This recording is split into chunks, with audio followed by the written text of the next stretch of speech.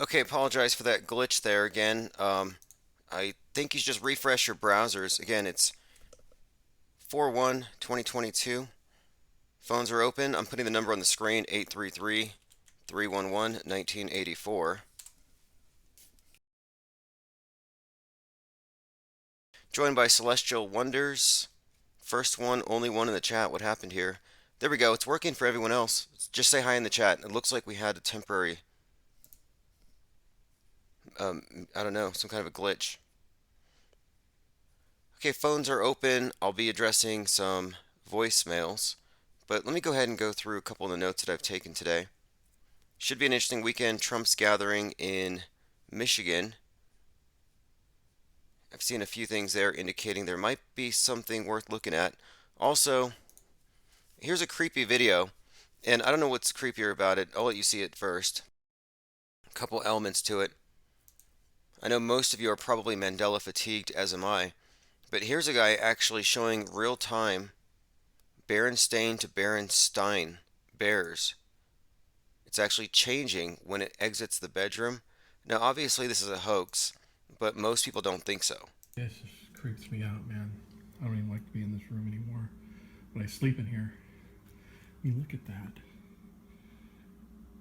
That shit is changing right there.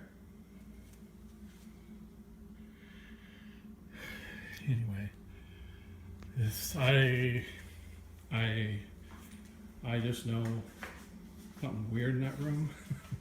All right, here you go. That's a guy who believes that he's been afflicted with an alternate reality shift.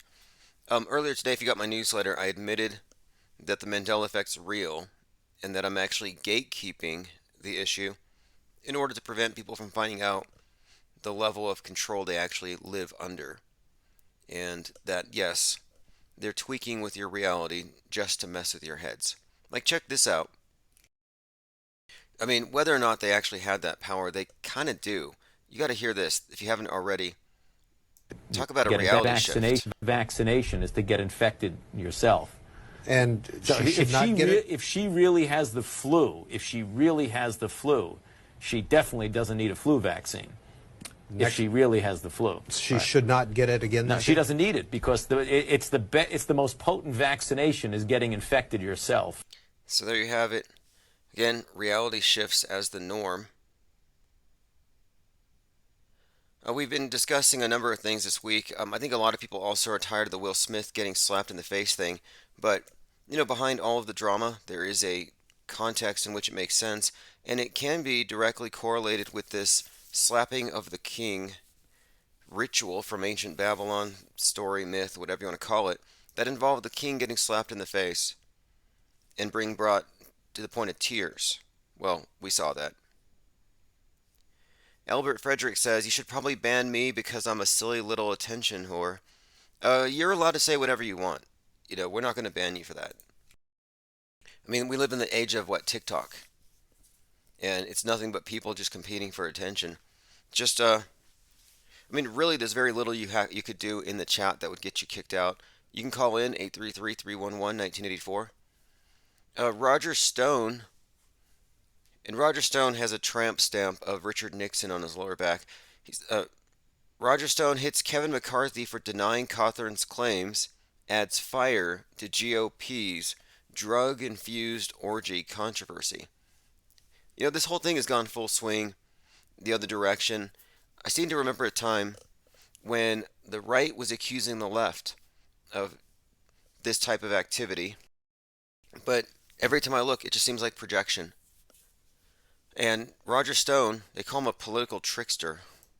Political trickster Roger Stone is suggesting that there were some kind of legitimate basis for the claims made by McCarthy. I mean, not McCarthy, by the Cawthorn. And he even backed down on those stories. So there's actually nothing to defend. But Stone's there. Yeah, he actually has a tattoo on his back of Richard Nixon. And when I saw him associating with Trump around 2016, I thought, this cannot be anything other than an indicator that Trump's going to be some kind of Nixon-esque figure in the future. I mean, this guy's just toxic, and I think that's happening. every day I see more and more references to Watergate. Now, here's another interesting piece. So, Ginny Thomas, wife of Clarence Thomas, the one who's a major QAnon cultist. You got QAnon cultists in high places. And I'm looking at this as likely an indication we're looking at some kind of a government-run operation with this Q thing, because it turns out that Ginny Thomas was associated with a major cult in the 80s. So here's a video of Ginny Thomas talking about that weird cult she belonged to. It was a self-help cult, but it's been described as a fat shaming cult. But in this video, and this again, this is Clarence Thomas's wife, who's been busted for trying to get the election overturned, calling for the release of the Kraken in recent days. Yeah, she belonged to this bizarre cult, and she was one of these cult escapees. It was called Lifespring. And so the group that formed around escaping the cult was called Expose Lifespring. And I don't think it's a small deal, considering that General Flynn and the way he structured this movement, General Flynn seems to be borrowing a whole lot straight from the Church Universal Triumphant. So it wouldn't surprise me that someone else high up in QAnon would also have involvement in some major league cult. And these cults are, like I said, run by the government. I don't think these are organic organizations. So here we go. I knew Ginny Thomas. She was in a cult, Lifespring. Here she is in 1989 at an event for former members. And it's also very suspect that she's a former member. Scientology has plenty of, quote, former members who really just go out there to fish for the enemies of the organization. So it just says to me, high level mind effing operative. But take a listen. I think another issue that maybe hasn't been discussed is when you come away from a cult, you have to find a balance in your life as far as getting involved with fighting the cult or exposing it. And kind of the other angle is getting a sense of yourself and what was it that made you get into that group, and what open questions are there that still need to be answered. And I think I'm struggling with a balance between that. I want to expose Lifespring. I want to keep up. Okay, just a typical I escaped a cult story. These were really popular back then. But this is another one, generic cult, Lifespring. These days it's Nexium. And I'm inclined to think that a lot of these cult escapees are in fact members of the cult fishing for enemies, controlled opposition, and also I think they're part of the structure. Because every cult has an us versus them dynamic. You can't have Scientologists without suppressive persons. You can't have, well, phones are open by the way. Infinite Plane Radio.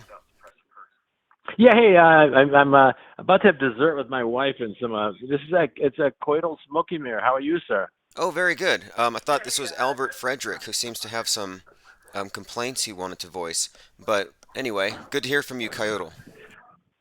No, and it was. You're calling right now? No. I thought that was him, but no, you're good. Yeah. So what's going on? We've been looking today at. I've been looking closely at this Slapgate thing. I'm not quite fatigued with it yet. What do you think about this whole issue? Well, I tell you, as you, I think I might have indicated to you earlier. I'm formerly a 30-year Hollywood industrial professional who was fired from his agency because I protested workplace discrimination for people who, based on people's own personal medical decisions. I think you know what that means, right? Right. Yes. Yeah, so they wouldn't take the Donald Trump warp speed mystery injection, so they were not allowed to work on Hollywood sets. So publicly protesting that, I was let go. But because of my years of experience in Hollywood, of course, I do have a little bit of expertise, and I think it's only right that I would share.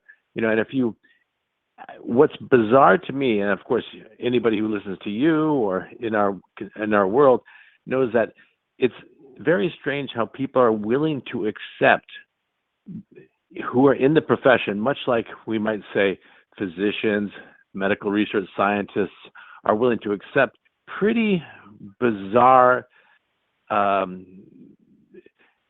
interpretations of how, for example, a virus might be handled. Okay, so in the same vein, are you still with me? Yeah, go on, please go on. In the same vein, I think it's only right that I share my expertise in that fact that what we I'm flabbergasted. People like as you pointed out last night, people like Jim Carrey, who are of course experts at this. I mean, my God, the guy's one of the greatest actors in the world. Can't he knows when he complains about Will Smith's assault of Chris Rock. He knows, Jim Carrey knows that that's a stunt, that it's an on-camera stunt slap. It didn't actually occur. But of course, we see all these Hollywood players. I mean, we're talking about experts in the field of acting and mystery, and you know, Yes, are actually Carrie's outrage looks real. It feels real, and it's contagious. And I think that a lot of people who are outraged by this follow the cue of these actors. right. And so, in other words, kudos again to Jim Carrey for actually letting us believe that suddenly he's not capable of recognizing an obvious, stunt staged on camera slap, which never actually occurred. Because anyone knows who watched a Western in the 1950s knows that when the guy punches the other guy in the saloon, they're not actually connecting with the fist to the jaw, correct? Right, no cell, no cell, as Hulk Hogan's son said. There was no connection there, and it was, Right. I and mean, yeah. yeah. Plus, TMZ released a video where Will Smith was teaching people how to. He was doing a clinic on slapping, a slap clinic. Here's how you make it look real. And a lot of people were watching. So, yeah, TMZ exposed this back in November. So, no, the guy's no stranger to fake slaps.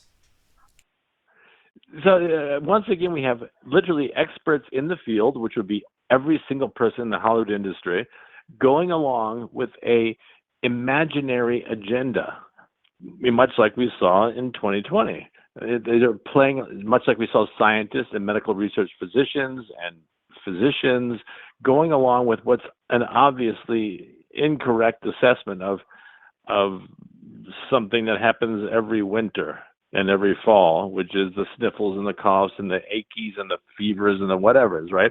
Is somehow a, a plague that's going to wipe out humanity. Yeah, fundamentally no different than saying if you don't sacrifice to us, the sun's gonna uh, die. And you do this predicting it with an eclipse. This idea, probably fake, of these Aztec priests sacrificing people.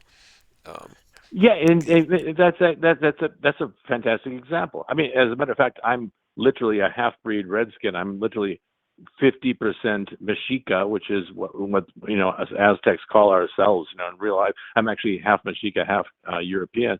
And yeah, that's exactly correct. I mean, we know in the past that the Aztec Empire was probably at its death throes by the time the Europeans arrived.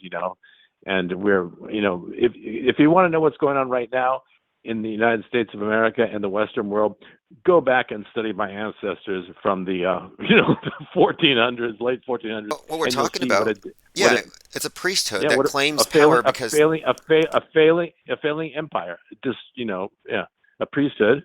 but they have You're this saying? power because apparently they are able to convince people that they um, control nature or can, and they have this ability to kind of have their prophecies more or less vindicated just by knowing the cycles.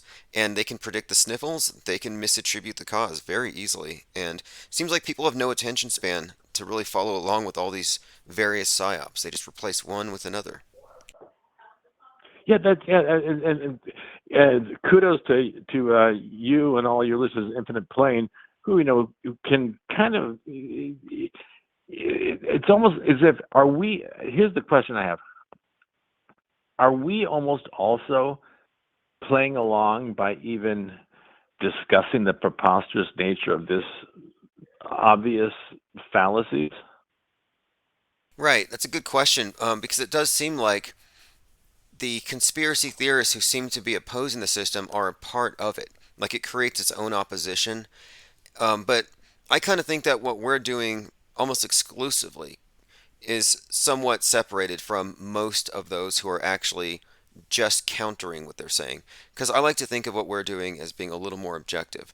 For example, Yeah, what we're doing has yeah. very little to do with like QAnoners who are very engaged in the whole deception. Like they believe in in a lot of this stuff, but just a Oh, different that's a swing. really good point. That's a really good point, Tim. I mean, that's exactly that. That's what I think separates Infinite Plane listeners and contributors and chat room contributors from like, for example, the the QAnoners who are clearly still caught in the left-right paradigm, fighting the binary opposition to this clear and obvious lie. Whereas you've gone another level down, and one more level up. I was say one level down, but because I keep on thinking of being planed or grounded, right? But you go one more level up to say, yeah, we're not just opposing it. You almost with your humor and your parody, for example, today of admitting that the Mandela affected that you're a gatekeeper of the Manduzled. It's you're taken to another level where we're taking humor as opposed to anger. Yes, precisely that. And this has been, I think, an agenda on their side, on the side of the big media, to always mischaracterize the conspiracy theorists or the people who see through the matrix as somehow wanting to destroy it. Like like Neo, what do? They arm up. And they come out with the guns, and then you have the Littleton shooters who look just like the Matrix people. And that shooting happened right after the Matrix. And the media reached for that association. And ever since then, the association is always with the media has been conspiracy theorists are radicals. They're domestic extremists. When in reality, they're mostly philosophical. They're actually breaking things down that most people would never even consider. That is a brilliant point because, of course, yes, and of course, Columbine was almost essentially saying, "Look, here's a guy who was actually that's almost precognitive, wasn't it? I mean, Columbine was before the Matrix. Wow, I just realized what I just said. But anyway, they're making a connection between the Columbine alleged shootings and it's to the point where they're trying to make it look as if yes that the conspiracy theorist is a violent person when you're absolutely right. The Infinite Plane listeners and contributors are really, we're intellectuals in the true sense of the word. And we're philosophers in the true sense of the word. Yeah, because I noticed this pattern where they want to get rid of the wrong answers, call it dangerous, and then remove it from our view and remove it from the internet. And my take on it is that if you only memorize the right answers that are hidden or handed to you, you may not know what makes it right because you don't have a basis for comparison.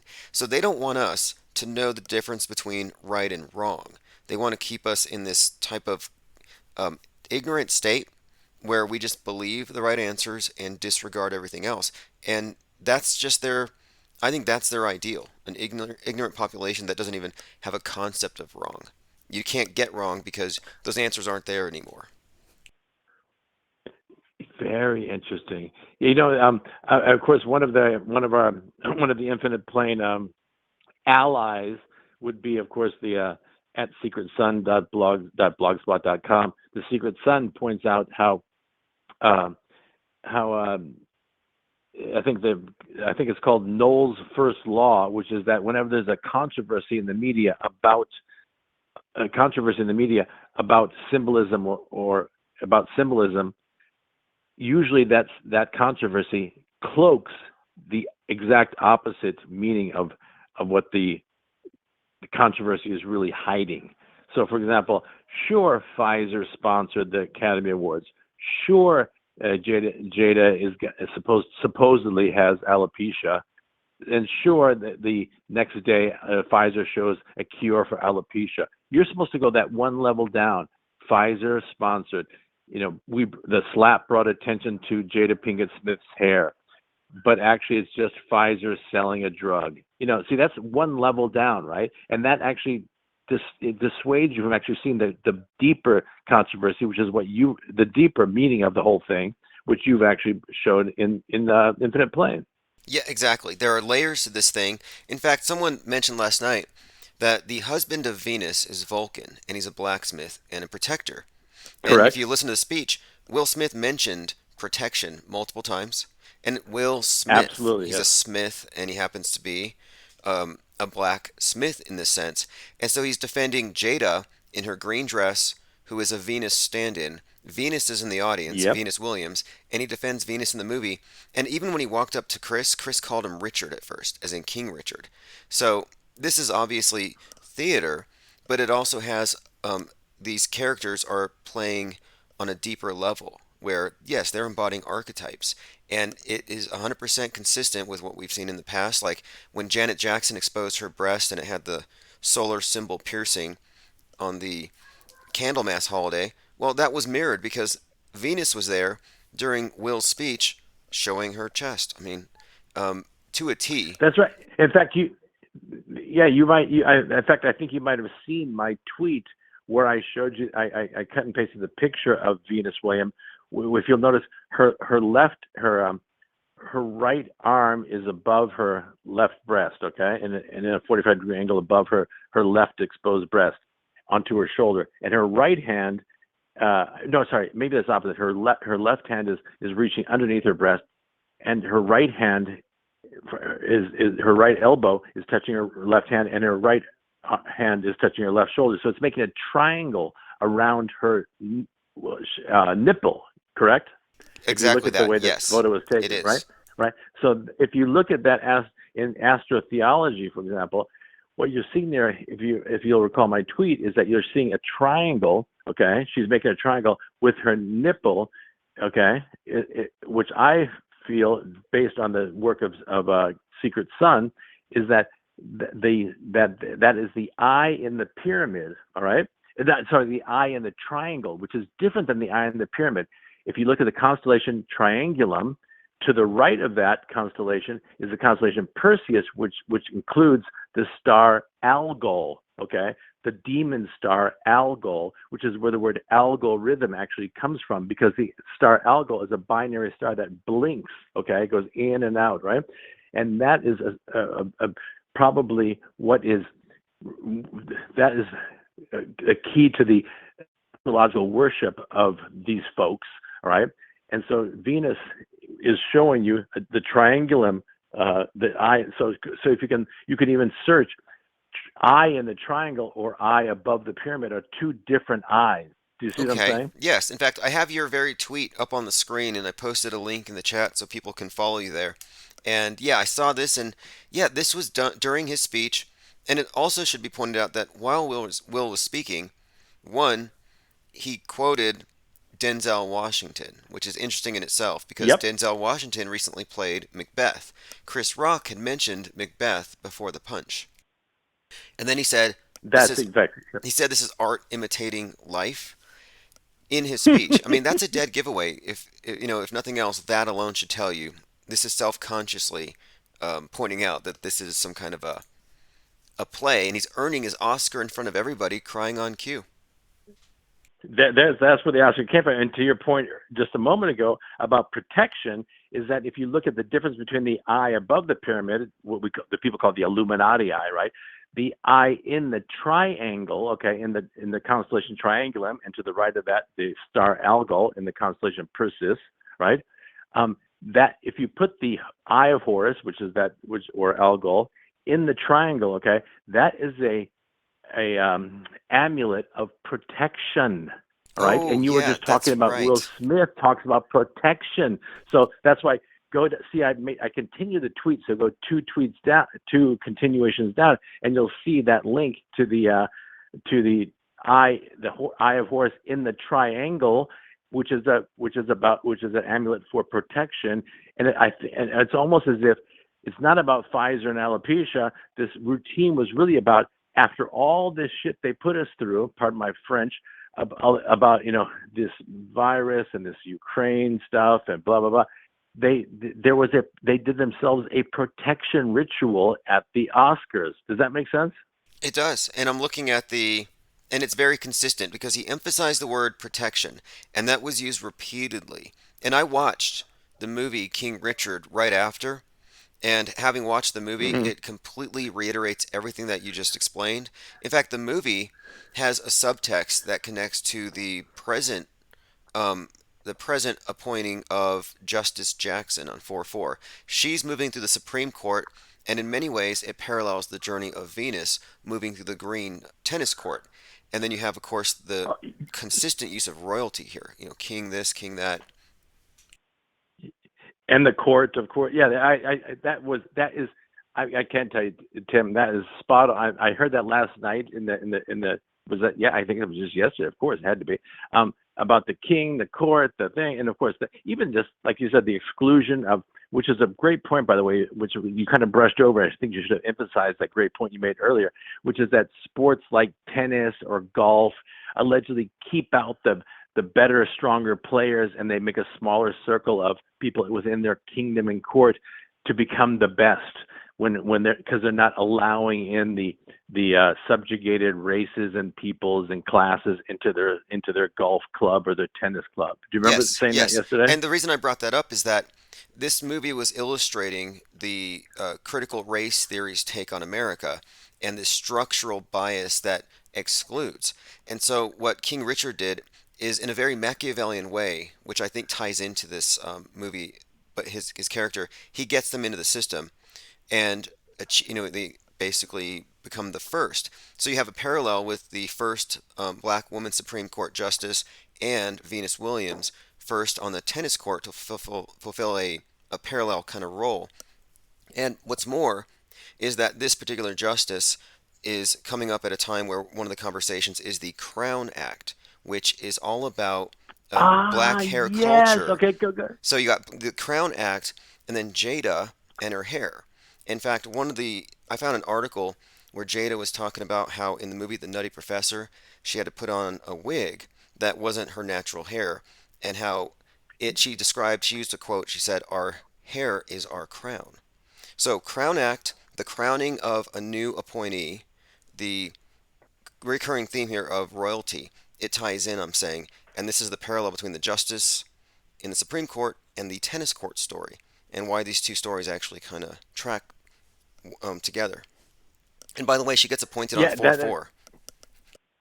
no way. Are you kidding me? Yep, on 4-4. And that's also the 75th. This is the 75th anniversary of Jackie Robinson, who broke the color barrier into Major League Baseball. So you have Venus doing something similar. Jackie Robinson, number 42. And do you know, just take a guess, how much money Venus won on the courts in prizes? 42 million. I'm gonna go for 42 million. You'll find 42 all over the civil rights thing with all of these psyops when they script them like this. Rosa Parks, guess her age when she did that deed on the bus where she refused to move to the back. She was Yeah. 42. Yeah. So anyway, I'm just pointing this out. It fits the same pattern. And yeah, these stories, you have the level the public sees, the slap. Then you have the story with all these various archetypes, and then you have it tying into the political narratives of our day. So they're blending fiction and reality perfectly in front of us all the Yeah. time. Oh my God. Oh my God. Oh, Tim, hold on 1 sec, honey. I'm talking to Tim Osman. I'll be right there. All right. All right.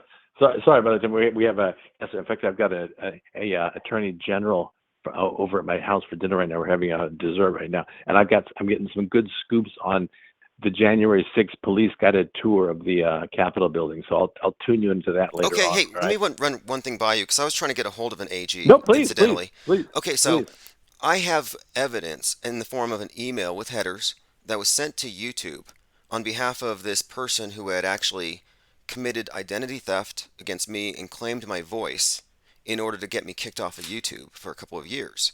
Right, right, So right, right, that's right, felony right, right. identity theft. So I need to have this person indicted. He works for Trump. I can prove this. We actually know the company and everything. So I need I need someone to advise me on how to actually go about indicting this person. And I think right now Trump is so vulnerable because this guy was instrumental in 1-6. He's the one behind George News, which promulgates the whole JFK Jr. thing. Um, Yeah, yeah. MarcusGoldfinch.icu. I have evidence there. This guy's committed felonies. He could be indicted. He could be Right, dragged right. out into the public spotlight. It could be epic.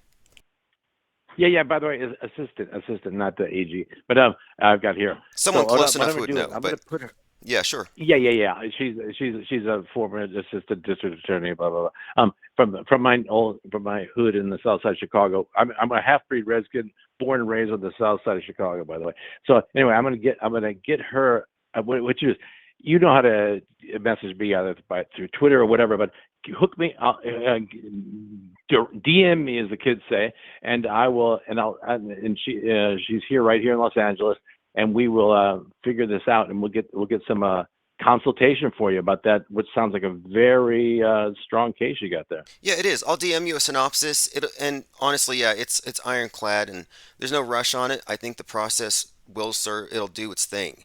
And yeah, anything at all would be interesting to hear from that because I think this person might know. So anyway, yeah, definitely, and appreciate you calling, as always. And Oh, what you and plus she's got some great Epstein info by the because she was in St. Thomas Island when all that stuff was going down. She was assigned to some of the enablers of Epstein to prosecute them. So you'll find that fascinating as well. But sorry, you were saying? Oh, interesting. Because I was really looking into the idea that McAfee was involved in the drone footage of the Epstein Island, and people had said he had a dead Oh, man yeah. switch, and I've been waiting for that, but it never actually materialized. But I was open to the Correct. possibility that McAfee had faked his death, because he had faked a heart attack before to avoid some kind of troubles in the past, but nothing so far. But yeah, I would be interested. Epstein has a ranch close, about an hour and a half from where I live, and supposedly, according to Is that New Mexico? Where yes, where is that, by it's the in New way? Mexico. I I think it's north of Santa Fe, Yeah, yeah. and Hmm.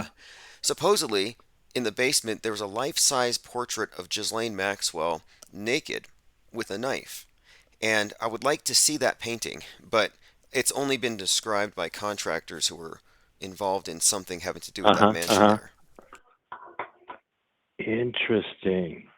Yeah, that's fascinating. Listen, you guys, I'm gonna go have some dessert, but you keep, yeah, we'll be in touch, and keep up the great. I love all your chat, by the way. There's so many great comments coming to your chat, and so many suggestions, and the whole, and in your live stream and in your what's the other one, Discord as well. It's Yes. fun to keep up on that as well.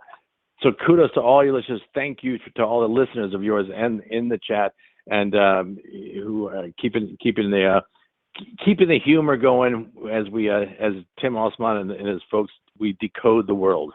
Absolutely. Hey, thanks for the call. And I shared your Twitter feed. I recommend it because, yeah, we have a massive puzzle here, millions of pieces, but we have a lot of people putting it together, and it's a lot of fun. So, hey, thanks again for the call. Have a great evening. But Godspeed, brother. All right, awesome call. And yeah, he was the one who provided the images here of Venus Williams and this corresponding constellation. These aren't accidental. There are no wardrobe malfunctions that aren't coordinated. All right, let's see what's going on. I'm going through some comments. Dumb S says Epstein isn't dead. Infinite Muse says it starts buffering here at the mention of Ghislaine. Yeah, totally. Infinite Muse says I'd rather offer the Lucian Biber's laughter energy than fearful energy. Well, I agree. And the thing is, what we're doing, I believe, is best described as an advanced criticism of the media itself, treating it as a monolithic zeitgeist shaping apparatus, which it is. It's not a lot of independent companies trying to find out facts for your edification. No, it's all worldview warfare. Nate Dizzle 187 says intermittent DMT trips and IPS in the background can't go wrong. Yeah, this thing with Goldfinch with George News is a thing. So I'm not even going to bore any of you here with it. Most of you already know, but yeah, we happen to this channel has made some enemies, and one of our enemies happens to be one of the main promulgators of the JFK's coming back to save us conspiracy theory, and he happens to be close, as in friends with not only Ivanka and Trump, but Don Jr. I have everything that you could possibly need to make this case, but the best part about all of it is that he admitted in a bragging email, he admitted his methodology to how he was able to subvert our channel for years. In fact, if you go to my blog post about it, I have links to everything. I even have some screen caps where you can see George News had a correspondence with Ivanka Trump, and this is all in 1/6. He's been a part of it before and after. But the interesting thing about it is that the media has yet to uncover him, even though it's all there. He's a carrier of a White House key. So some people get keys to the White House. Apparently, the guy behind the QAnon psyop, a major insurrectionist, um, agitator, has one of these. But one of the things that I brought up on the call here is this. I'm scrolling down. He's in the White House Correspondents Association.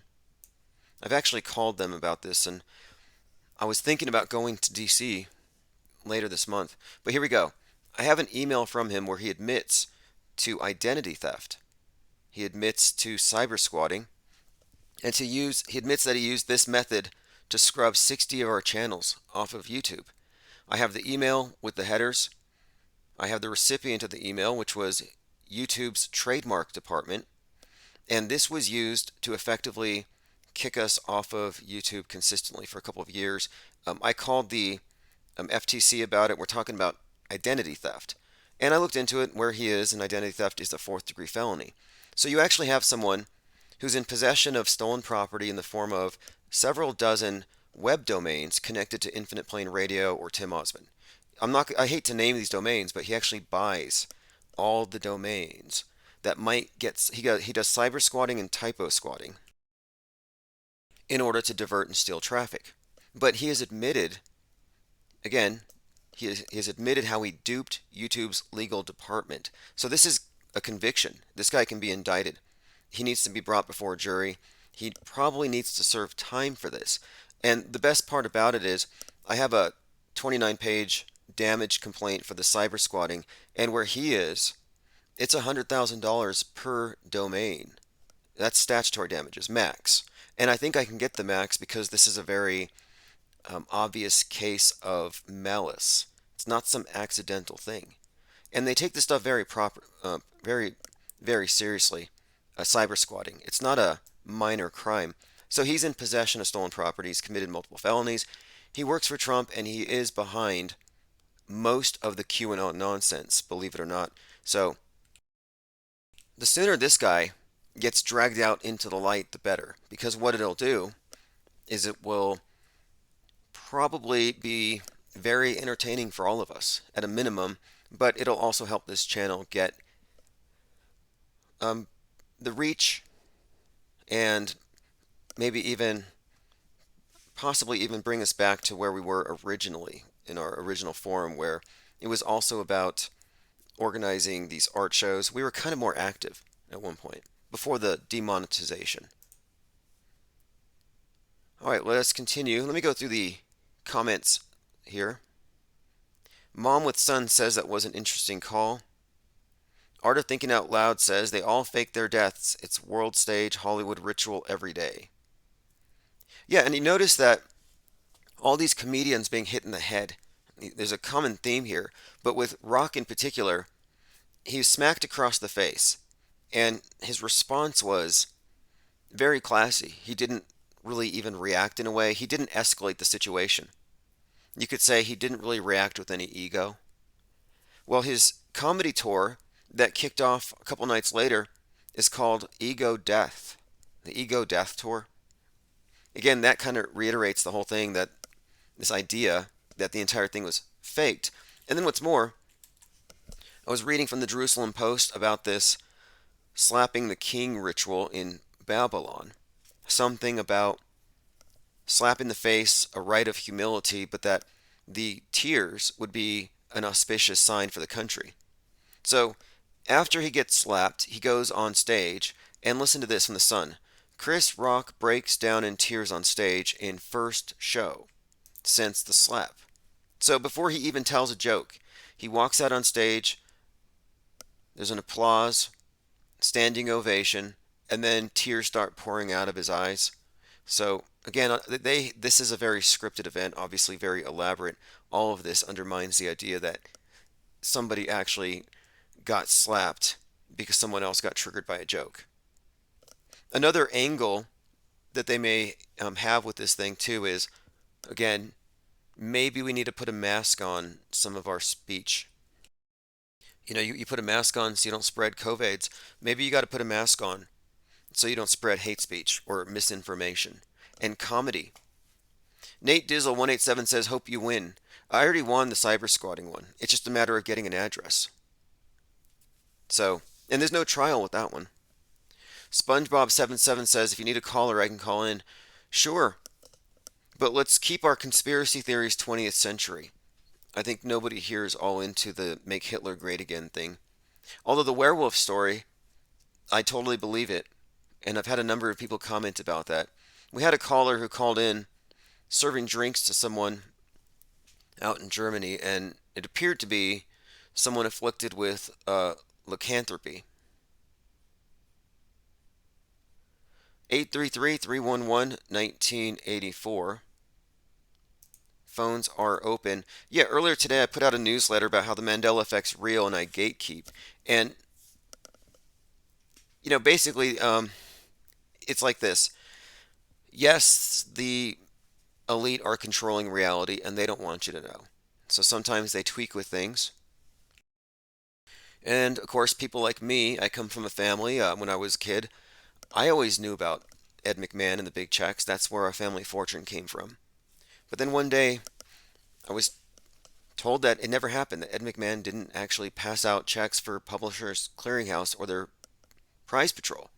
And I thought I was going to go crazy because that's where our family fortune came from. And we all remember big check, balloons, cameras is in the newspaper. And anyway, I was told when I was old enough to understand, they said, yeah, when we got the check, we got a non-disclosure agreement, and they're not supposed to talk about where our money came from. So now I know that, yeah, Ed McMahon used to pass out checks. He used to, for the Publishers Clearinghouse. He used to be part of the prize patrol. A lot of people made money. They just don't talk about it for a reason. So because of this, there's strings attached. My family is more or less conscripted to serve the agenda, so we kind of gatekeep the Mandela effect. It's kind of a family secret. So I remember Timmy in the Well, It's a Beautiful Day in the Neighborhood, Luke, I'm Your Father, If You Build It, They Will Come. I remember Dolly and her braces and how perfect she was for Jaws. And I'm a huge fan, or was a huge fan, of Shazam. Shazam, the genie movie with Sinbad, which technically doesn't exist anymore. So my point being, my family, we work for the dark, archonic consciousness that actually controls this place. And our job here is just to ridicule the Mandela affected because they're figuring it out. They know that something is actually going on. So I wasn't trying to apologize for gatekeeping. I'm just letting them know that these little reality tweaks are just the beginning. And if the powers that be, because they don't just change labels and logos, the powers that be are now doing anatomy changes. Ask the Mandela affected about how their heart has moved. So they could wake up tomorrow, we could all wake up tomorrow with an extra finger. And the only ones who will know something is off are the Mandela affected, and nobody takes them seriously. So they should just be thankful that the dark overlords are only screwing with our labels and our book covers right now, because it could get a lot worse.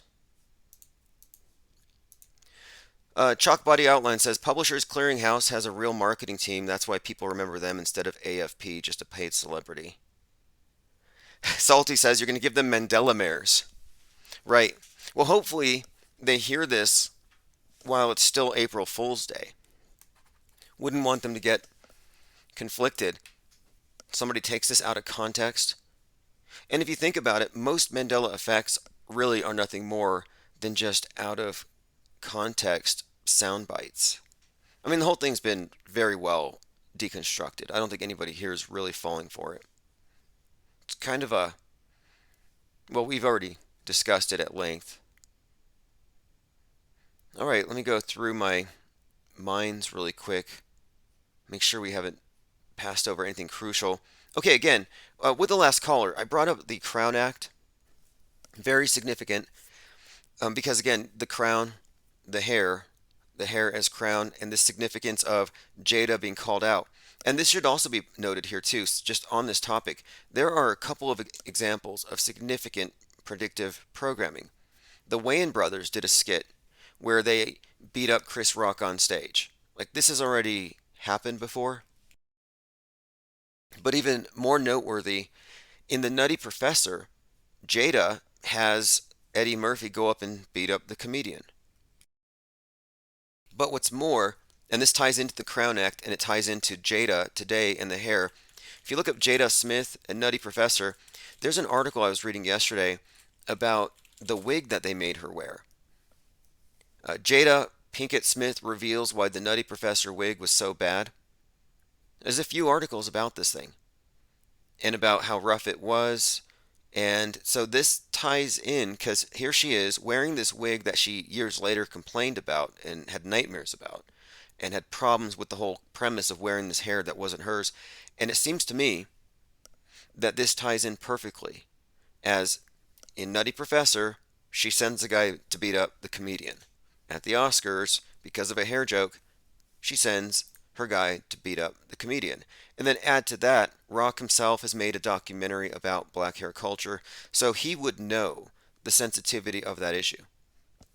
Moreover, the G.I. Jane reference isn't even technically a joke.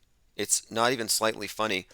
And G.I. Jane isn't, I don't know, it's kind of a non sequitur. Like, the joke itself, I think, would have fallen flat.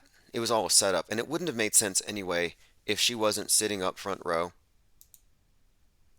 But again, another connection to be made here between that little bit of predictive programming in Nutty Professor and what we just witnessed the other night.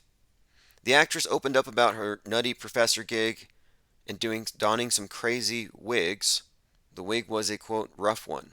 Again, it's a big issue here today, and it ties into all of this. And then, of course, you have the subtext of the hair as crown.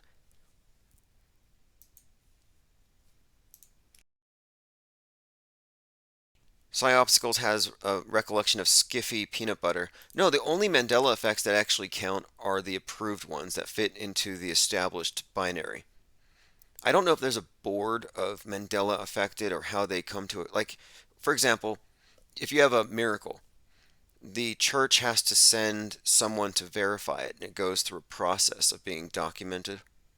And it seems like the Mandela affected have a similar process for making sure that it's an approved Mandela effect. By the way, a couple of things to look forward to on the 2nd, which is tomorrow. Donald Trump will be in Michigan, and Colin Kaepernick will be an honorary captain of a Michigan football team out there for some spring game. So it's kind of interesting that Kaepernick is going to be out there in Michigan and Trump's going to be out there in Michigan. Seems volatile. And so if you don't know the backstory, it's kind of not even a secret. It seems like Trump was an influence behind getting Kaepernick more or less blackballed. And so his last pass was actually thrown 19 days before Trump's inauguration. It's like it was in 2017 on the 1st or something. So in this story, the two of them coming together in the same place at the same time seems like some kind of setup, if you ask me.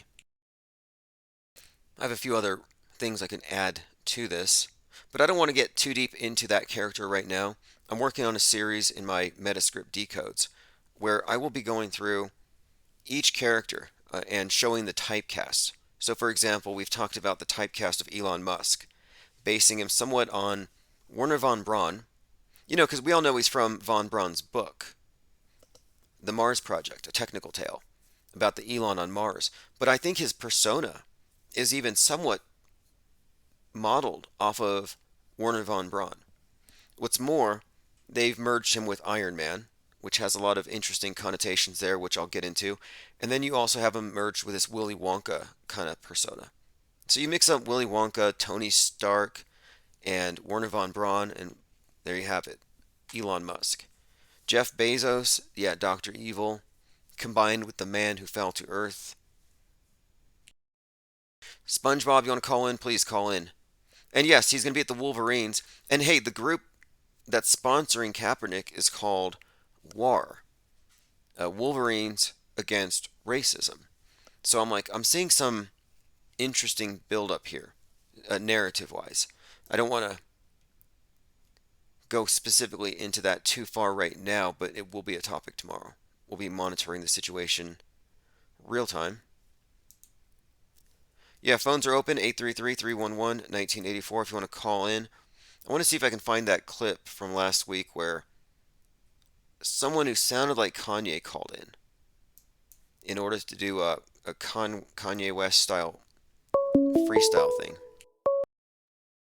Infinite Plane Radio, is this SpongeBob? Hi, yes, Tim, this is SpongeBob. How are you? Hey, isn't it true that SpongeBob had that his house was near Epstein Island? No, I don't know about that. It was just a pineapple. That's all I know. It's a bikini bottom pineapple. Okay, Yeah. it could just be a, a, But a false. you were talking about Von Braun, right? Yeah, Von Braun. I And think Von Braun's persona is kind of grafted onto this character we know of as Elon Musk. he's an interesting man because I'll tell you what, you mentioned not to talk about the Nazis, right? But I think with Von Braun we have to. And you have to understand that, we all have different belief systems. And one of, my personal belief system from talking to SS people, in the 80s, right before they died, and they were great, gentle men, they told me it was all lies. Like, no, none of that happened. This was all, yeah, at the end, for sure. Like people were machine gunning people, right? But at even then, not even that. A lot of times they stayed. The SS guards at Auschwitz, for example, half of them stayed there at the place to take care of the prisoners, and then they got lynched. It's all kind of a murky, lies, right? But basically, Von Braun and the whole crew that was brought over here to do the Apollo moon hoax, right? Because I mean, you Yes, know that it's a moon hoax, right? Because if you don't everybody know that knows. was a hoax, Everybody knows. There's a few okay, conspiracy exactly. nutters out there who think that man landed on the moon, but most of us here are aware of what it actually Right. was. And they also believe in like gas chambers in Auschwitz, Hey, which is look, really with look. I got wooden to ask you a doors and question. Let me windows. ask you a I question know I though. don't want to Before you go go any there. further, but Okay. don't try to filibuster on this one, because a couple weeks ago I lost three channels. And I know. look, let me Yeah, talk. Bob said Here's to the me. thing: we're talking about 2022, 2023, what's coming in 2030, Yeah, and I get some people who call yeah, in with a very narrow view of what happened in the 40s somewhere in Germany, and yeah. I'm like, okay, look, if you're gonna call one thing a I know. hoax, you need to tell me, like, do you believe that anybody died on 9/11? Or do you have a selective bias towards certain events? Like, do you believe in other events that, I mean, this is what I'm talking about. Oh Like, no, is there a methodology here? Like, for no. example, how I own many a hoax. kids I died at own fill a in the hoax. blank school All of shooting? them. No, anything on the television is controlled by them, and you're not going to get the truth whatsoever unless it fits their story. But most of the time, it will never fit their story, Okay, and you'll look, just I'm just never look hear here. about Here's what I'm watching out for. I'm just watching out for this. If you're going to give us any stories about how Hitler's the good guy, you're not breaking news it. to No, us. And okay, also, look, I also have that's to say a this too for personal. anti. We get a lot of these like hysterical anti-vaxxers out there. And look, I'm cool with whatever. I'm not Right. anti-anti-vaxxer. I'm not Oh no, anti-pro-vaxxer. I I'm know like, you're. but my point is, if you don't I have new appreciate in, the warning. if you don't have new information, then Well, what? new insight. I got a new insight, and the insight is that they used prisoner of wars who had Wait, seen hey, their let's go leaders. back to the main topic here because what I don't want to do is I don't want to veer into where um, Well, that's the we're Apollo moon targeted for hoax. censorship. Because look, you're not bringing any new information. And we get it that there's a contingent of people online who think that Hitler had the right idea and they believe the official story of Oh world. well, let's make believe he didn't then. Okay, let's make believe he didn't have the right idea. But the thing is that they used people from his Do we know group of this? Do of, we of even know this? Like that's what I'm saying. right. Like let's be specific Well, in our there are claims. pictures. Let's be look. Here's why. Because like I said, it's not a coincidence that we Have you? lost. Look, Okay, every Tim. I time have I to. let I have somebody to come ask in you a here and say question. "Hail Hitler," I lose a channel. So we get it. You love Oh no, I Hitler, but don't do let's that. talk about von Braun. Yeah. Okay. Von Braun was accused of being a Nazi who used Jews in the building of the V 2 rocket. And he was almost hanged. And this was right before they were doing, this was in the 70s as they were doing the Apollo moon hoax. right? Yeah, the V2, and Isn't I that believe like they did that here in New Mexico.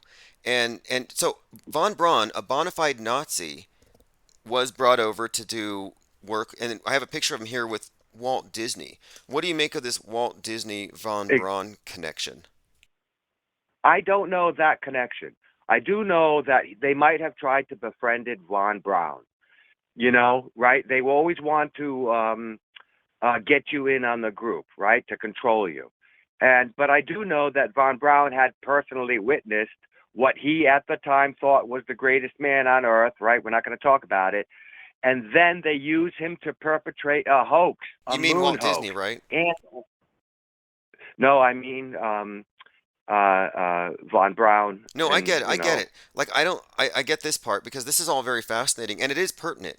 You really cannot separate the Nazis from NASA and their scientists and the yeah, exfiltration. and they kept them in concentration camps. As they're doing this Apollo moon hoax, they're not living in nice suburban area housing. They're living in a concentration camp in the United States as they're doing the moon hoax for Apollo. And they're threatening to hang. It was in the newspapers when I was a child. I was born in 64. And when I was a child, I remember in the 73 or 74 reading in the newspaper that, oh, von Braun was a Nazi killer and he used Jews. And they had a picture of some people in these striped pajamas in a cave, really not working on V2 Interesting. rockets. Okay, okay. And look, for anybody Yeah, listening, so they I'm do. not trying to be rude here. I'm just trying to avoid the things that YouTube I uses know to censor. But I'm not being a Nazi pro, no, no, look, we're pro talking Nazi. about views on The history, on fact, events, and that's all. We're right? being dispassionate here, so it's all good. Um, Exactly. I'm very dispassionate because who would you use to perpetrate a hoax? Yeah, but people who, like, if they open their mouth, they're going to get hanged instantly, right? And they threatened him. okay. And you know what I'm saying? And you have to look at the pictures. You have to look at the photos of the people who they brought over for these Operation Paperclip. No, They're what all you're in saying front of rings true to me. concentration. If you're going to bring people in to take part in a massive hoax, you're going to bring people who are very, very much compromised. And this reminds me, even Big locally, time. we have noticed that among the various conspiracy, we'll say, communities, you find a disproportionate number of not only people who are pretty much feds, but people with very dark criminal backgrounds who are put on YouTube. Exactly. And we found this to be a consistent pattern where I was like, why is it that the flat earth Exactly. movement has speakers and half of the people at the conference are quite literally on parole for bad, bad things? Well, now we know. Right. And why is it that the United States can't come up with some scientists who can make some bottle rockets, right? You know what I'm saying?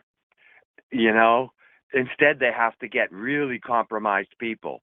But you have to understand these people had just seen, the Nuremberg trials. If you ever look into it, you're going to find out 100% every single person there was of a certain persuasion Well, what do who you ran know that. of the occult thing? Because what my interest in this really lies in is that Oh, yeah, at the okay. like, okay, The Jack occult. Parsons, I Jack know a lot Parsons. about it. I know. Okay, because let's get into Yeah. that for a minute. Well, Because you got Jack Parsons, L. Ron Hubbard, Marjorie Cameron doing these thelemic rituals, sex magic rites, at the very genesis of the space program, and that is still the basis for all of it. So somewhere it intersects with Nazi occultism, right? Or shouldn't it? Ye- No, it does not. Because the person we can't talk about threw everything in all of the Freemasonic temples in Germany, everything that was in them was thrown on the street so that people could view it. And it wasn't allowed to be touched. And the person we can't talk about, he built 26,000 churches while the other guy, Stalin, destroyed Wait, so you're 56,000. saying that, well, Now, those you are, can say his name. You're saying that Hitler was not into the occult. What about this notion that no, he was part he of wasn't. the Thule This Society? is what they listen. I have tons of photographs of like at the Nuremberg rallies. Within the center of the Nuremberg rally was the cross, gigantic. This is, and if you go to Jewish websites, you'll see them. They Well, say that that doesn't they show look. these The pictures. main symbol of the Golden Dawn is the cross. The occultists don't use pentagrams like you see in Hollywood. They look just like Catholics. I mean, it's the same basic religion. It's just the Yeah, esoteric aspect. And I'm asking you, yeah. is like, However, we are talking about pre 19. This is like a long time ago. This isn't the modern day kind of stuff that was going on. This isn't like the 60s where they had Vatican II, where all of a sudden you don't need Jesus, to get to heaven. There was a different kind of mindset. And the swastika comes from Hitler's church, where he was an altar boy at. On the tower is giant swastikas around the cross. It's a European symbol. And well, that so the symbol whole though thing is is also a very important solar symbol, and that's huge within the Golden Dawn and the Thelemic secret societies. I yeah, was because just they curious if you knew anything on co-opted. that. I don't know for sure, but I read that he was in I the don't. Thule I do Society. know, but I do know, but it's very difficult to go through the whole thing because it's like a study. You have to study this. But I can tell you that they co-opt everything. You start to do something and you're successful at it and you scare the hell out of them, they will co-opt it all the time, every time, and turn it into something stupid and evil, and then let it get rotten by the winds of time. That's just how they operate. It's like a logical thing, to do that to your enemy, right? But I just wanted to say, when we talk about Von Braun, it should be known that he was threatened throughout the whole time to be hanged. Okay, that's And then fascinating. I all of didn't know the that. That's very insightful because if what you're yeah, suggesting here, because what else could explain some of these people who are, high up in this? Like, I'm always wondering, why don't we have any whistleblowers among the crisis actors? They got to be right. either compromised or paid very well. Well, everybody at the Nuremberg trial had their gonads crushed. Every single person. That's not a trial. Is that a trial Like where they literally. crush your gonads? Literally, they actually went into the room, grabbed the person, held them down, and they crushed them. And they were proud of it. It's written down in their little things. There are things that they Why don't you did, send me some stuff? and Because I'm interested. I'm not trying to mm, ignore things. I'm always interested in various accounts, and I think it's important to consider the source and then, of course, reality test these claims. But I'm very interested in this, and yeah, anything about von Braun intrigues me because really he was, he sold us on this whole idea of space and this utopianism and the way that we would go to yeah, Mars. It's, yeah. But they had him literally by the gonads. You know that, right? You got to understand what was going on in his life. He saw his country being abused by these bankers, like we're being abused by them, and he saw his leader go against them, and they fought tooth and nail to stop it, and it didn't work. hey, I got a And question then they for you from got him. chat. Do you believe that Admiral Byrd lost 4,500 men, ships, and planes in the invasion on Antarctica? No, Admiral Byrd has the same forehead as Rothschild, the exact same forehead. It's like two foreheads larger than yours or mine. He's got this giant, as if they tied him up as a kid with like, how those in the South America they found those cone heads, right? Well, Rothschild has a cone head. He has to tilt his head forward all the time, and so does an Admiral Byrd. If you look at the video where he's doing that Longines interview about the flat Earth, and there's a flat Earth clock on the wall, um, you'll see that his head is wow. It's like a giant thing Interesting. that's like Phrenology, incredible. right? Anyway, hey, this has been a great Yeah. call. Pippi Langstruff asks, what do you Okay. call a lazy kangaroo? Geez, I don't know. Yeah, It's I'm probably still waiting funny for as an hell. answer. I'm waiting for an answer. Anyway, hey, It's probably thanks for funny calling as in. hell. Send me Okay. anything that you want. I'll go through pictures. I'm interested in this. Other people are backing up your claim about the crushed gonads. That's horrible. Anyway, thanks for the call. Have a Yeah. great night. Okay. Hey, thanks, Tim. Love you. Bye bye. All right, have a great night. All right, everyone, that's SpongeBob. Great caller. Always entertaining. And look, I'm not sensitive. I'm not gatekeeping except for the Mandela effect. You can talk about whatever, but there are key buzzwords that would correlate us with other people who don't have as sophisticated a view on these topics. Because what we're doing is a far cry from hate speech. Sometimes we do go into malinformation analysis, but that's very different. Very, very different. All right, let's see. We're looking at a picture here of Walt Disney and Werner von Braun. Now, is it Brown or Braun? Is that a Mandela effect? Unfortunately, the Mandela effect's not going to go away. I mean, it's so pernicious. There's another example here where you got big money being made. In fact, there's no flat earth money, but there is Mandela money. There is an entire group of people out there who make them up on the spot. Like here's one. This man claims that the Mandela effect changed what Chris Rock said. Now, I pointed this out days ago that he actually called Will Smith Richard on the way up to the stage.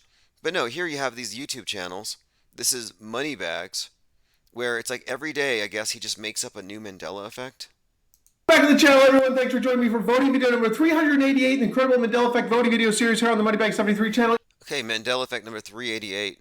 So I was under the impression that the Mandela effect that obviously aren't going to have any, most of them aren't going to procreate for obvious reasons. So I thought, the cult's going to die because there's no new effects, and these are all things from movies, analog stuff, 80s, 90s, nothing really new. And then I thought, there's no way there's going to be another generation of this unless there's some kind of a conference, they start having kids and teaching their kids the Mandela effect example by example. But anyway, I thought it was over, but it's not, because you have people who are professionally manufacturing these every day. So apparently this is a new one. You are not going to believe this. I was waiting for this to happen. When we have millions of people concentrating on things, we keep seeing changes with them. And this is another example right here. Unless you're like locked away in a room somewhere, I don't know how you didn't hear about this Chris Rock slap thing by Will Smith walking up. Okay, someone commented that the Mandela effect are all 50 plus. Yeah, that's what I mean. I thought it was something that wouldn't really perpetuate because there's no new effects, but no, you have people making them up on the spot. Here we go, and here he is basically confabulating. Like 13 or 14. This is really bad. In fact, let me play this. He actually counts every syllable of every ha ha and then compares it. This is absurd, but I'm going to play it 30 seconds max. That was uh-oh, Richard? Ha ha ha ha ha ha ha ha ha ha ha ha ha, like 13 or 14 times. Is that what you recall? Now, before I even tell you what I recall and what the spiritual scientists, which I'll be... Now, I don't recall how many times Chris Rock laughed. When I watched it first, I saw a muted version. I didn't see it live. I didn't form a complete memory. I had to watch it a few times. So this is where they kind of get me. This is where they expose that it's a hoax. The Mandela effect isn't real. It is a hoax. What they actually do is they start off with the false starting point, a presupposition that their recollection is an authoritative source. So they're arguing from authority, the authority of their recollection. And eyewitness testimony is certainly not that reliable. So let me go ahead and play a few more seconds of this. Linking his video down below underneath it in the more info section. Before I tell you, go ahead and leave a comment down below. Oh, and sub the channel. I noticed that only like 15-20% of the viewers are subs. I mean, sub the channel. The incredible Mandela effect isn't... Okay, the Mandela effect's not going to go away, he says. Salty says all these 55-plus-year-olds defending their perfect memories. Jared says, I hate YouTubers that talk like this. Yeah, I hate YouTubers that talk like this, and I hate TikTokers that put themselves in front of the information they're pointing at, and they point up, and they bounce around the screen. It's like, why do you have to be in the middle of it? It's like it's like you're trying to watch TV and someone's standing in front of the screen. Like if you're on a TikTok channel and you do that, please stop. All right, let me see what else here. Chalk Body Outline called it the Viagra effect. SpongeBob says, did I make sense on my call? Oh yeah, absolutely. You absolutely did. We didn't want to get into this very, very, I don't know, tedious topic of this denial versus that denial. And anyway, it's just outdated. Climate change denial is the new thing to be talking about. All right, this is again someone trying to explain that this was a supernatural occurrence. That when Will smacked Chris Rock, he said something that he no longer said or something. for subs. I mean, sub the channel. The incredible Mandela effect isn't going away. This is proof here that it's ongoing. This isn't something that happened 10 years ago, people. Like universes collided or something. Or, I don't know. Okay, the universe has collided with this slap. Mandela effect's not going away. Right. So it's not going to go away, just so you know, like I said. That's the whole point of bringing this up. He goes on for a couple hours about this. I wasn't even able to figure out what the quote Mandela effect is here. I don't even know if this guy can believe this stuff. But let me play a few more seconds. It's it's got to be some kind of there's got to be money attached to it. And you know this guy has 40,000 subs. The channel. Let's get the sub count up. I've been sitting like for a year now around the same sub count. This is an incredible phenomenon. It's not going away. A lot of people are waking up to the Mandela effect. And there's no consensus on what's going on, but it's an incredible phenomenon. And it. So every few minutes, he goes into this pitch for the Mandela effect, how incredible it is, and why you should subscribe. He says this repeatedly. So it sounds to me like a sales pitch. I mean, there's a lot of tweets. Here comes King. So anyway, just your typical Mandela effectee. They spend most of the time either selling you on the effect or hating on the non-believers. Issuing Mandela effect, basically like, what do you call it, fatwas or something? It's some kind of hit that their religious leaders put out on you. They're like, Mandela Akbar. Like, I'm pretty sure there's some kind of list somewhere and I'm on it. Alright, let's see here. Chalkbody Outline says there's literally a Hollywood movie about the Mandela effect, case closed. Yeah, when is there going to be a Hollywood flat earth movie? But there is a movie about it. I watched it. It was pretty much more honest about the topic. Because what a lot of the Mandela effect will say is that they have nothing to do with CERN or Fiona Broom or quantum computing. When no, you really can't separate these things. You can't just cherry pick and then claim you're the authority on this topic. Salty says all the toxins from the fast food keeps the memories sharp AF. Well, the one thing that I really had to emphasize on my last video on this topic is that you're not even looking at a plausible explanation. It's not a question of is it a Mandela effect or isn't it? It's not even an option. It's a multiple choice question. ME is not among the list of answers. There's just no way. It's a non sequitur. That is not an explanation you would ever reach for. You just wouldn't. So, no, the whole thing is I actually call it, it's a miracle.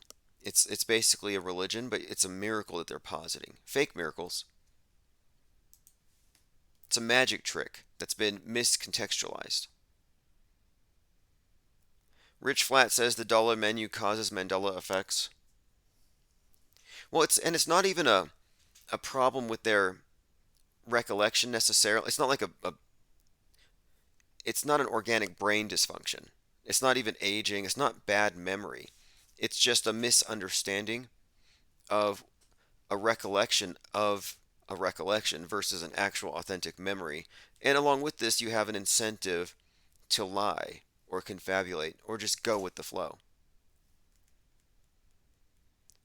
And I have referred to it as the me effect. They call it the ME, and it's because it does put you into a very solipsistic state. And they're so far gone that they say that people like me who don't believe it are actually very well appraised of it, and we're trying to keep everyone else out of it. That I'm a Mandela effect gatekeeper, which is kind of preposterous. It's like saying that every scientist that doesn't think the earth is flat knows it's flat, and they're just trying to stop you from figuring it out. Salty says Scamdella effect. Well, it's very popular too. It's trendy, and I look at it, again, it's more of a party trick. I look at it as a magic trick that's been miscontextualized. They're calling a magic trick supernatural phenomenon. I mean, this reminds me of the spiritualists who use the Ouija boards, and they have someone rapping on the bottom of the table, so you think it's the ghost of a loved one.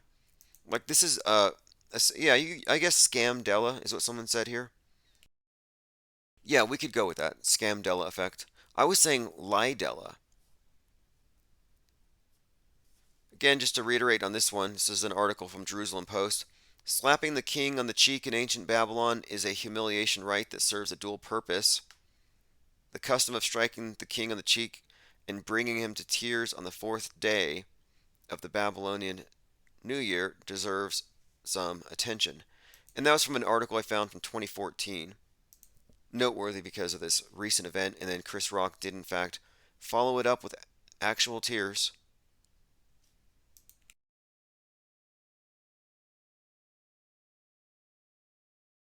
All right, going through your comments. 833-311-1984. Pippi Langstruff asks, why can't a leopard hide? You never really answered your initial joke. Pippi's like the Riddler tonight about kangaroos. If we can get an answer on that before we move on to the next one. Oh, I found it. What do you call a lazy kangaroo? A pouch potato. Okay, thank you.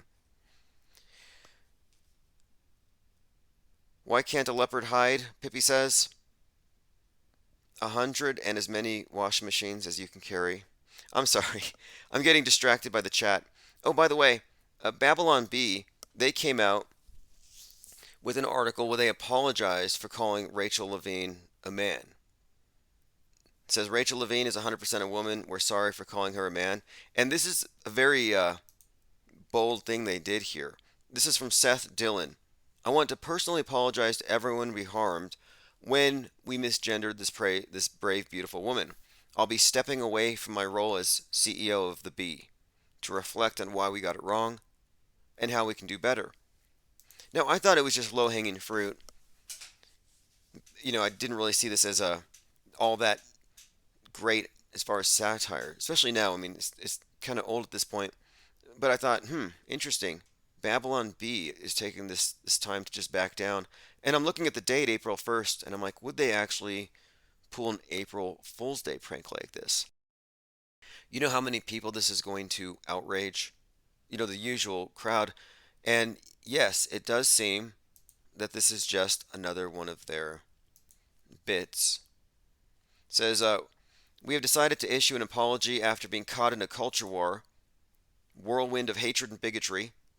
We published an article naming Rachel Levine as our Man of the Year.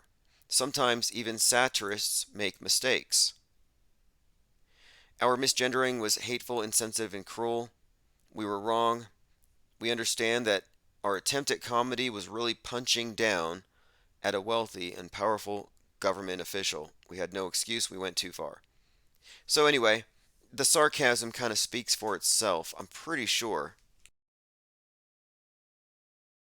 It's pretty sure, I mean, I don't know. This is Babylon Bee. I like satire.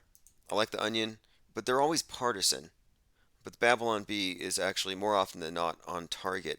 But we're at a point in clown world where you can't even make a meaningful distinction between an April Fool's Day headline and an actual news headline.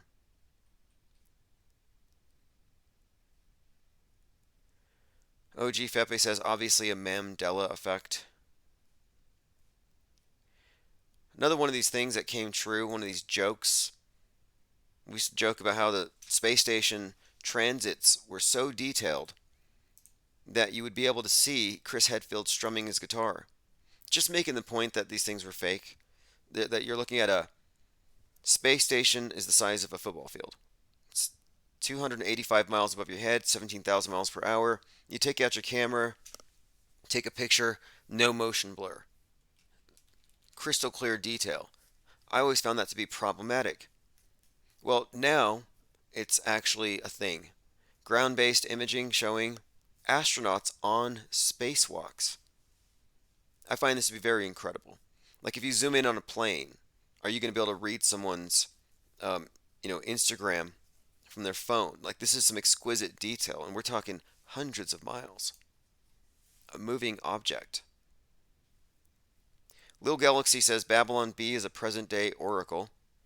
Well, I think they're serving as an example of how we're getting to a point where accurately describing reality becomes increasingly problematic. And I think that's intentional.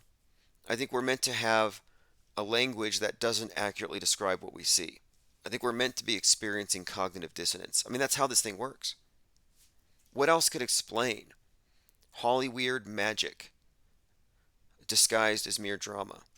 These dramatic events that captivate the world, but then we scratch the surface and we find subtext. We find occult narratives. We find other stories, predictive programming, indicating that what you're looking at is anything other than random.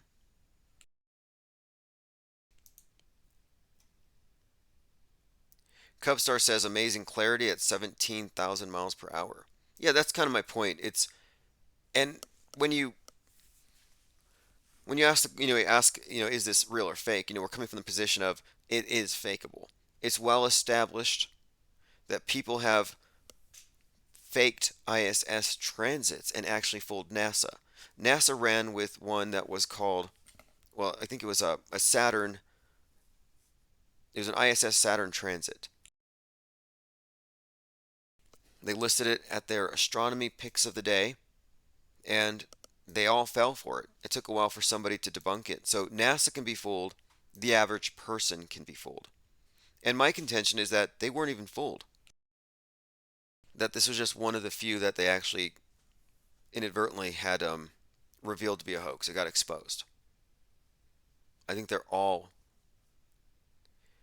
transits are fake. That one was, it's just that this is one that you can point to that they admit was faked. And I've actually shown it to people, and I would say, hey, can you tell me if this is real or fake? And of course they say, it's real, you're crazy for saying otherwise. And then you can show them how it was staged and how the NASA had to apologize, and they really don't know what to say. And that's because you have to be really honest. You have to be willing to be wrong to admit when something you think is real is fakeable. Even if you don't want it to be fake, even if you don't believe it's fake. To be intellectually honest, at a minimum, you have to admit that it may actually cross the fakeability threshold. Is it fakeable? And very little these days isn't fakeable. What really can't they fake? I mean, CGI Joe kind of says it all. They're sending people to Mars. And if you want any indication of what Mars life is going to look like, there's a new rom-com on HBO called Moonfall. Pretty much shows it all.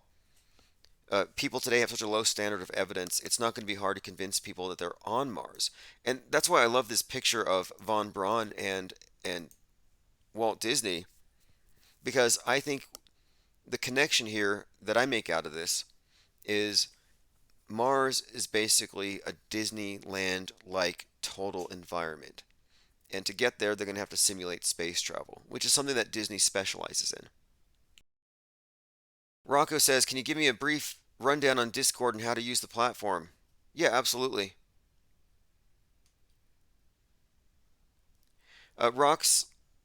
Chris Rock, by coincidence, was booked to play several shows in Boston beginning on Wednesday. Again, look at this article. It just says, by coincidence. Search coincidence. And then, of course, it was called the Ego Death World Tour. And what better example of somebody behaving in an egoless way can you point at right now than Chris Rock getting smacked in front of everybody and not losing his cool? Anyway, the ticket spiked from $50 to $8,000. Just another fake issue. And of course, I played this a couple days ago.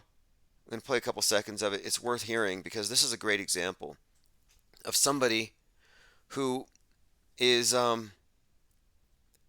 not wrong. About something.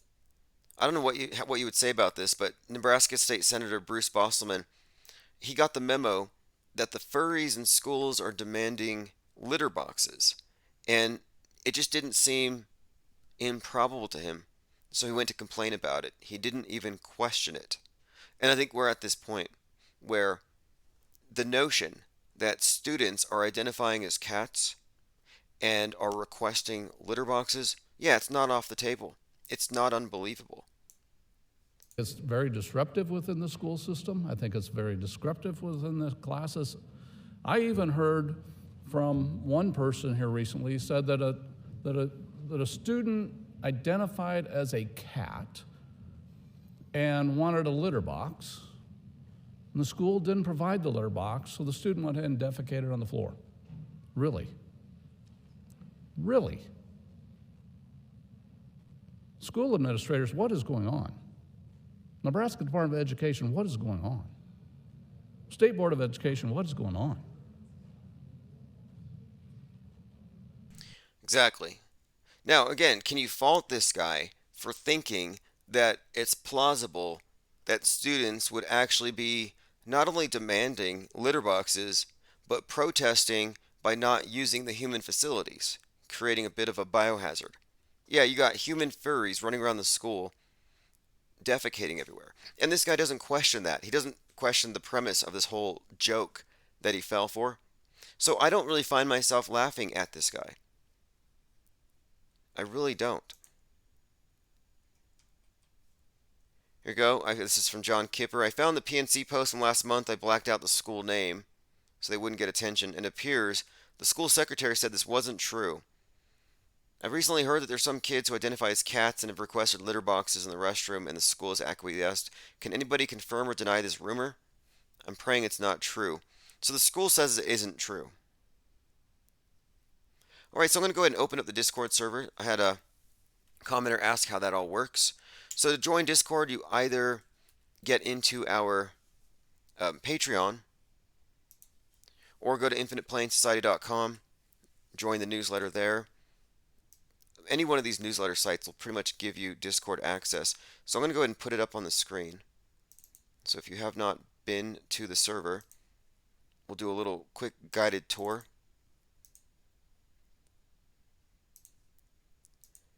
Okay, so here we go. The whole server is almost exclusively, we almost just use one room for almost all of our research. It's the room that says think and let think. Pretty much anything goes. People just post stuff, usually just along the lines of the conversation we're having.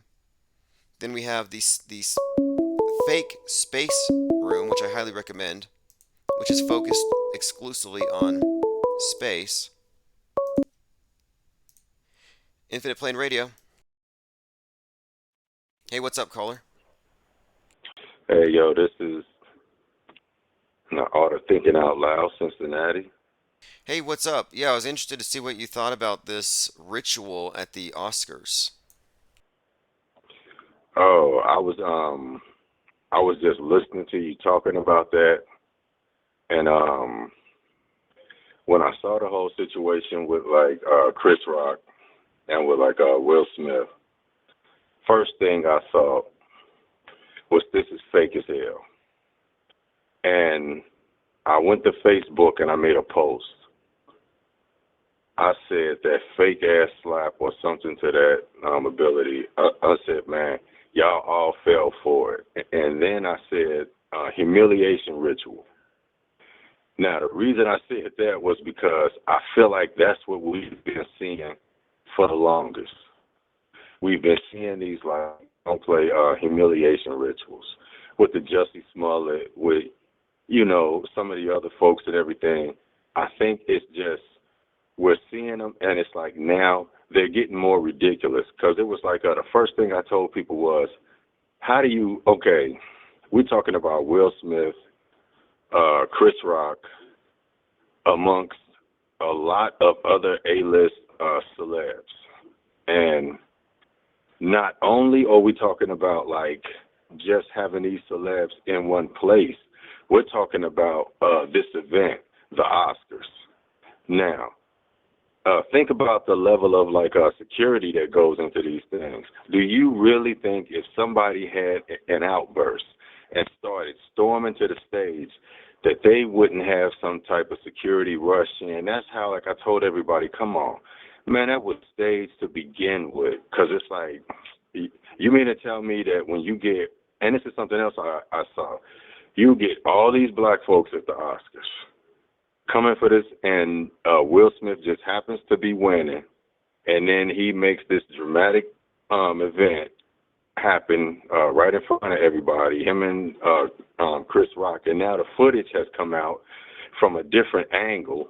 Well, you see that it was fake, and then it was like, if you really watched it and you go back and you watch the footage, man, the sound effect came before Will even supposedly made any type of contact. Yeah. And then you can see Jada in the beginning. You see her like everybody's laughing, and then it's like you'll see her look up at a monitor, like she gets some type of cue, and then it's like at that point she looks up at the stage at like Chris Rock, and that's when the cameras focus on her, and then I think that's when Will probably got his cue, and that's when he started saying what he did, and then the whole situation went down. But when they showed it from the other angle, when Will was doing all of this, while he was going up on stage and coming back, Jada was laughing. Wow. Wow. Yes, that's what I would expect. They had to be in on it before the event. They were in a room with a green spotlight in her green emerald dress, this Venus archetype for the night, and they said, "We're ready for chaos, to cause chaos." So they went in there knowing they were going to stir something up. See, and I think that right now, when you look at society, just the way that, okay, when something like that happens, it takes me back to when I told you before that I think that now it's almost like a litmus test to see how dumb we are. Not even how smart we are, but just how dumb we are. That it's like they can actually take a skit. Will and Chris, they did a skit that was done, like you said, by the Wayans brothers. I saw that on TikTok.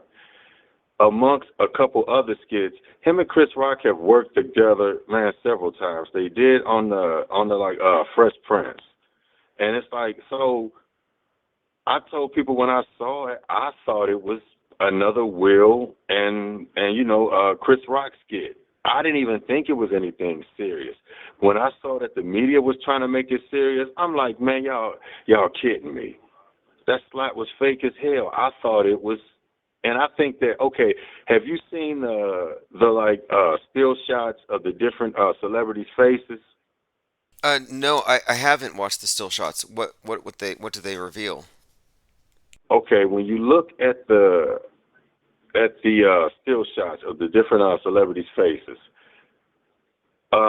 most people look shocked because I think that most people look shocked except for maybe two people. I can't think of the guy's name. It's a white guy, blonde hair, but him and Beyonce. Jay-Z looks shocked, but Beyonce is laughing. And that's why I think they were all tipped off and told that something was going to happen, but I don't think they were told exactly what. They knew something was going to happen. That's how come there was like no security, nobody jumped up, and then you have this dramatic. Who did they bring up there? Tyler Perry, who we talked about. They brought Tyler Perry up there, Denzel Washington, everything. It's like world stage, top elite actors. Now you say world stage, and that's a phrase that comes from Shakespeare. And Denzel Washington had just played Macbeth, and right before the incident, Chris Rock had shouted him out and said, "You were great in Macbeth," which you're not supposed to do because it invokes the Macbeth curse. I think you're supposed to call it the Scottish play.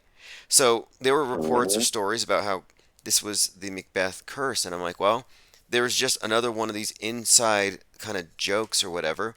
But when I saw Denzel, as in Macbeth, hanging out with King Richard, laughing to the side, I'm like, again, it just seems like all these characters are coordinating this whole thing. And then something else. You brought up King Richard. Like I said, I saw that movie, and I think it was a damn good movie. But I'm gonna tell you something.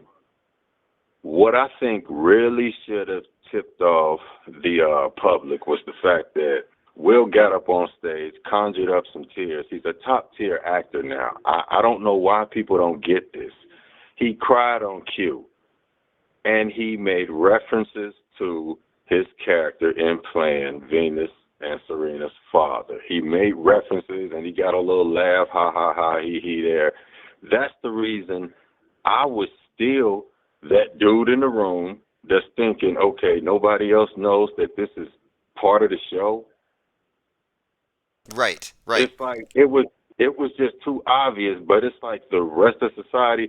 Man, I'm gonna tell you, I've seen everything from now, especially in the black community. I've seen everything now from hashtag protect the queen, where it's like now Jada is this, she's this queen that's risen, and she stands for you know, women that are going through something and having people pick on her, and now your man stands up and everything. Man, I thought Will looked like a punk. And the reason, and something else, I'm going to tell you something. Me and my lady was talking about this. Now, Tim, if you're sitting somewhere, right, and you are looking, and you're with your lady, your significant other, whatever, y'all sitting somewhere together. You're looking across the room, and there's clearly tension. There's clearly tension in the room. Your mate is going to sense that. They're looking at you as soon as they see you about to go and react. What usually happens? Your mate grabs your arm. Yeah. Your mate grabs your arm. It's a natural reaction. She didn't grab his arm. She watched him jump up. Everybody watched him jump up. No men that were sitting around him. And this is something else. No men, no security, no nothing. Nobody did anything. They proceeded to let him walk up there, and this is what, and I say this, I know folks are going to get mad when I say this. I thought that was a very feminine move. He got up. He ran up there. He slapped a grown-ass man, supposedly, in the face, laughed, turned around, and walked back off stage and sat back down. That's something women do. Well, I see what. Well, you're suggesting. I guess maybe not. Passive aggressive would be a way of describing it. I think that it was a very It was, passive but you know aggressive move. what? But the way that I looked at it was like this. The way that I saw it was this. It didn't look like any real situation because I've slapped dudes before, so I know how they go. I know other people who have, and that's just being real. That's not how that situation happens. Y'all don't. There's not like a laugh and you walk back to your seat or whatever. If you don't knock him down and fight or whatever, and if you don't knock him down and it ends that whole situation, y'all fighting, or somebody's going to fight, something's going on.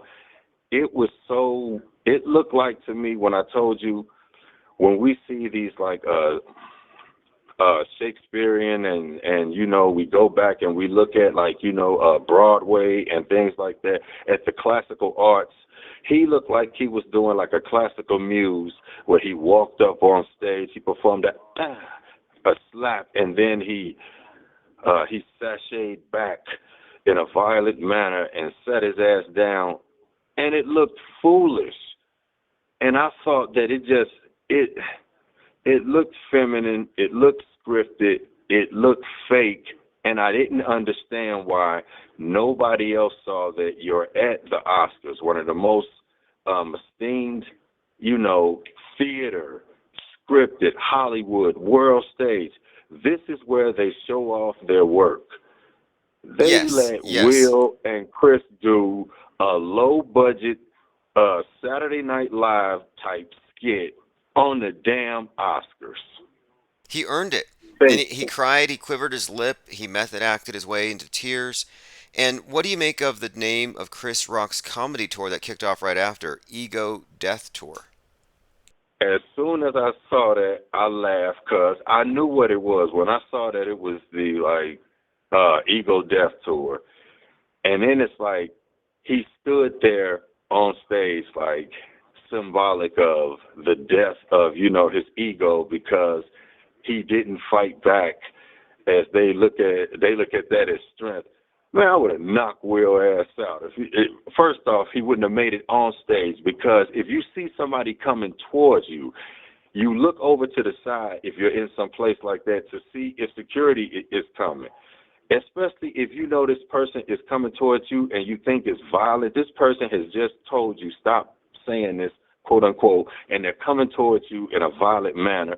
Who's going to just stand there and get the shit slapped out of them, so to speak? Nobody. That's the reason I said this is such a big, man, this is like, This is you why know what I'm Chris saying? This is, had his hands behind his back. I think had his hands behind his he back. knew it was coming, and to avoid an inadvertent flinch that would give it And he away. leaned forward. Yes, He leaned forward.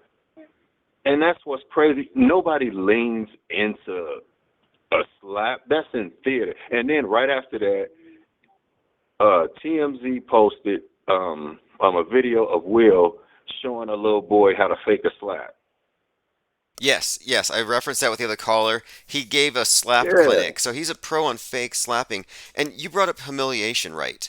And I found an article from Mm-hmm. 2014 in the Jerusalem Post about a ritual of slapping the king as a humiliation rite, and that this would be followed with the king exhibiting tears in order to guarantee an auspicious year for the country. So after the slap, Chris Rock goes on stage and he cries, he tears before he even speaks. Right. See, and the thing is, I think that where the problem comes in is this.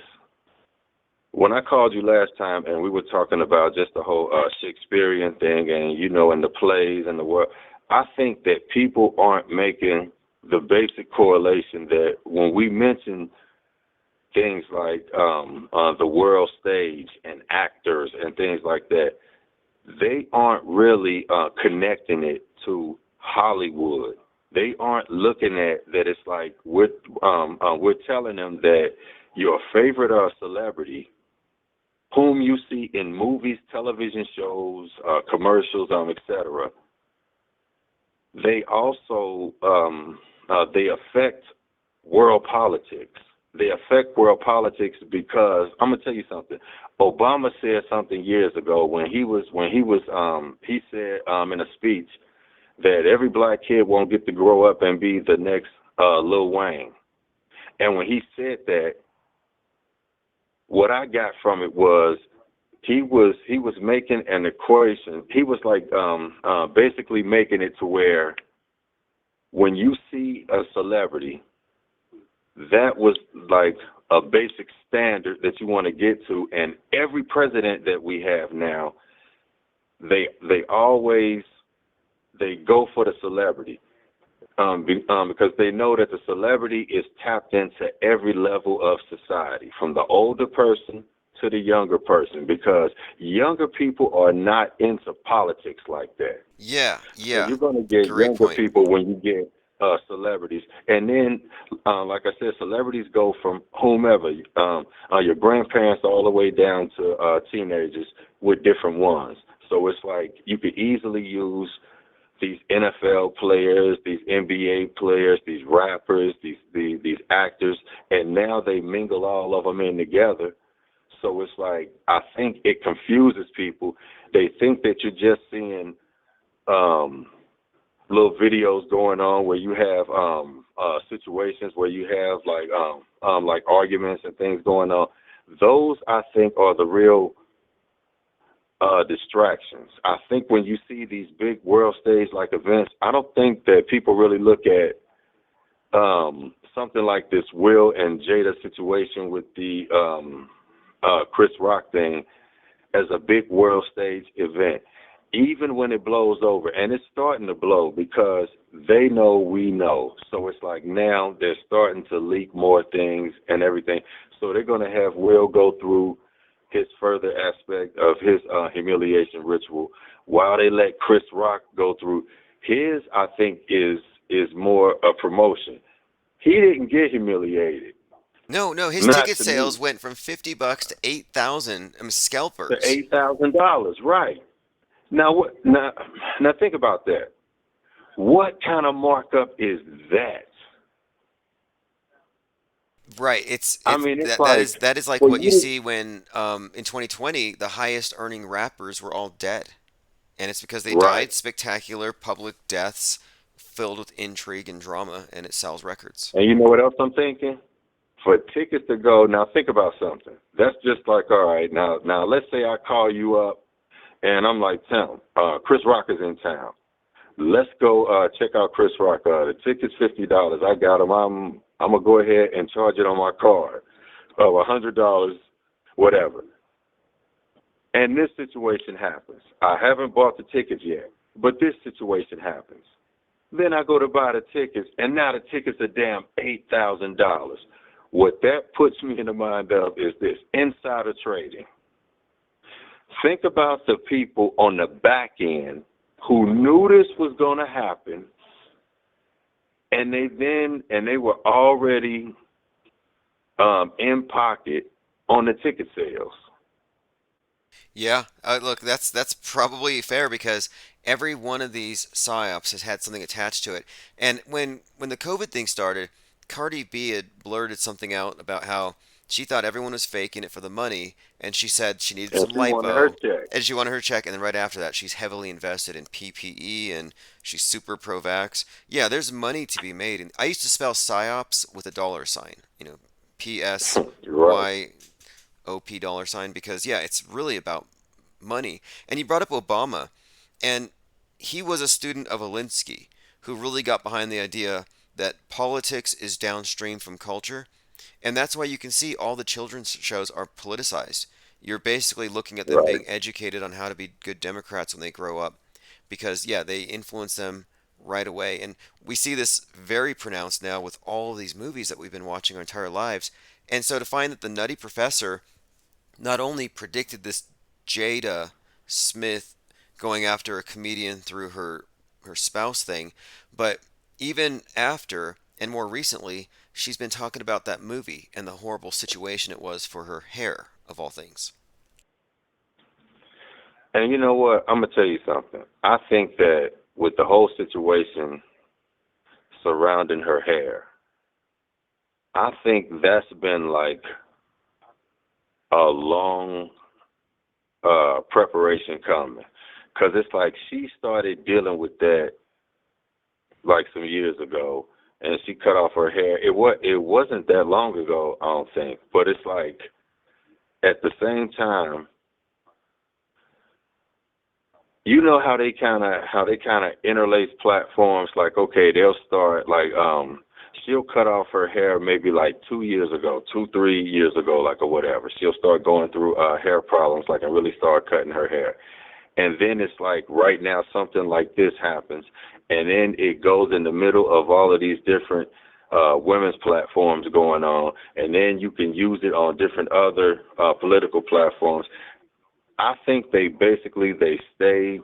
Um, I think basically they set up these situations a few years back with certain things. With the Jada situation, I think all of this started just a few years back. And the reason I say just a few years back, because it's like people say, oh, well, she's always been like a humiliating Will. Right. Will has always, his career, don't get me wrong, Will is a phenomenal actor, all of that, a phenomenal rapper, all of that. But Will's entire career has been a humiliation ritual. If you think about it, his entire career when he got into Hollywood, the first movies he did, you know, the like 6 degrees of separation and everything, and then it's like he's always had these roles and different things, and it's like his music has always been criticized by the rappers, even though he's respected. Still, he's always been looked at as soft or whatever. I think Will's entire career has been based on being kind of like the underdog. Interesting. Now, Yeah. what do you make of this?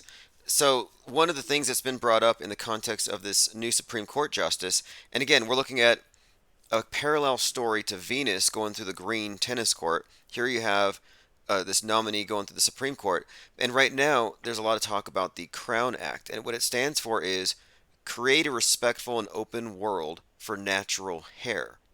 And this is something Chris would know about. Chris Rock, he did a documentary on this topic. So Corona, Crown. This thing has PSYOP attached to it. But this is in the background to this whole topic about his joke. So it's another layer to the PSYOP and another connection between Venus Williams in the King Richard story and the parallel in the real world with Justice Jackson fighting up against the Republicans, which they say that their attacks against her were seemingly aggressive, borderline racist, and it called back to Thurgood Marshall, 1967. So yeah, they tied in this ritual, this psyop, this drama psyop to this political event that's occurring right now. And again, she's going to be See, and I sworn in on the think, 4th. I think I think that when these things happen and it looks like a coincidence, it's just that you're looking at several situations set like into motion.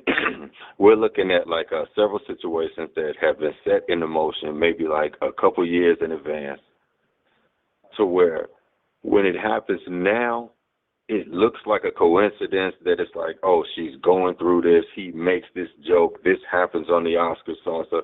No, this was all set in motion from different situations that they already had set up from a couple years ago. And I think that it's like that's what really has the public stuck. It's the fact that you have folks like us who can see these things and make correlations and just see patterns. And when you ask basic questions, people, I think right now, it's not even so much that it's like we ask questions.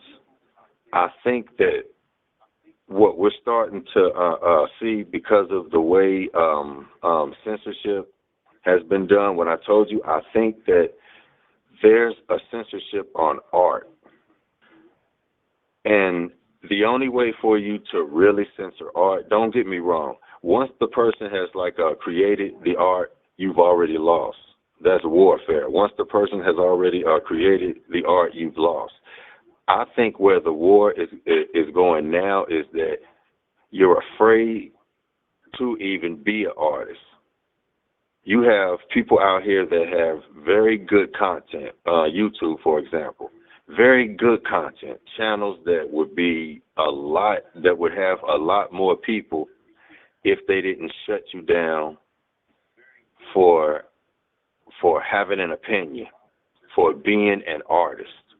Oh And yes, I think that, they have created this sense of like they want you to allow the anonymous multitudes of snowflakes to curate your content.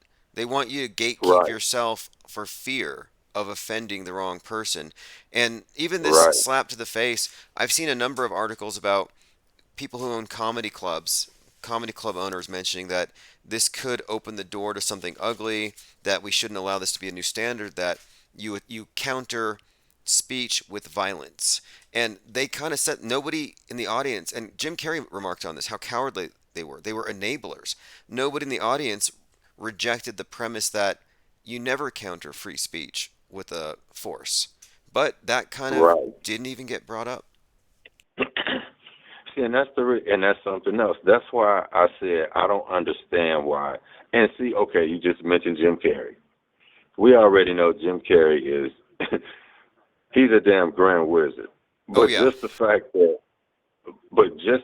that he would even speak out and bring up a point that's like very obvious, I think what he's doing is he's leaking back into that kind of character that he was like a couple years back, where he was he'll start to kind of speak, he'll take like a basic question, like a person will ask him about something, or he'll see something and make like a comment, and he'll go too far down the rabbit hole for most people. I think that basic point he made, I don't think people understand just asking a basic ass question. Like, you mean to tell me all of those folks there, nobody felt any type of way that this man committed a violent act against something that was said as a joke on stage? He didn't wait until he got his award and maybe do something classy and, present something in the speech or something. Nah, you scream out an obscenity several times and then you storm on stage and assault somebody. It's like, come on, man. It makes us look like children. And I think that when you were saying, it introduces this premise that it's like, if you don't like something somebody say, slap them. Nah, you gonna get a whole bunch of people ass killed. Yeah, exactly. And yeah, and this is again another further erosion of what I thought typified Americans, our views on free speech. I thought it was we're free speech absolutists. I may not agree with what you say, but I'll defend your right to say it. But now, and this Uh-huh. is being facilitated by the internet and then the fear of misinformation the DHS put out there. They're saying, yeah, put on a mask, not for the viruses, but for the mind viruses. Put on a meme mask. Like they do want us to mask our speech. And I figured that the mask, when I first saw that thing, on faces, I instantly thought this is some kind of communist Chinese uh, uh, party that their party is somehow influencing us. It's not about the virus. It's about shutting the mouth and getting us used to the idea of covering our mouths for fear of harming the collective. So the individual can harm the collective. They can spread dangerous memes. And so force might actually be justified. And I actually found articles of Uh-huh. various people like Bill Nye the Science Guy even suggesting that we ought to lock up climate change denialists for this very same reason. So I can make a joke about the Earth not actually being um, subject to global warming. Well, maybe they need to use force to censor me because I can harm everybody with this thought. So again, yeah, this could lead into that area of let's normalize force versus speech. Yeah, and I heard somebody even say, I'm trying to remember who it was, but it was recently. I heard somebody say something like, for the people who spread misinformation and they call and they made some references to like the woke and the like awake movement and the conscious movement, like, and everything, that, anything that's associated with consciousness, anything that's associated with what I would say art, because you're asking questions, you're trying to think for yourself. Everything I've been seeing now, as far as censorship, like you said, I think with the whole situation with the pandemic and all of that, it was just a cover to get people to start to accept censorship. Yeah, I And I think so think that too. it's like we're accepting it and we're accepting it slowly. And the thing is, we don't even realize, and I say we affectionately with the rest of our society, it's like the general public doesn't even realize that it's like every time you watch something on television, on the internet, wherever, and it goes to a point where it starts to like affect the rest of society, like the way everybody feels. It has people online arguing. It There's always somebody making money somewhere because somebody's going to market a television show. Somebody's going to have some product. Somebody's going to do. They It's energy harvesting constantly. Yep, It's exactly. a Where thoughts constant go, energy harvest. energy flows. And I brought up the Mm-hmm. Matrix earlier because it's noteworthy here that the ones who see through the Matrix are always presented as the ones who are going to try to tear it down. So they created this perception that the matrix breakers are a threat to the natural harmony of the program. And you see this with Matrix, with Right. They Live, so many examples we could name where you never see someone who figures out, oh, it's all a hoax, and they just live harmoniously with it. No, they always have to escape it. They always have to fight it. And with the Matrix in particular, a ton of guns. And I checked, and yeah, the Littleton shooting happened a few weeks after The Matrix was out. So yeah, this is their way, I think, of demonizing spreaders of information, free thinkers. And I think that's kind of where we're at today is free thinkers are the problem, and that free I know flowing something else I information. wanted to tell you real quick. Sure. I know something else I wanted to kind of tell you real quick. I was watching on TikTok. Somebody tagged me in a video, and they were showing like, the rappers who wear the big jewelry and everything. So they were showing a couple big pieces, like a couple big chains, and they had like the big medallions. Yet the medallions were like iced out prosthetic faces, and the mouths and the eyes were moving. So it looked like you had a real person's face on you. And then they were showing the prosthetic legs on this Asian girl. They were showing how they put these like prosthetic attachments on her, and they were showing how they were like they have like this thin prosthetic gel that you can get and change your face. I think what's happening now, like I said, they know, we know, they know that we know. So it's like more information comes out, and what they'll do is they'll start giving us more Hollywood information. They'll start showing us more things in like Hollywood. And I thought about something that like Jonah Mendez said. She was saying that like as the years go on, we were going to start seeing she kind of alluded to the fact that, you know, what we see in movies is so much behind. She kind of put it in the sense that like your normal folks in society, you won't even know if you're looking at someone that's altered, wearing a mask. You may think that you have a relationship with this person. You may have a relationship with somebody that's like on assignment. Yeah, And exactly. it's so Yeah. Yeah, and it's so weird because it's like, and I think about that in the sense of this is how our relationship with these celebrities are. It's like we've been seeing these celebrities for years, and then I'm gonna go. Think about this. We've been seeing these celebrities for years. Most of these celebrities don't even look the same as they did when we saw them from the time. Like I've seen people like LL Cool J and some of these other folks who came up around the time that I was 17, 18 years old too.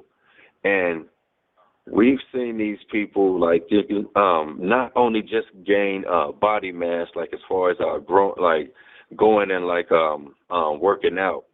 We've seen their faces change, and people say, "Oh, well, they get plastic surgery."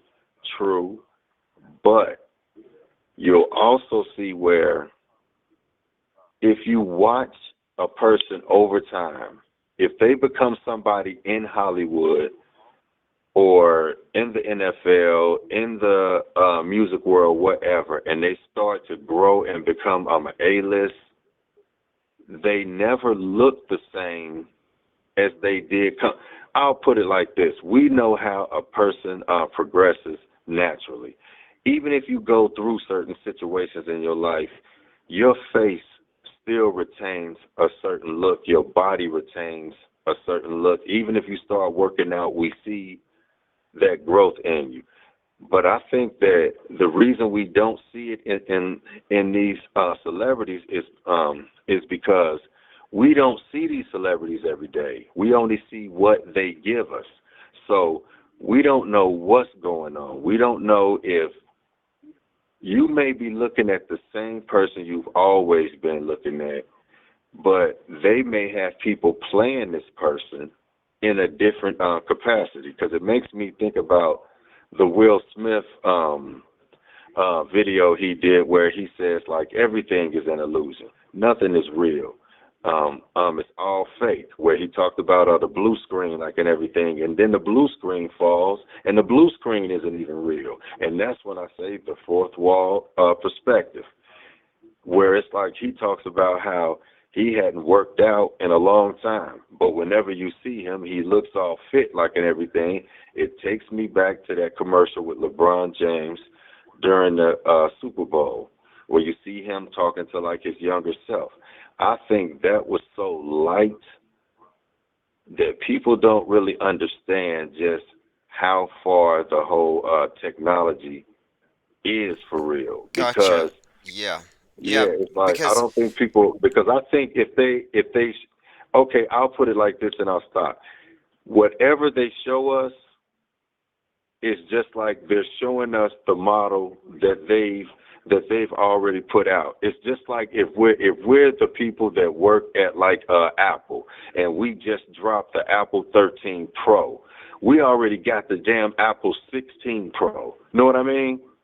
well, this is interesting because when I used to listen to Alex Jones, I recall he used to frequently mention that the elite were 40 years ahead of the masses in technology. And Right. I don't think that's believable because of the way that it takes new things to develop, the iteration. They have to be field tested, they have to be used by people. Things don't develop in a vacuum. You couldn't have an iPhone Right. 6 come out of nowhere. That has to go through the iterations. However, I'm open to the possibility that the media is easily decades ahead of what we're shown, including the video games, that they Mhm. would dumb it down in order to keep us in the dark. So we're seeing deep fake tech and we're amazed by it when they've been doing this for decades using other techniques.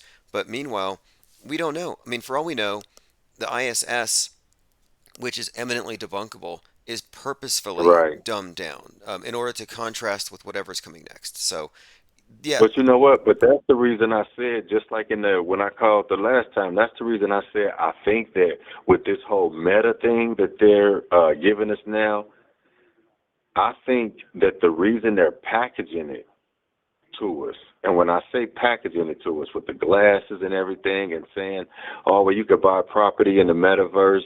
Snoop owns a house in the metaverse, and he owns a couple companies in the metaverse, and he has all this going on, yada yada yada, with these other celebrities and all that. I think they're selling you the package because this now we're looking at. Okay, I'll look at it. Okay, I'll put it like this. First, they could sell you time. Once you made cell phones and you could make calls and you had to have time on your phone,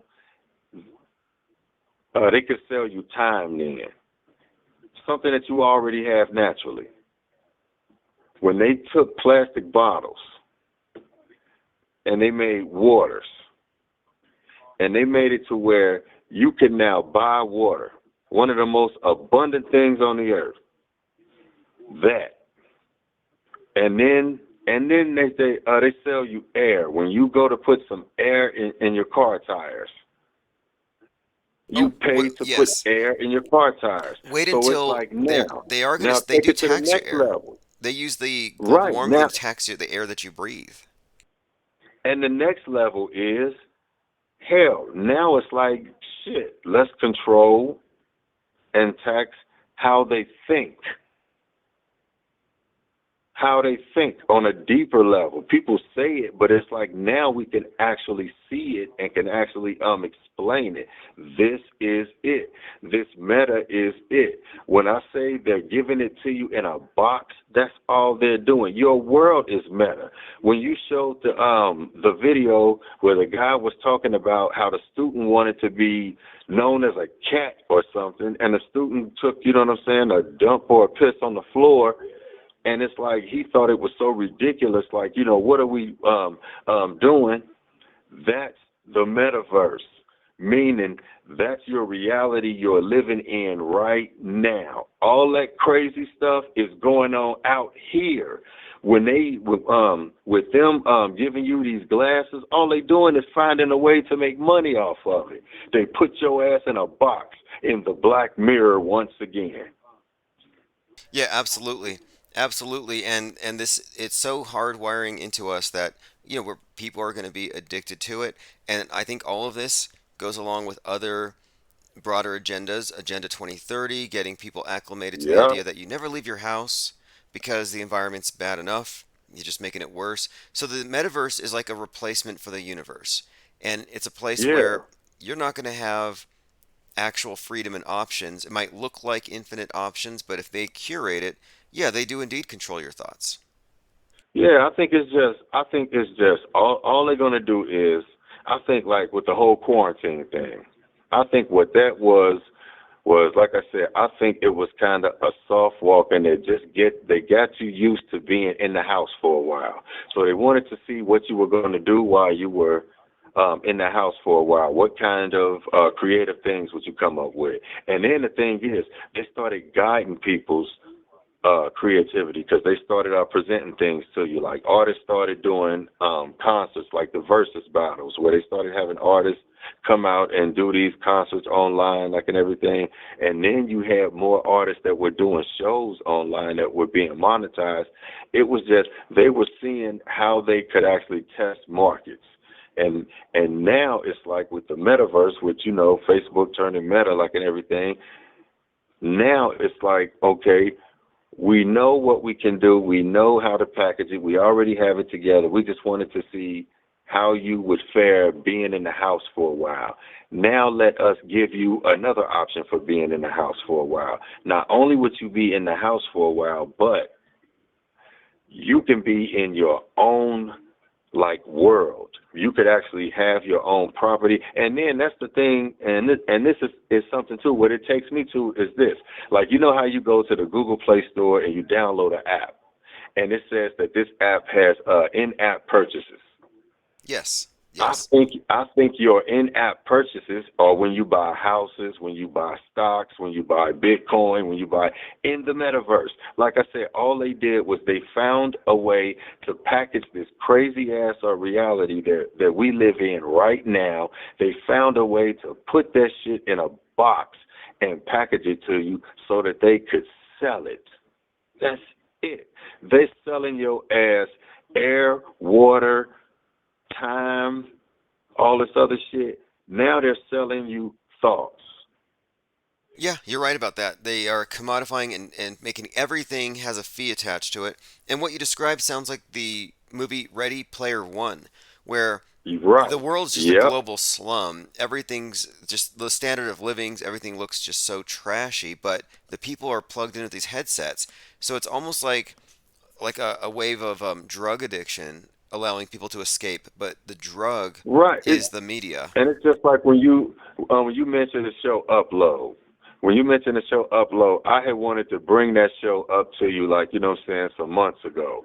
But it's like I think that okay, like I said, this reality we live in right now, for what it is, it's becoming to where now you can't even say what's real and what's not because we now have guidelines by law for those type of things. Like you can't even okay, as a heterosexual man, I can't make a mistake and misgender somebody, or they may take it as being offensive, and it's not even something I did intentional yet. It can be viewed as a crime. That's the world that we live in now.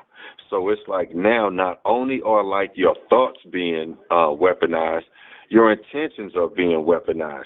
So it's like now your entire life to another degree has become a vehicle of someone else's control. And when I thought about Upload, if they, like I said, we live in this crazy ass world already where a little boy or whatever, or a little girl can say that they're a cat. They identify as a cat and take a piss and a shit on the floor. Right there. And it's like, because the school didn't give them a litter box. And this isn't looked at as crazy. We're actually going to court for something like this, and it becomes big news. When we live in that type of world, then it's like, yeah, it's bizarro Well, world, there, and it's there's like a that's it, there's a and pattern that's here. your metaverse. They took us here. They started with safe spaces, and safe spaces were a way that you could avoid being criticized by anybody, but it was safe space from right wing memes, people who didn't believe in climate change or whatever. And then it became social distancing, which is a way of the state mandating safe spaces, mandating that you don't go to other people's homes. So there you have, I think the space age is actually the age of spacing us out from one another. spacing us out, right? And then it's the Like safe space age as well, because it's going to be, like just yep, that's just like with the whole don't look up, don't look up anything, don't look up this on the internet, don't look up that on the internet, and also another meaning to that with the whole don't look up. Think about it. Most of society, I'm putting all this stuff is the reason I can go so much on this is because all this is stuff I've written in a book that I'm doing. But it's the fact that most of us are looking down most of the time at like our cell phones, staring into the black mirror. So it's like we're looking down all the time. Don't look up. Meaning if you're looking up, not even at the sky, but just up in front of you, then it's like you're actually you're paying some attention to what's really going on. If you're staring at the phone, then you're staring into what's being fed to you all the right, time, and okay, you're looking okay. down into it. Yeah, Yeah, you're look looking down down into it. through your reality filter. Don't look up at reality Right. itself. And you know what else I found out? Have you noticed? I don't know if you know where you stay at, if they're showing like a lot of chiropractor commercials. But I know here in Cincinnati, we have like three like chiropractors that have bought up all the time on the damn TV, and then you have all these other ones I'm starting to see on these other channels. I think that the reason you're seeing all these damn chiropractors starting to get a lot of business is because with people looking down so much, a lot of people's spines are out of whack. You start to give yourself pains in the neck, which could give you headache, all type of pains in the back, in the groin, everything else, your legs, it could set them off. I think that our cell phone culture, this like smartphone culture, has given us more than just these when they talk about, send out the radioactive stuff and everything and all of that. No, I think it's giving us physical ailments because we're always crouched over. And I think that's why you're seeing like a lot of different chiropractors and a lot of masseuses. People have to go and get massages and everything. Man, you got folks who don't even do anything athletic. They don't go work out, don't do nothing. I understand stress and all of that, but it's like their bodies are now in the shape of somebody who actually needs a real massage, and a lot of it is from just looking at your damn cell phone, having your neck bent down all day to where you're not looking up. Right. It's a That's business. It's a like, great yeah, point. it's almost like people. It's turned certain businesses into like ambulance chasers. Yeah, and it's going to be exacerbated by lockdown culture. And lockdown culture is the norm. I used to talk about how, okay, you look at the number of hours that you play video games. The average person growing up, how many hours does the average person spend in a simulated outer space environment, no less, sitting in a basement, not really leaving hours at a time? To me, the whole video game culture itself was I was preparation for just about to this. say that the video game culture started there. Yep, simulation as replacement and getting you acclimated to sitting down for long periods of time. And of course, this idea of our bodies contorting, yeah, that's probably intentional. It's like H.G. Wells' The Time Machine. They want the masses to become the Morlocks. We're going to be locked down underground, and eventually we will reflect that in our appearances. Right. And you know what? I had somebody recently within the last few days. They were talking about Mars and everything, and then when I heard you earlier and the other caller talking about like Warner von Braun and everything, it's like I think that that's the missing link is that the general public doesn't know these people, and no matter how much we spit these names and we say and we tell people to go and research these people, it's not important enough to them. I think that it's like okay, I'm gonna give you an example of something that I think mainstream media took from us, and I'll say us meaning like those of us who talk online and we just kind of ask questions and we like discuss things. remember when they came with the commercials where they were doing what's his name that went up in the capsule and looked at the earth Yeah, Shatner. and no, not Shatner. The guy from a while ago. Damn, I forgot his name. Right. You know who I'm talking. He went up in the capsule. Him and his brother. Oh They yeah, did yeah, yeah. the Bezos and his brother went up there. That was in before that. It was Richard the guy Branson. from a long time ago. That they did the Hennessy commercial or something where he went up and looked out the Oh capsule yeah, at the yeah. shape of August the earth. Picard. August Picard. That's Yeah, right. yeah, And it was August water Picard. when he went up high August enough. Picard. Yes. I think that his name came up so much because when I went back and I looked over the analytics on Google, his name was one of the most searched for a while, and I think that's why they started making the commercials about it because it goes back to when I did the last call and I said they'll put out information to then make us start to sound cartoonish because you'll put it on a commercial for maybe like some alcohol. Know what I'm saying? Oh yeah, Or yeah. something So where for it kind of example, has for people who have not seen this, August Picard was the first person to go up to the stratosphere, and he used basically a pressurized capsule, and he said right, the Earth looked. He didn't see any curve. He didn't see any curve. He right, said it appeared flat with upturned edges. Whatever he said, it didn't curve down. However, this was being used by so many flat earthers, and it was brought up so often that Wikipedia changed it, and they said Auguste Piccard was the first man to see the curve of the Earth. And then that right. commercial came out. And so I'm thinking, yeah, there's a connection here. They want to control our perceptions, and sometimes they find out we're looking at something and they have to bury it. We've seen this happen very, very recently. On the 22nd of February, Elton John Excuse me. nearly crashed his plane, and there were witnesses.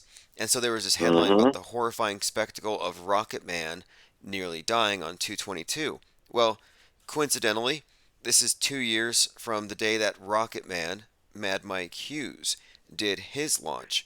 And I think we've noticed this actually, that they are continually doing stories to drown out things that they don't want people to find. So if you search Rocket Man Crash 222, you're more likely to find Elton John. And I don't think these are coincidences. It's part of the info war. And you know what? I'm gonna tell you something. What it kind of makes me think about is what it kind of does is it gives premise to the whole Mandela situation, where it's like with the whole. I'm gonna tell you something. I thought about when I think about the whole Mandela like effect situation, and the reason that I'm bringing that up is because whenever you're dealing with like any type of history, it seems like anything Mandela affected, quote unquote, is always something that only somebody of a certain age bracket can really embrace. It's not something that you'll have maybe, okay, it's not something that like you'll have my son who'll be 30. It's not something, or my other son that's like, you know what I'm saying, 20. It's not something you'll have somebody say that it's like they can recognize one in their generation. This is always something from back when we were like, you know what I'm saying, children. And that's why I think I think that it's almost like the Mandela effect is almost to me like a lightweight ripple psyop they sent out years ago to see what it would do, and this is the bounce back effect. When you started having people saying, oh, well, things have changed and everything, I'm thinking like, okay, do people realize that like businesses rebrand? And they don't have to tell the public. Hell, if you don't go and look it up, you'll never know. They may change the name of something. That's just for things where people say the name has changed or whatever. And it's like, okay, so what? Shit, if the name has changed, the name has changed. So what? What does that mean? You still haven't showed me where it's like, okay, I will believe the Mandela effect. I want all the damn Mandela effect smoke because I've went and looked up stuff and did my own personal Mandela effects that I thought off the stuff that I saw on the internet. And it's like I could debunk all of it. So I think what it is, it was a lightweight ripple psyop they sent out years ago. And it's like what we're seeing now is a lot of people didn't know about how businesses rebrand. A lot of people don't know about how they can change information. When the internet came available to the public where we could all be on it, like I said, the most dangerous thing is that we can all talk amongst each other. But we also have to realize that it's like even though we're talking to like one another, they still control this vehicle that we're talking over. So they can censor information. Like you said, August Picard said one thing, Google changed it to another. And I think right now, what we're seeing is this Fahrenheit 451 where they're getting rid of information. When they got rid of all the physical books and they started telling people to get rid of all the physical books and everything, it gave credulence to when they start changing things online like Wikipedia. Now the whole world, now we live in a basic a Wikipedia type world where it's like you could change facts now. That's the reason we now have, you can't even just say facts now because now we have terms like alternative facts, alternative truth. What the hell is a damn alternative truth? See, it's like in these scenarios, nobody wants to be wrong. So it's Yes. like what it does, it keeps a social confusion as to where you'll never come to the truth if you're part of the general consensus because you're given a script to where nobody is ever wrong. We're just supposed to just let everything go as it is. Don't question. Live in this box where they sell you this crazy ass world that you already live in. Stare at your black mirror and take your commands and live through them. And when you decide to die, I'm gonna tell you something. And then they gonna start selling your ass your own expiration date, like the show Upload. You ain't even gonna have to wait until you're gonna quote unquote die. I think that you're gonna have a choice as to where you could decide to basically donate your physical self while you go ahead and you let them do whatever they're going to do. I don't want to make any type of assumptions like, upload your consciousness, whatever. But I think what you're basically going to do is what they're getting you ready for is like the Matrix, basically physically for real, where it's like you'll really think you're dead and your ass will really still physically be alive somewhere while they're basically sucking your ass dry like a battery, but you've already sold yourself because in the metaverse, you can buy real estate, you could do everything else. You could have a whole life. People have a wife and children in the metaverse now. That's the reason I'm saying, why Wow. couldn't you do like the show Upload, Tim, and say, okay, I say like, Tim, next week, man, I'm tired. I got enough money. I'm going to go ahead and die. I'm going to go ahead and, and just upload myself. And it's green. So You save then the planet a little bit by going I up save early. the planet. I'll become a matrix battery. I don't know this, but that's what I'll become.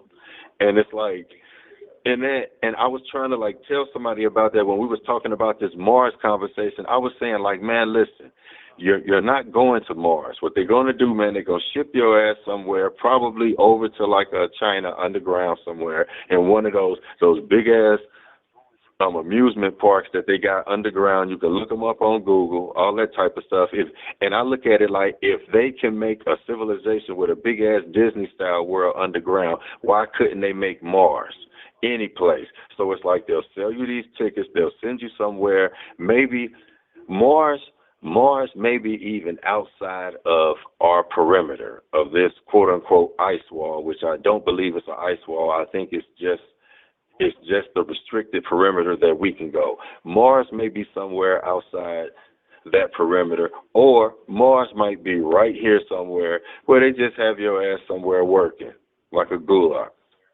Yeah, agree with this. And you brought up upload, and this idea in the show Upload, where people are having their consciousness uploaded into this metaverse before their body expires. Yeah, that's to me is almost like they're bringing back the notion of limbo, where you have family members who died unbaptized or they died in sin, so you can pay the church and maybe buy them a better situation up there. And in Upload, they actually have in-app purchases, so their loved ones here on Earth are paying for their dead relatives in the metaverse Right. to have their Right. little In-app experiences up there. purchases. That's the reason I said they selling you your crazy world that you already live in. They put it in a box through some damn glasses or whatever. And like I said, I think the next thing is this. It's not even going to be to where you even have to have on your glasses. Because it's like, remember when we first had like 3D movies where you had to have the little red and blue lens glasses, Yes. little paper glasses? I think that it's like what we're looking at. We're in that paper glasses phase right now. I think it's basically going to be, and I put this in my book. I think it's basically going to be to where when you get logged into your Wi-Fi signal, so to speak, your hotspot, that's going to be your personal meta, your hotspot, and you'll be able to basically move it and take it with you wherever you want to go in the house. Like it could be 5 of y'all in the house, you, your wife, and the 3 kids, and it's like each one of y'all can really have your own particular destination, your own world within the house through your Wi-Fi signal, so to speak. I think you're onto something. Listen to the phonetic resemblances here. You got cell phone, self phone, iPhone. Yep, I think these technologies were all about getting us into our matrix pods. yep. I've been saying that for years, man, and it's like, and that's the reason. It's like I always felt like I said, man, even though I can call and like talk about it, I started writing a book and just putting these thoughts into it because it's like, where else could it go? These are just those logical questions, and that's why, like I said, if we can see things like I was talking about the kid when you were showing the guy going off about the kid in school, like and everything. These things are happening in this world right now that we live in, our physical world. If they can put that in a box and sell it to you and then have in-app purchases that actually tap into how you think, how you process information, they've won the game. And then they can sell you an expiration date because we already know that your birth certificate, like and everything, has money on it. It's a big ass account number with a CUSIP. So it's like all they have to do, they get you to sign your own will, like and all of that, sign your own death date. You decide when you want to be uploaded. They go ahead, take you, do whatever they're going to do, and then they take your body, put your ass in a pod somewhere and use you until your physical body is no more to use, and then they'll probably take and use that slush for something, start making hamburgers out of you, sell you to the there's going to be no waste. Soylent Green. Yes, yeah. Hey, it's the ultimate in recycling, and that's where we're headed. And the cult is ultimately Go about, green. yep, the green world order. Um, Yeah, you cover a lot of great material here, great stuff, and Yeah, I look man. forward to the book that you've been working on because we need books on these topics. All the conspiracy books you're ever going to find in the major chain stores, for the most part, are going to be what I would call blue pill conspiracy theories. These aren't reality Yeah. decodes. These aren't breakdowns of the script on the level that we do here. And this is something I found out just with like the book, just with doing some research when I was first like just kind of giving people a little insight on what I was talking about with a couple books I'm doing. Like I'm doing one about the world stage and the things that go on like around us and everything. And when I was kind of throwing that around and showing people some things, like a couple of publishers and all of that, they kind of got quiet. So I decided, like, you know what? I said, okay, I'll take and I'll do Amazon for what I can, but it's like Other than that, I'll just do it myself. I'll do the physical copies and the digital copies myself. You know, for the ones that they don't want to do. And I'm publishing and doing all this stuff myself, man, because I don't want them. Because one company I showed my book about smartphone, just a little small part I gave them. The editing that they wanted me to do was almost like 30%. So I'm like, no, I don't. I want to give everybody my complete thoughts. So it's like I'm gonna do it myself so that I can make sure I don't have to take out anything. Yeah, you know what? I think that's important because our reality has been curated and gatekept even before the internet, to get through publishers. There's just levels of hoops you have to jump over, compromises. And, I just took up a side gig, a side job I actually start this weekend because I don't want to compromise this channel's integrity in order to make money. Hmm. I don't want to say I have to censor people because they'll kill our channel. For the most part, I want to be a free speech absolutist, and that means that this channel's operating costs are going to come from somewhere outside of these platforms because they will never allow us in here in our pure form. And we're doing a pure critique. We're doing anthropology. We're in the sense that we Right. are looking at things as they are, and for that reason, I can't use their bias in order to filter what we're talking about. And that's the reason I tell people that it's such a scary world that we're living in for real. When it's like when you can see, just going back to the whole Chris Rock, Will thing, when you can see people sit there, something that's supposed to be a real quote unquote event, watch it happen, and then it's like nobody speaks of the intention, nobody speaks of the violent act, nobody kind of came, nobody in the play, in the whole scenario that we were given, nobody came to Chris Rock's aid. So it's like it played out as a social drama that looked bad. It looked sad. So I'm like, we're constantly given these scenarios that never show people in a good light. And I tell people all the time, that's something that we see a lot too. You don't see anything on TV that's empowering, or you don't see much that really edifies you. Most things that you see, you're watching crime dramas, you're watching comedies, or you're watching drama shows that are still about people that are going through conflicts. You're never watching, it's never anything that's really edifying. So you're always just given this frequency. And I think that that particular frequency has something to do with how they affect how we spend, because it's like for some reason everything that tends to have like a certain modulation to it, like a certain frequency. I see certain correlations in between things.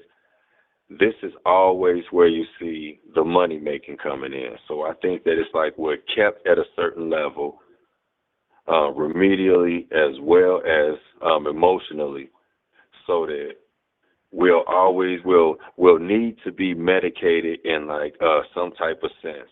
Either we're using recreational drugs, or we're using state appointed drugs through things they'll give us for depression, because I think they keep us in depression because that depression state is the state where it's like we spend the most money and we don't. And when you're depressed, you're not paying attention. So you're basically just grabbing and not even looking at what you're grabbing for. I agree with all that, and I think that also, like you said, the movies all set the stage. They have this idea that, for the most part, man's going to screw it all up. So all the science fiction start post reset. It always assumes we're headed towards some major calamity, catastrophe. So that's kind of built into Yeah. it. And to me, that's just why is that the starting point for our future? And then you couple that with 2020. What was their response? Oh, And lockdown, you know what else don't I go thought out. about? Know what else I thought about? Jokingly, we were talking about the future, and somebody brought up the Jetsons, and I was like, hell, man, the Jetsons represent they represent the whole going green movement to the fullest. I was like, shit, ain't nobody even on the earth anymore. You living up in these big ass towers that sit like way up off the ground. We never saw the ground on the Jetsons. Ooh, good point. The Good earth was point. the earth was a dirty place, I guess, because we never saw the ground. And when I made that point, everybody just looked at me real crazy. I said, y'all never thought about that? Like everybody was flying, and you never saw anybody fall all the way to the ground. Even if something happened, they fall down a little bit. Somebody would catch them or something. Nobody ever fell to the ground. Not that I can remember any episode. No, that's a great point. Because as we move into the space age, they're getting us acclimated to the idea that we don't even belong here. We are aliens to the Earth. And of course, this is all going to be exacerbated by climate change to where lockdowns for the climate is becoming a thing. And so, what's going to happen next, I think, is the next level of PPE helmets, like the Jetsons wear, the fishbowl over the head. And I actually see people wearing Yep. those. Yep. I'm gonna tell you. I think that it's like all of everything that we were given as predictive programming from back in the days when we were children. I think that it's just that it was given to us in a kind of primal stage because it looked all crazy, like cartoonish. Going back to that, it was on the cartoons, and I think that's that's one of the biggest hidden links that people, the biggest correlations that people aren't making is the fact that when I think about outer space and you give it a real honest deep dive into self, everything that you knew about like outer space, if it wasn't the school telling you, then you had cartoons showing you somebody's artistic rendition of what that information that the school gave you would look like if it had flying saucers and other stuff in it. So it basically sparks your imagination as to being ready for anything cartoonish they were going to give you to come.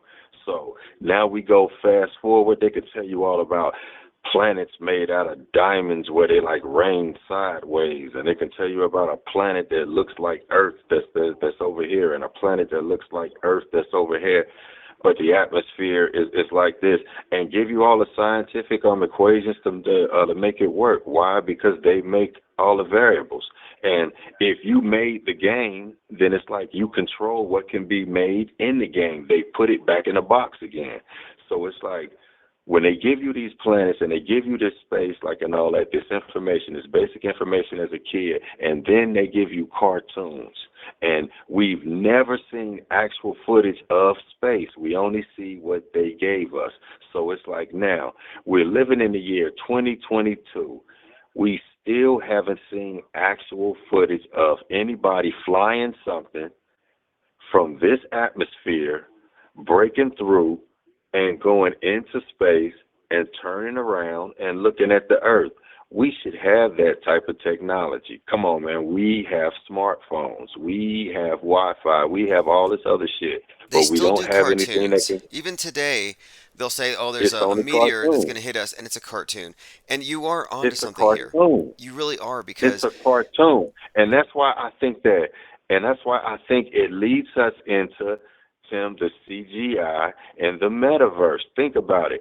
The yep, better the green screen and the blue screen technology gets, the better it gets, the more we can't tell if it's real or not. So they basically primed us from the time that we were like small children with the cartoons, and were giving us this science class in school for something that we would never see. We'll never see outer space because as many of us as children have said that we wanted to be an astronaut, nobody knew how to go and become a goddamn astronaut. It's like you never knew anybody who was an actual astronaut who went into space. I don't know anybody who knows anybody who knows anybody who knows anybody that's an astronaut. So it's like, it's one of those things where it's like, it's a guardrail secret so deep that it's kept out of people even making it an everyday conversation. That's the reason I said nobody knows anybody who knows anybody who knows anybody for real that's an astronaut, because it's not something everybody just has in their family. Nobody has an Uncle Jesse who's an astronaut. You know what I mean? Yeah, I think It's you're right like about this. And everything, space, like everything that you're given has always been Hollywood movies, and it's been cartoons and Disney. Them two dudes was friends. That's the reason I said if we boys, Tim, and and and you can make fake space and I can create a fake world here, I'm like, dude, let's make some money off this. yep, And we can exactly. make this run forever. And there's a point you brought up here about the cartooning of everything. And Douglas Trumbull, who did the special effects for Kubrick's 2001 Space Odyssey, said that their, quote, organic effects from 50 years ago look better than the CGI from 5 years ago, from 2 years ago. That basically the CGI is impressive, but it hasn't quite perfectly approximated reality yet. And I think it's intentional that if they continue to use real effects and make things real, we would become visually literate and we wouldn't be really entranced by bad CGI. But now bad CGI is everywhere, ubiquitous, and you don't even have a comparison. So I think they've rendered the masses visually dumbed down when it comes to processing organic versus synthetic. And I think that has been mission accomplished for the most part here. They cartoonified our reality, our concept of the Oh universe. yeah, as long as mainstream media is the operating system that we all come in under with the school curriculum and with our churches and with our family values that were all gained off of the same mainstream media system, just in a more primary form, then it's like we all, regardless of like race, religion, whatever, we all bow and pray to the same God. Whoever that God is that lives in the black mirror, they get in the black monolith mirror who presents all the information that the actors on television tell us about, that we share amongst one another and debate, and we get emotional over, and we lose friendships, and we argue, and we make videos about one another like and everything. This is the operating system that we were all born to. That's the reason I say when people call me a conspiracy theorist, or they call me crazy, or they say, man, that's stupid or whatever, I say I went to the same school that you went to and I got better grades. I went to the school of performing arts here in Cincinnati with people that are now in Hollywood. I know a couple. I went to school with a couple folks that are in, Hollywood. So I've seen how certain families have put their children into positions. So I know how this whole thing goes when it's like you're looking at something and it's like you're coming up in the same system amongst everybody else, but you have an opinion, and it's like your opinion, you would think everybody else would share the same type of diverse opinions, but they don't. It's kind of like now you're sitting here like, wait a minute. So you mean to tell me nobody else has a question for this? And they're like, nah, we good, man. You crazy. Like, you start to feel crazy. And I think that's why we have so much going on with mental health. I don't think that all of these people are crazy. I think a lot of folks are really having stress related breakdowns from the fact that you know what's going on around you to a degree or whatever. Something may be going on in their lives that's affecting them.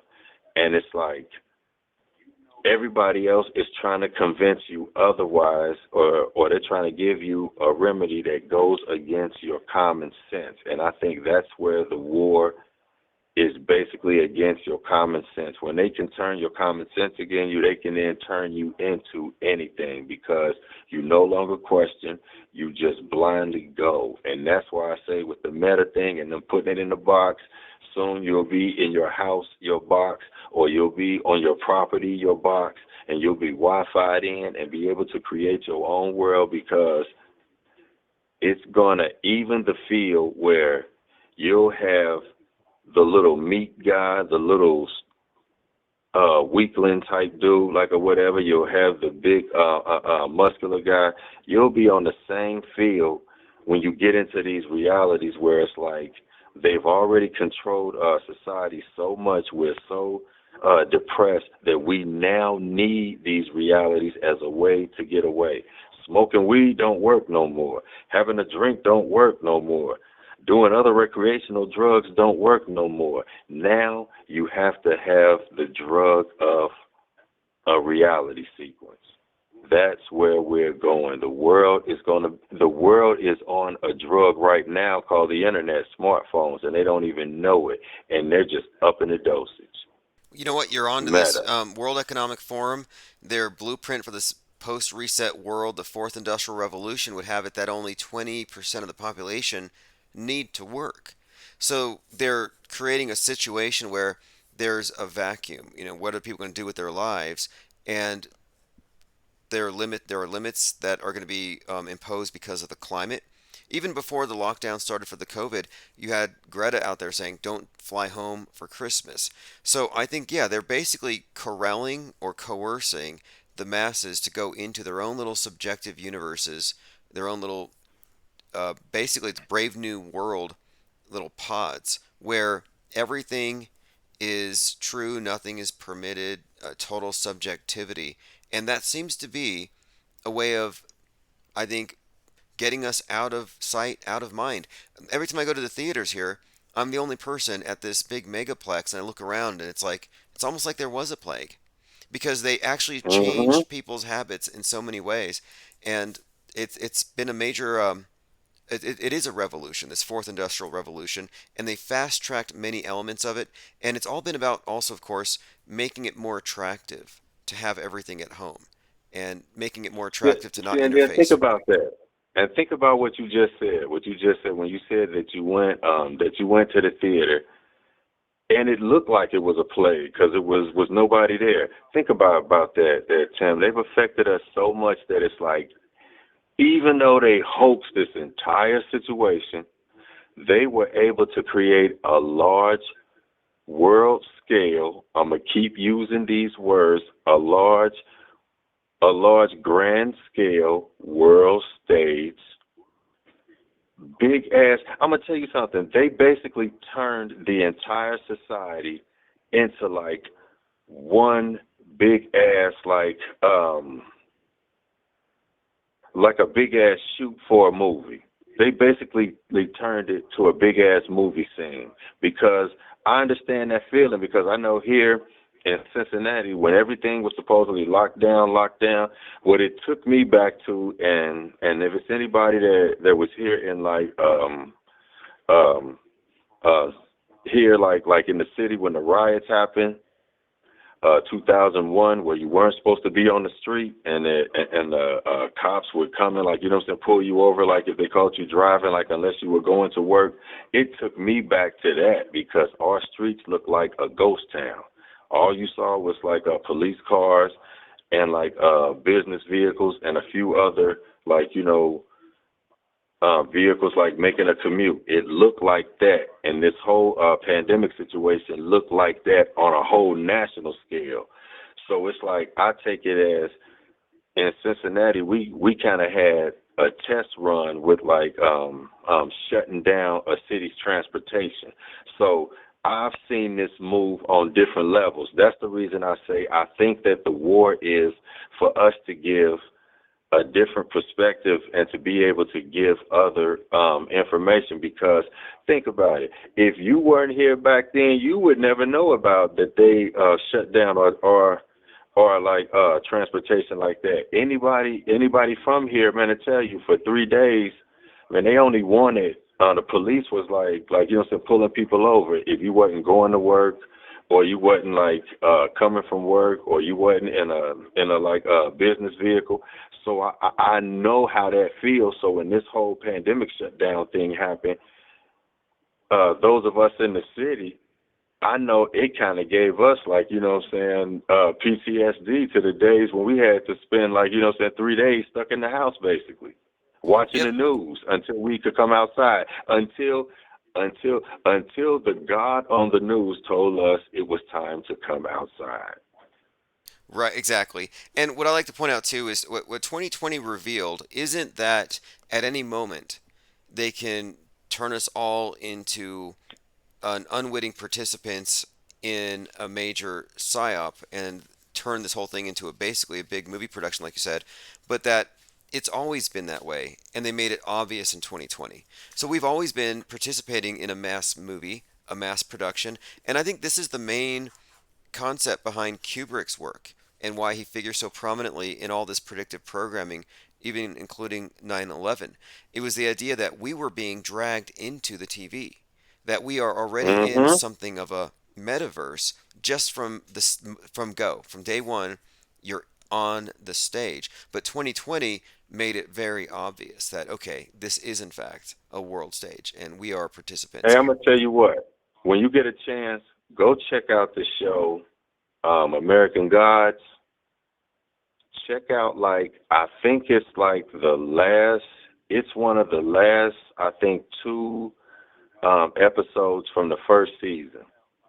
There's an episode where a character, Mr. World, is showing a scene. He's talking about the scene, the War of the World scene, how it had the entire world scared just through the radio. He's basically breaking down how our society has always been a basic stage.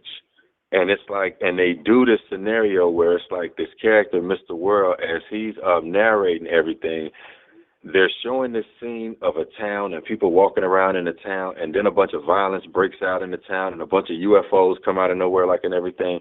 Mr. World stops the scene and walks onto the scene, and explains how the rest of the world is just like this. And this is how they control us through, like, smartphones. Tim, he basically break everything down and put it to people in dumbass terms. He say we basically control you through what you see on the television. And then when he panned out, once he stepped off of the screen, he panned out. What you thought was an actual scenario in the mountains with a small town had people standing around it holding lights and everything else. And it took, and what it should have done for people that really think was the whole moon landing, all of that. He alluded, that show often, but that particular episode, that's what it made me think of, just the whole thing of how this has always been a stage. When I thought of, like, War of the So he Worlds, and it showed made me us, think he of, showed you the fourth wall perspective, and yeah, that's he perfect. showed you the fourth wall perspective The War of the completely and Worlds talked about. is exactly the thing because the whole premise of War of the Worlds is it's a single radio broadcast, and if that's your only source and it's telling you, hey, it's the apocalypse, then Right. yeah, you would expect people to respond like that. And I look at the media as that one source. It is monolithic now, even though it looks like it's got It's all these different monolithic. facets. It's a monolith. It might as well just be one radio screaming some crazy story, telling us to And then panic. people don't realize that these are talking heads.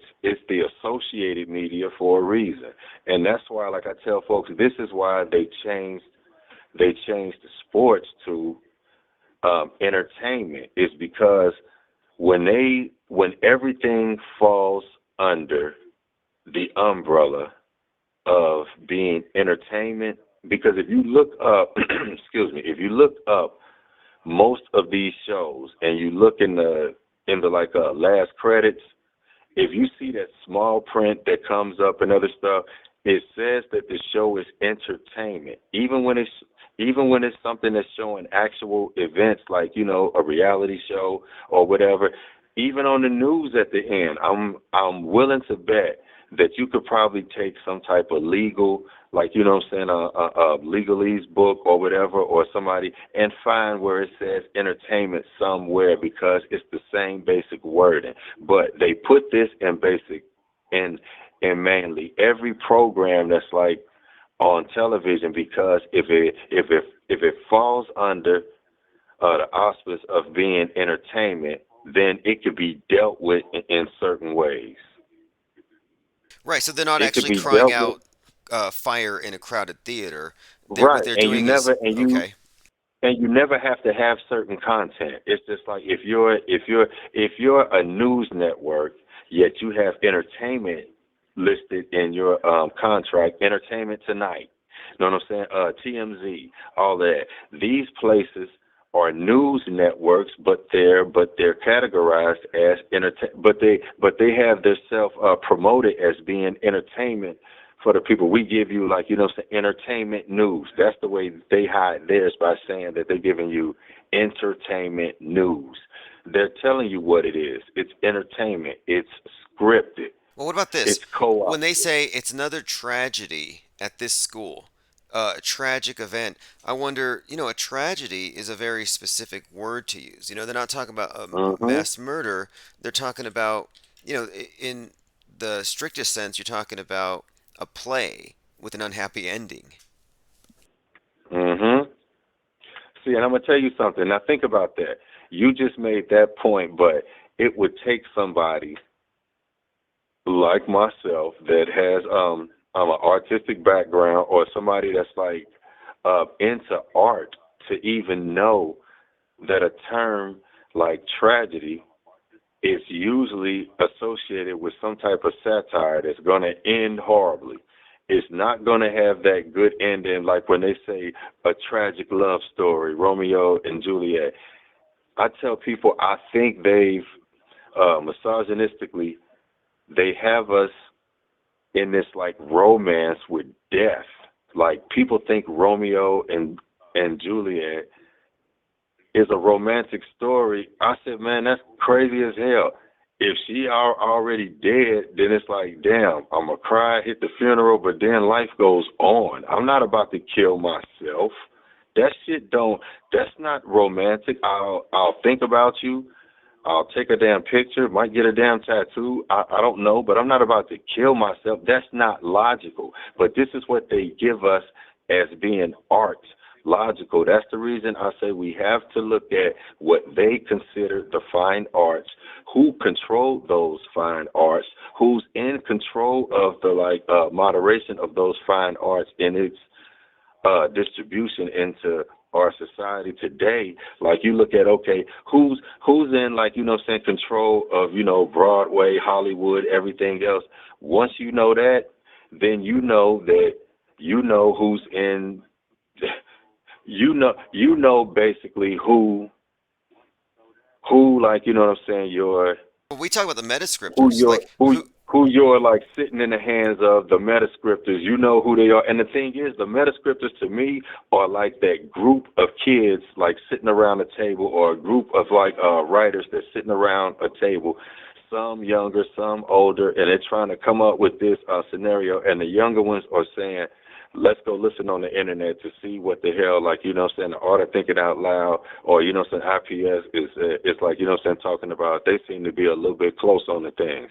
I think they go see what the hell we know, and then it's like they start and they go leak on to, like, Netflix situations, because I told you, I've seen several characters in shows that I think are patterned after you. So that's why I say I think they listen to us, and they start to go from there now, because you can now use this all as like, when you can take what's coming out as the quote unquote truth. When the truth starts to, like, quote unquote come out, because you can't stop the truth, it's going to happen, and they know that it's going to happen. It's a force of nature. So it's like, to know it's coming, then it's like you have to be able to at least control it. It's just like yes, they hell. It's call it like if you, LHOs, limited hangout yeah, it's like, they operations. have to stay in control of it. So it's like, the rest of us are put in a situation where the few of us who haven't been completely washed out to the point where we can't question everything that we put out, that starts to become, that goes viral, that creates a virus in the system. We're the pandemic. I told people, you're COVID for a reason. you're the pandemic because you spread misinformation when you go viral saying things, and that's when they have to come shut you down. So it's like now you see where your whole reality is when they start taking scientific terms and using them with smartphones and with digital terms and things like that, then you should know exactly where you're being curated toward, what your world is. It's like if you're one of us, then you see it. If you're one of the regular folks in society, then it's like for you, it's just, oh well, times have changed. Yeah, have you heard what they say now? Okay, after 9/11, the main thing was the radicalized individual with the weapons of mass destruction, dirty bomb, nukes, whatever. Well, now it went from WMD to MDM. Just flip the W. It's just one of these little bit of a 180-degree turn on that MDM. It stands Wow. for mal, dis, and misinformation. So we got to watch out for the quote threat actors online with their mal, dis, and misinformation. So See, now you got malware online, malware connected to your thoughts and your opinions. Now they've turned anybody who questions or that has an opinion. You're now looked at in this system where you can go viral. You're looked at as malware, spyware. yes, and have you seen? There's a book that was used for hunting witches. It was called the Maleficarum, the Hammer of the Witches. So even the term malinformation, it actually has connotations with evil magic, with witches that need to be hunted. Yeah, like Contact tracing. like the movie Maleficent. You know what I'm saying? Yes, Maleficent. Like yes. anything malevolent. Like you know what I'm saying? Like anything that has to do with something that's evil, that term is at the beginning, so it has a negative connotation. So it's like anytime they put it onto something, that's the reason I said society, for the most part, is like so dumbed down that they don't even look up the etymology of words, anything, and you're looked at as somebody that um It's new you're too, looked though. at as somebody that's like you're some kind of nerd, or you're in the or you're it's like now if you're somebody that's into like of a lot of information, and it's like you're looked at as somebody who's a threat. So you almost have to rebrand yourself under the title of being some form of like entertainment, because if you don't say that you're entertainment, then it's like you're looked at as spreading misinformation. So I just say I'm entertainment. So I put some comedy with it, everything, because if you don't, you're looked at as spreading misinformation, malware in a system where you can go viral. It's crazy. Yeah, and you know what? It's After that crazy. term, malinformation, that term was released by the DHS, and I saw only a couple other news outlets covering it, and they said, "What is this? What is malinformation? Why did they have to invent a new term from misinformation?" And when I heard malinformation, it immediately made me think of Maleficent, of the witch's hammer. This Right. idea that we are witches, and you have the new Inquisition, and that would be, of course, And you, the and you censorship. know what else is crazy? You know what else is crazy? When we bring up that movie, and the headdress and everything that she had on, Chloe Bailey had on a dress with that exact same type of horns and everything. Beyonce wears it, Rihanna wears it, all of them wear it. It's like, and it starts, and it's like I noticed that even when some of these things are done in the past, it's like the algorithm will start picking them back up, and they'll start republishing these photos, these articles. They'll start publishing blogs that might have wrote about them 2 3 years ago with this on. They'll make it news, I think, so that they can start to put these symbols, these images in your mind, so that wherever they want to take it, if they see because I think when they see us starting to dig too deep into it, and we really start to get into certain grounds in the rabbit hole that they don't really want us in, then that's when they send out the guardrail committee, and they start making us look real cartoonish, but they start putting out movies and they start putting out Netflix specials or television shows or whatever, or they put out comedies Oh, and everything recently, where it's like, Daily Beast has a writer. Her name is Kelly Whale, and she wrote a book called Off the Edge. And I used to have a lot of yeah, respect for her work because I thought, here's a writer doing a deep dive, spending 4 years among people she apparently despises, and that she's going to come up with like the definitive book on the flat Earth movement.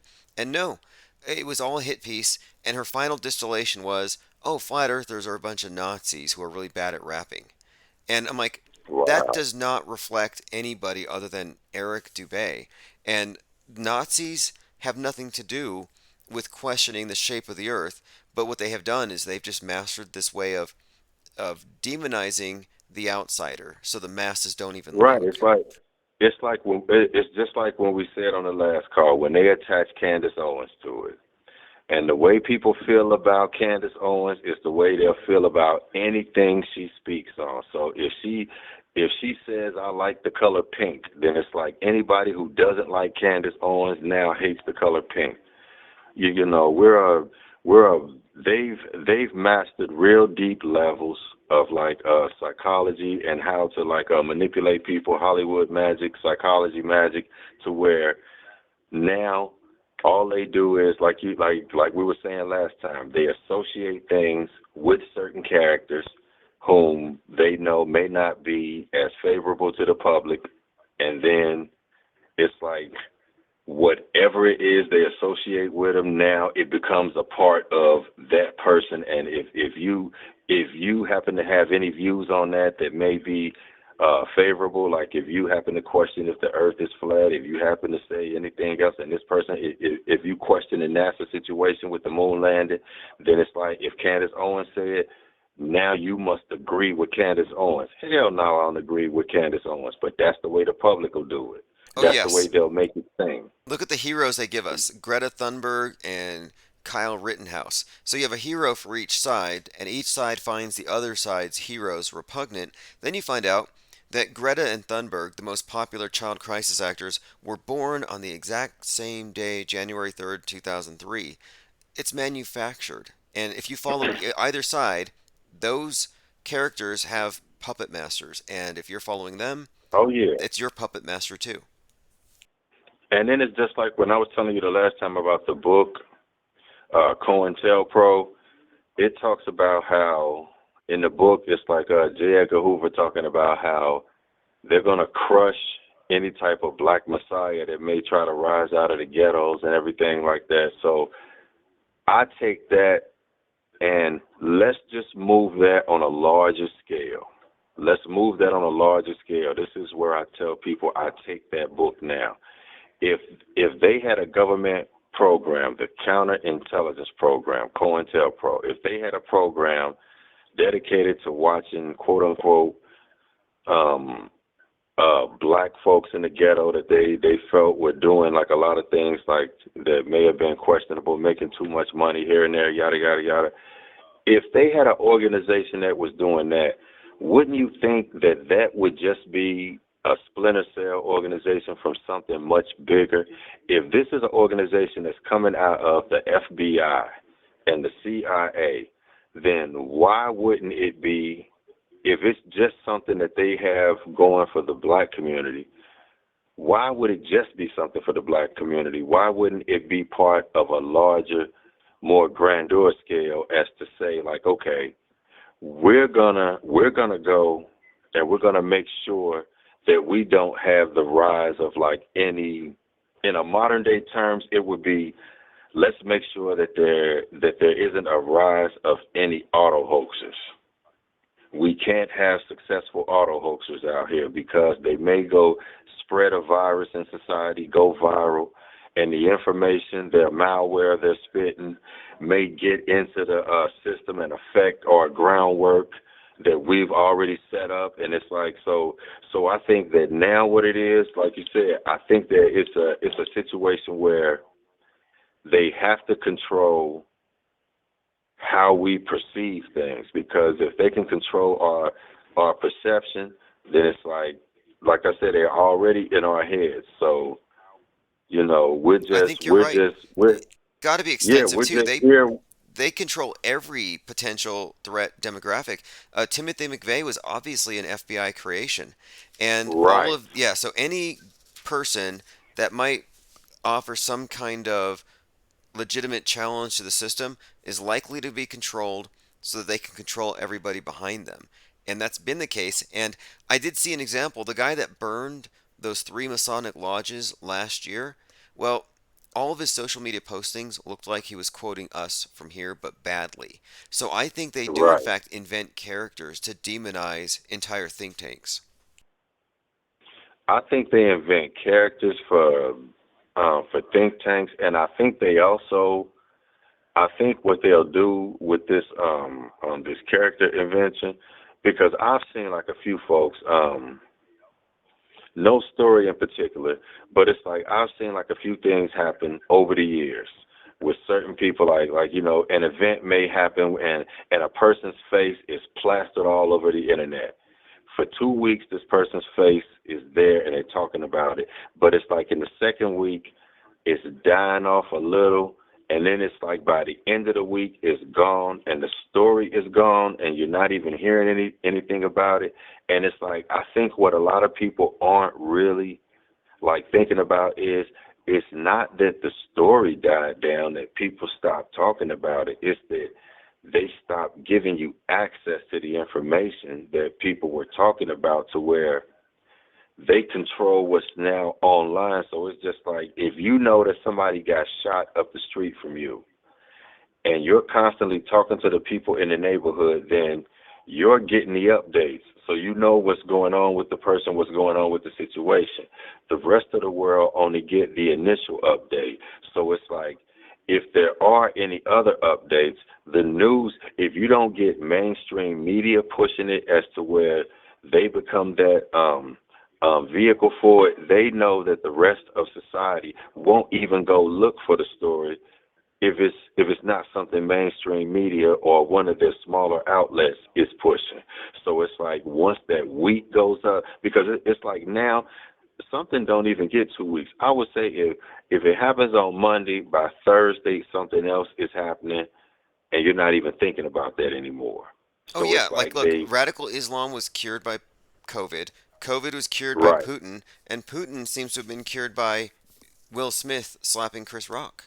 Just one thing right. slaps the other thing off the news cycle and off the minds of And the then, and then, masses. and it's like I said, and the Will Smith situation like that. That's just like with the Jussie Smollett situation when that was with the whole courtroom situation, like and everything. I think that we're looking at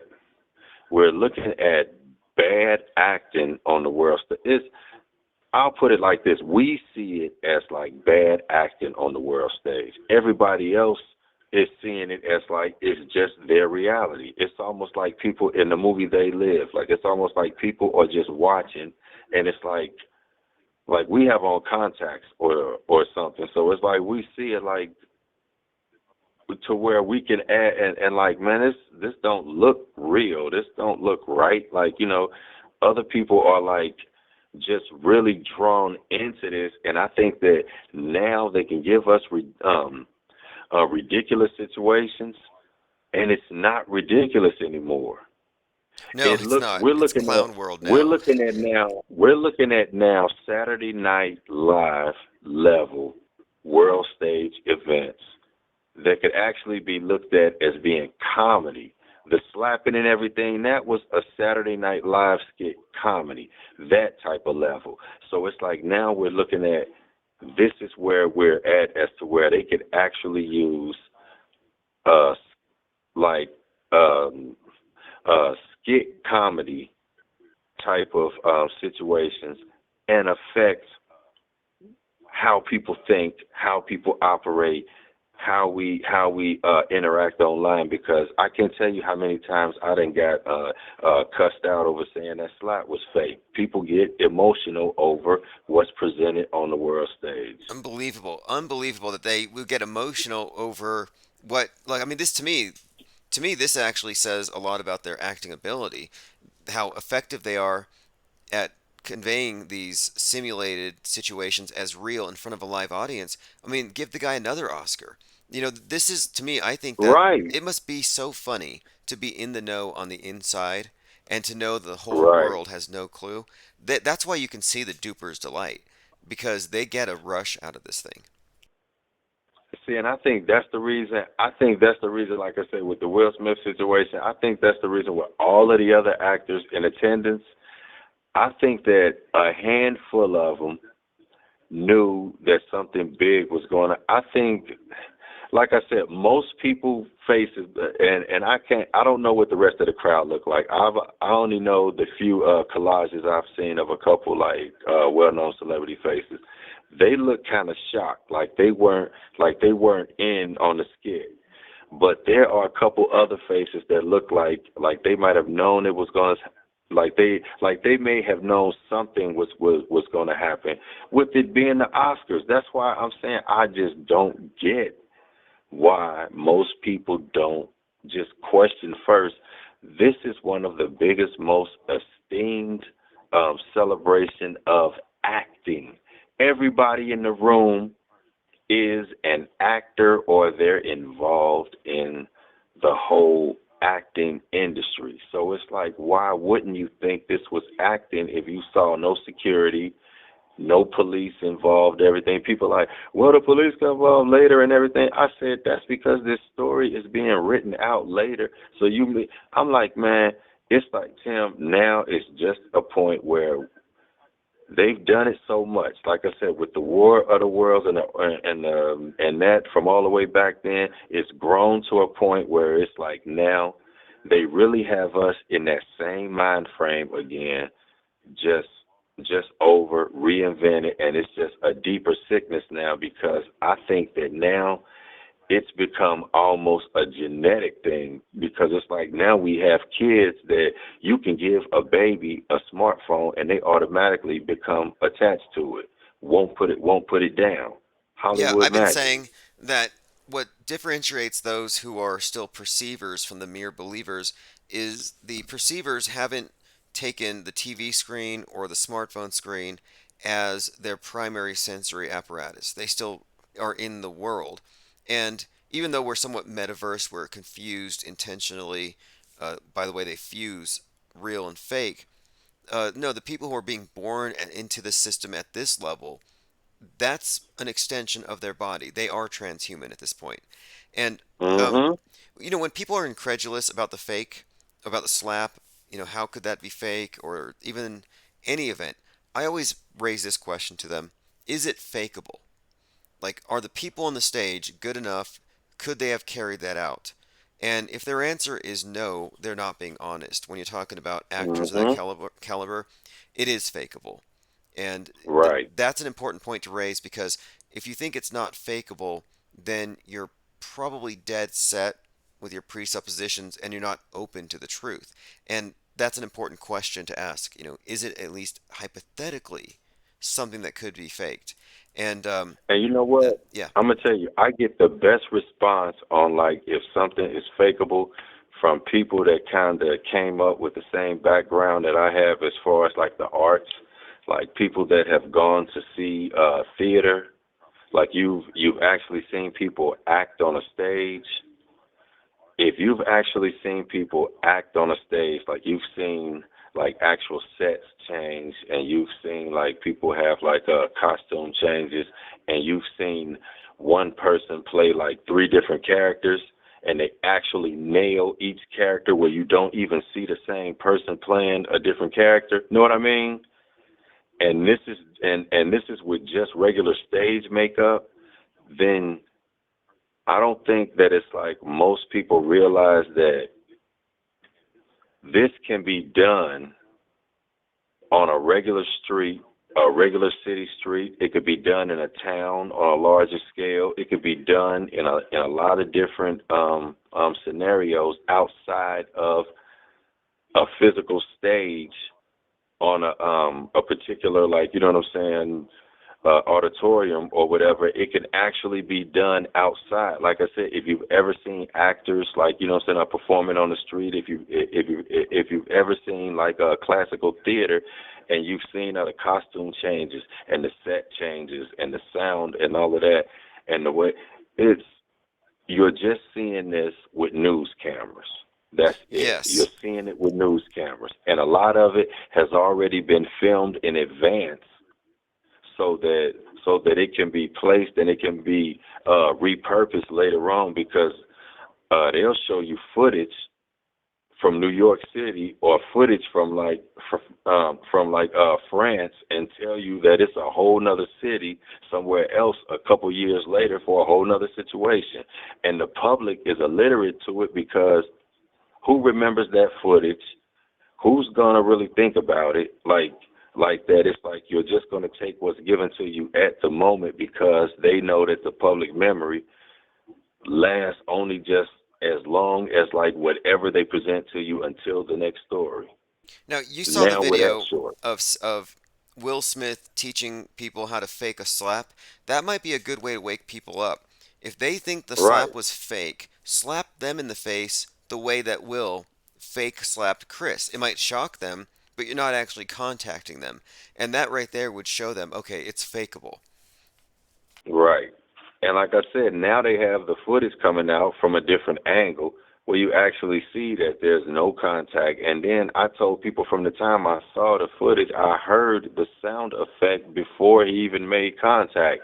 And the way his body turned, and the way Chris was positioned and everything, I was like, man, I just couldn't understand how the rest of folks. And I was actually kind of shocked that it's like some of the people I went to like performing arts with, that are actors, and it dealt with like musical theater and things like that, how they were fooled by it. I'm like, y'all get the hell out of here. How are y'all fooled by this? I feel We like saw this at school every day. we're starting the Will Smith slap truth movement. Like this Right. slapgate thing is, I mean, it might be a small thing, but you know what caused me to do a double take and actually pay attention to the news was one crisis actor's grin. That's all it took. That was the glitch in the matrix that Yep. set me free. Robbie Parker woke me up. So this slap is actually a very teachable moment in terms of media literacy, And you know, epistemology, everything. And you know what else too? It's just like I tell people, like, okay, I tell them go to like the Industry Hoax channel and check out the Nipsey Hussle video, where you see the people laughing and you see them saying, "Can we do this over? I didn't cry right," and all of this type of stuff and everything. I'm like, I tell folks, like, man, when we see this, and Tim, this is what I think is really the scariest part. You can actually present evidence. A channel like that can actually put together a presentation of all of this contradictory evidence, all of this evidence that supports that this isn't real. Common sense is aligned 100%. People will look at it, see it, their common sense goes off like, damn, that is kind of, and they'll still go right back into that same hive frame of mind, that group think, like, no, but still. Yeah, and I I know always hear why. that. People, This is the huh? reason why is that I think the truth movements, the communities around this type of uh, conspiracy theorizing or whatever, they are often without a methodology. So it's hit or miss. They'll say, "Oh, this one's fake.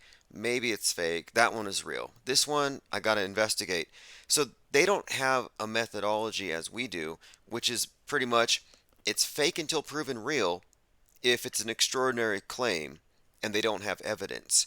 And so by having a Right, methodology here, we're not confused and we will never revert. I will never go back to just saying, okay, the news is back to being real again. Man, it was fake for a couple of years there.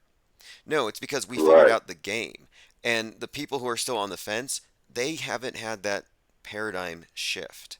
And it's a big leap, I think, for some because they have so much faith in this thing. They don't know how this system of lies works and that the the religions that have been used historically to control people's minds have been supplanted by the media. And that's what's hidden in plain sight is that we do have a world church. It's a universal world church and it's called MSM. it's called MSM. And you know what else? I've had these type of deep talks with folks, and it's like something else I've noticed. It's not just that they don't see it. It's not even that some of them don't see it, Tim.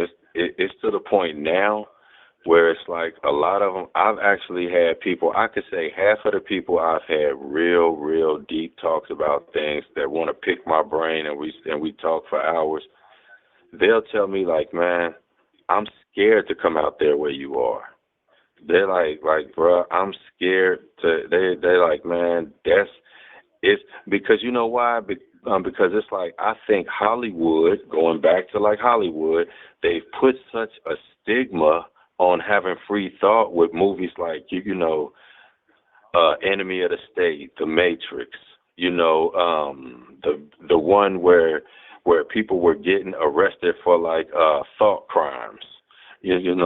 They've put so much of a stigma on like if you think against what's the like consensus thought that you're a criminal. So I think that now with media being mainstream media being like a religion, to question anything that goes outside of what you've been presented with by mainstream media, it's like committing blasphemy against God. And I mean that from the bottom of my heart, because I've had Christians, I've had people that are deeply religious over this whole last situation with the whole lockdown thing and all of that. I lost friends because of my opinion on things, not because they died, no, I lost friends because of an opinion.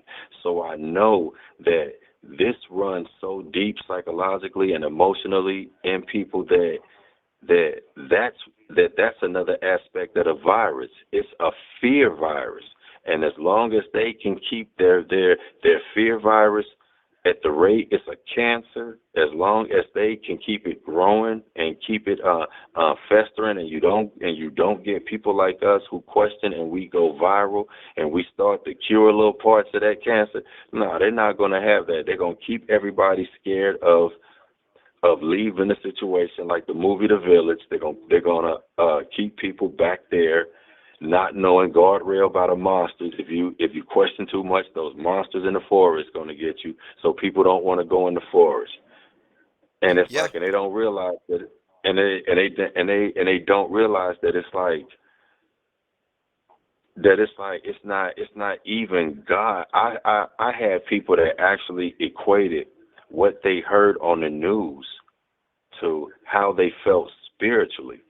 And that's when it scared me, and I had to kind of pull back and say, you know what, I can't keep badgering these folks with trying to make them see what I see and question the things I do. I'm like, it's too far ingrained. Yes, So I've run to this to too. get I'm to a like, point where they have to pull that plug out the back of their neck at some point, but it's like right now they're just not ready for it, and I'm not going to be the one to do it. yeah, in the movie Free Guy, it's a rom-com, but it actually has a very profound message. And there's an aspect to it where it kind of mirrors the movie They Live, where the NPC can put on the glasses that the living people who are playing the game wear, and they can see it Mm-hmm. as they do. So just like in They Live, he puts on the glasses and he sees the controllers and he sees all the programming. Same thing in Free Guy. Well, he wants to have his friend put on the glasses. Hey, you got to see how it really is. And his friend doesn't want the glasses. And that's exactly what Right, happened in They Live. And so I right. think that there's people can only tolerate so much light, so much of this information at once, inform overload. So what I try to do here is with this channel is I want to only, for the most part, communicate to people who have already seen through most of the stuff. So we're not really holding hands. We're Mm-hmm. not trying to pull anybody in here. What we're actually doing is we're moving forward. And if someone can't keep And up, that that's fine. and that's what I tell people. I'm like, man, I'm not trying to convince anybody anything. I'm not trying to convince anybody anything. They say, then what is your purpose? I said, my purpose is to just share my thoughts, to share my questions, my opinions, my thoughts, because some of the best books and the best presentations that you find on like YouTube and other platforms or just people expressing their thoughts through using video, photos, and doing narration and making diagrams and everything. Their thoughts, their art. It's like as long as we can do that, we'll move on progressively. But when you get to a point where you can't share thoughts, where you can't even think anymore to even have any thoughts for you to share, then it's like you now live in a world. It looks like those old cartoons that they used to show us. Those old they used to show us these cartoons that used to come on in the morning on the little cartoons before you go to school, like the Great Space Coaster and stuff like that. But they used to have these little abstract cartoons, and one that always stuck with me because it was kind of scary. It used to show these little like lump looking things on a planet that had like eyes, and it showed like where something was like over this planet. It was kind of like we were like controllers, like kind of like the bigger controllers over the planet. Like it was showing some beings that were kind of bigger, and they did something to the little guys. They gave them a distraction where they all just stayed glued to it. Wow, everything that was going on around them was being shifted and was going into hell. They were so glued onto something that they weren't even paying attention.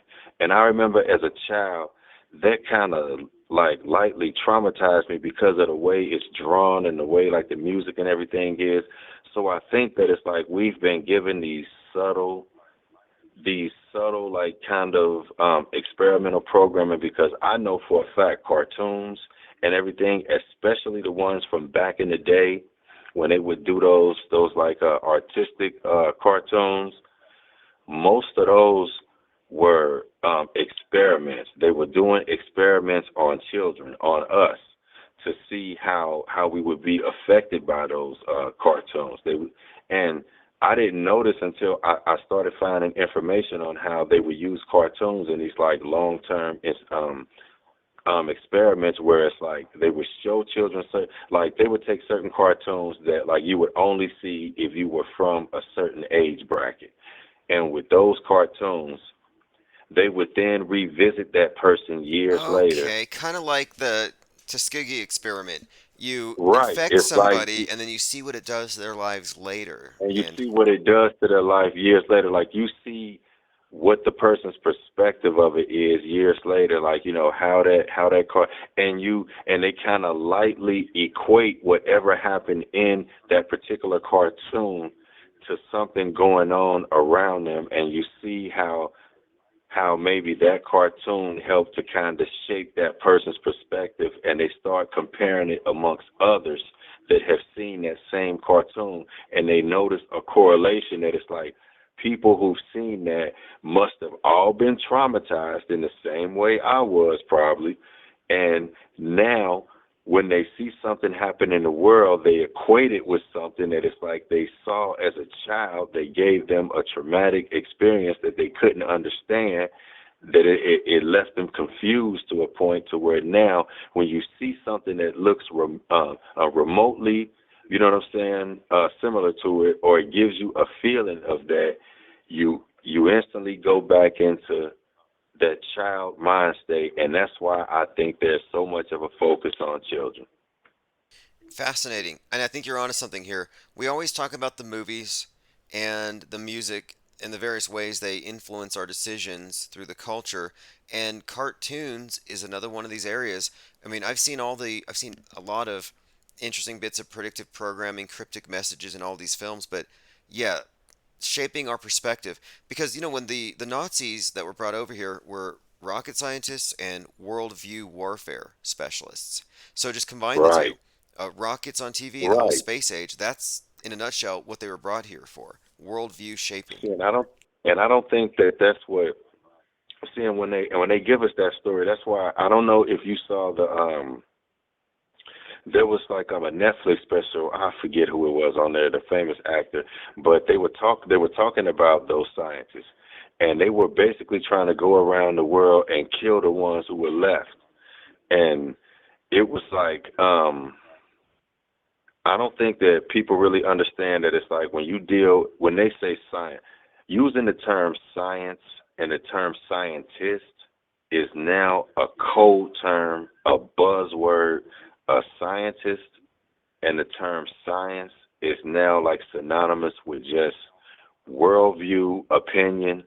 It's synonymous with like the MSM approved opinion from Dr. Fauci or people like that, or like Bill Nye or folks, and and like scientists, or just whomever they give us on television that they put doctor in front of. We don't even know what this person is a doctor of. We've never heard of them before, but as long as they got doctor and they have a lot of celebrities around them, and they have a lot of MSM attention, we just assume, make an ass out of you and me. We just assume that there's somebody credible, and that's why the MSN is then the religion to the world, because regardless if you're Muslim, Christian, Rasta, whatever, Catholic, Protestant, you watch the news and you then agree with people that are black, white, of different religions, whatever. You agree that whatever they're saying on there is a fact. Is a fact, and you don't even know who's the Wizard of Oz that's controlling the situation, but you're just going to go by whatever this Wizard of Oz tells you as being fact. It's Your the new scientists are it's the giving new to you. Bible. You have people It's who the new Bible. you got a Bible fundamentalist who's something of a relic. Like, oh, you still take the word literally, and it doesn't fit in our modern world to say I'm a Bible literalist. I literally believe in talking snakes. But then we do have television literalists, and they argue from the TV as an authority, and it has in fact replaced the religion for the masses. And yeah, you have a universal religion. You can have all your different denominations here on earth fighting, but you all believe in outer space, and then the vax Hmm. is like the universal communion wafer. So yeah, they universalize the faiths, all the religions, and they have a universal priesthood that even the Pope will get vaxxed by one of these priests, which shows you, which is the superior religion now. It's science, It's to the science as point. religion. It's to the point now where it's like when people try to get me in these think tanks and discussions where they want to talk about like space, I feel like that emoji with the eye roll, because it's like they all want to talk about Mars and the different planets and about space and what they're doing, and NASA and NASA saw this on the other side of the moon, and and this, that, and the third. And it's like, don't get me wrong. At one point in time, I was in that discussion. I believed all of that. I was there 100%. I was giving my opinion on that and everything. But as time goes on and as you get updated information, and I think that's a problem too.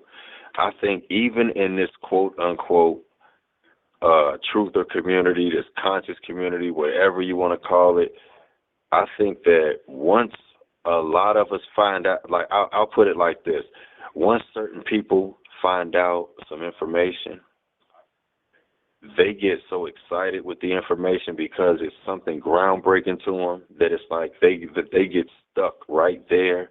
And even when the information can be updated and debunked, they don't want to take that leap because at that point they're compromised by, maybe if I make a move and I have to update this information and really be honest and speak truth, I'll lose my following.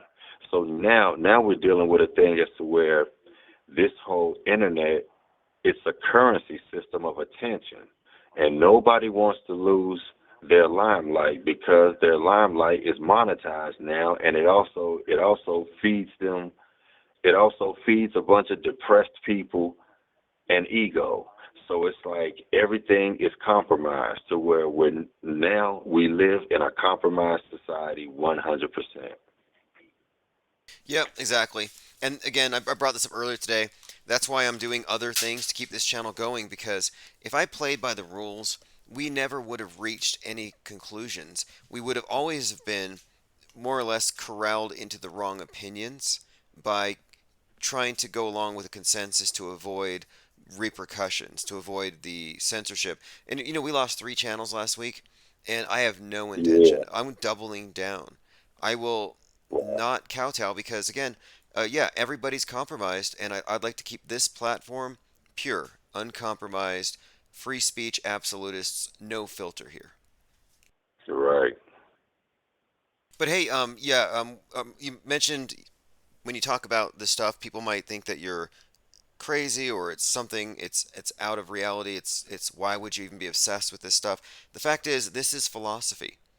We don't burn Right. ideas, we don't burn books. We are actually committing the crime of philosophy, and we're knowing the difference between wrong answers and good and correct answers. And that, to me, is what we're actually creating here. This is a philosophical movement, and they're trying to stamp out any true philosophical movement that doesn't end in nihilism or some kind Hmm. of. That's pretty much the end of it. Because I have a very optimistic view, and the more I learn there's less to fear, and the more our methodology is honed, the faster we are at reverse engineering propaganda. So this is And that's where I stand yeah. too. It's like I look at it as that old. It's kind of like that old saying: if you look on the bright side of things, and stuff like that. It sounds corny and it sounds cliche-ish. Yet in the end, honestly, if you notice, like, it kind of takes me back to when you saw like the older folks sometime, like with like everything that would be like going on. Sometimes like older people be like, oh, whatever, and they just keep smiling and doing what they're doing. It just doesn't affect them. I think we've gotten to a point where it's like we have to now battle with this, with our actual emotions and the way we feel about things. When we see these events happen and everything, it's like, don't give it your energy, because that's what they're trying to harvest. Don't give it your energy online, like, unless you're doing something talking about how it's being used against your energy. Other than that, they're sucking from you like a vampire, and they need your permission.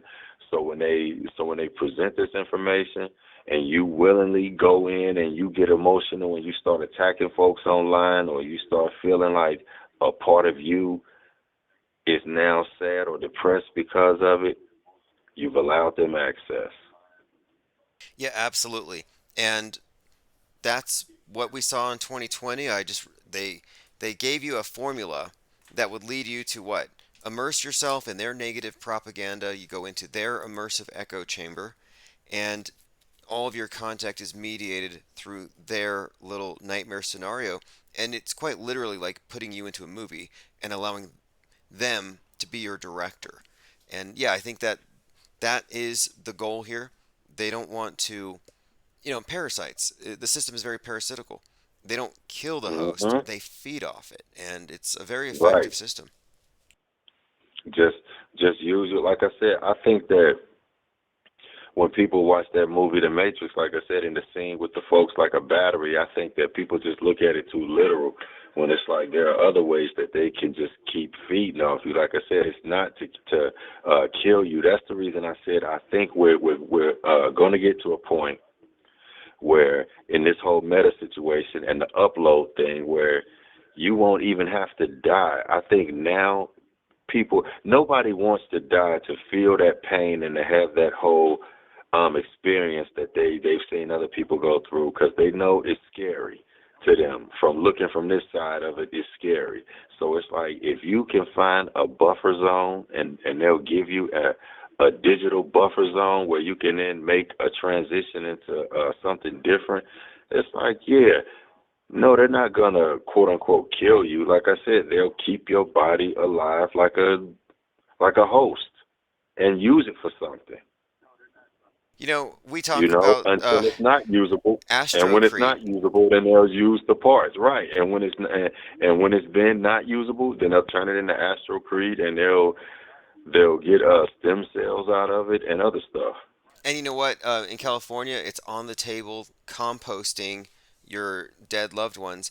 And what's ironic about that is the guy who started Earth Day went to jail after murdering his girlfriend and Yeah, composting her. And I'm like, I used to yeah, I say, heard about hey, this that. is the most greenest guy of all. That's why he started Earth Day. He composted his own girlfriend. You don't get any greener than recycling your exes. And now that's a normal thing that they're introducing. Wow. See, and you know what? And that's the reason I say that now they just package that and put you in a box. You live in that crazy world. You know what I'm saying? This didn't happen in the metaverse.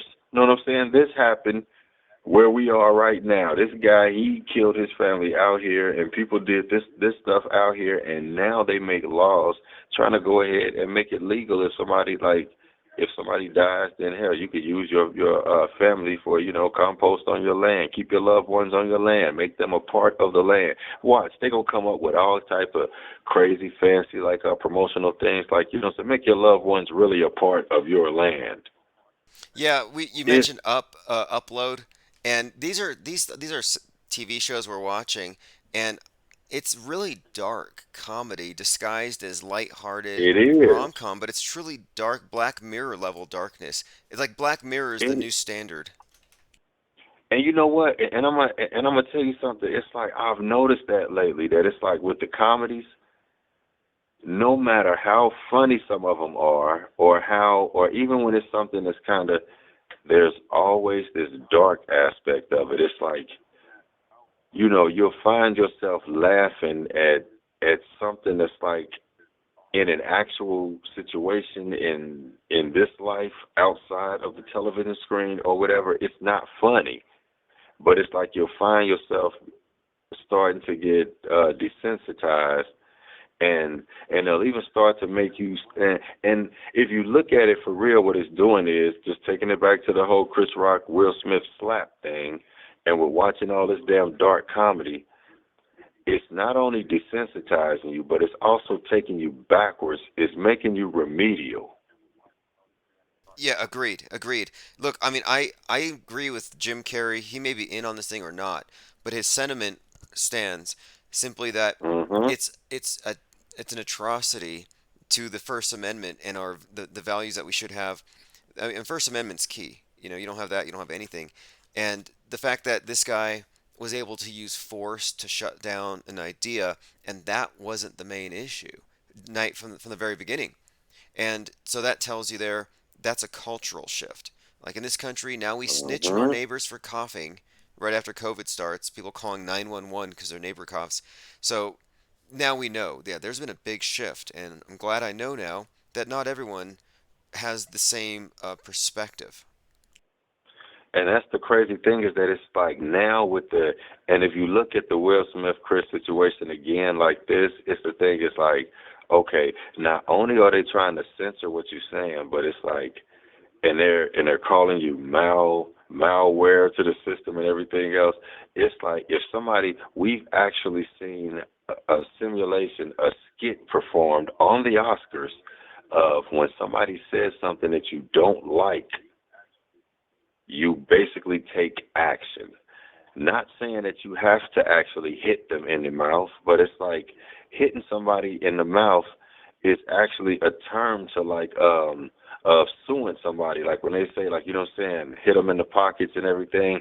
It's like hell in the hood. It's like, man, when you lose a lot of money to something, it's like, damn, you got hit in the mouth. Know what I'm saying? It's like, so that's always been a term for something. That's the reason I'm saying these things are all multi-layered. It's like, this is money. This is, it's not even just the stagecraft of it. This is like the monetized aspect of it.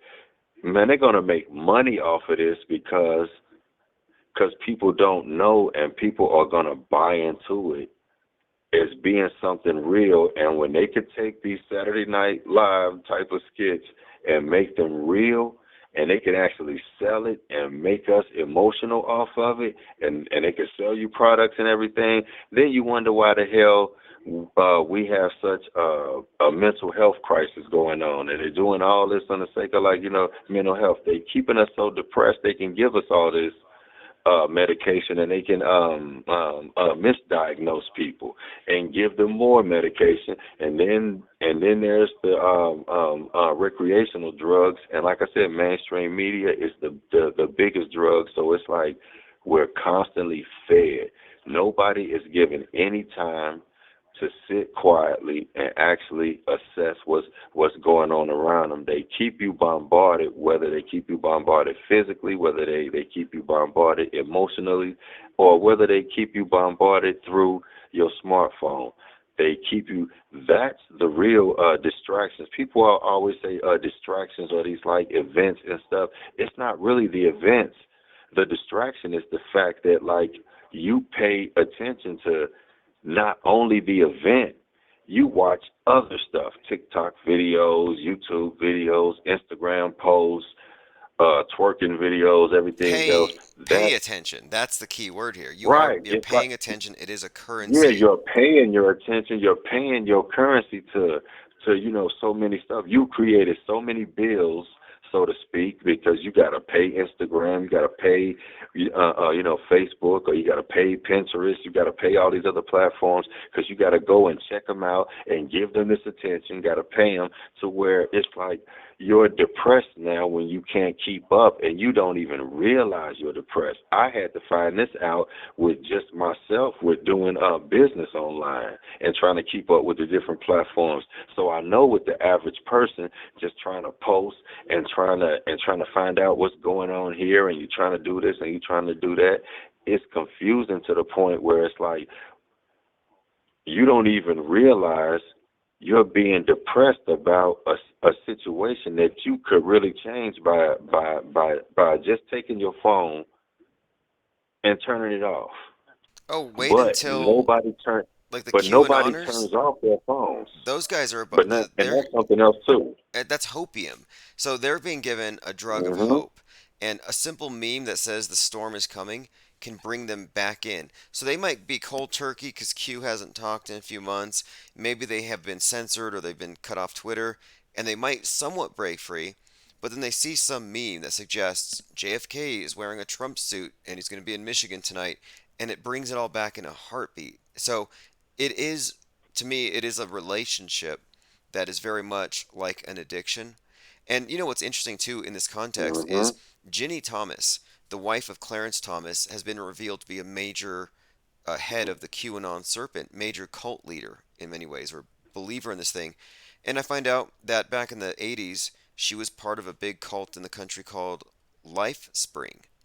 So I'm Mhm. thinking that QAnon is a government engineered mind control cult that knows how to hook people into these addictive relationships where they need constant reinforcement and they need constant Handlers. validation. Yes. They get handlers. They get their handlers. Yes.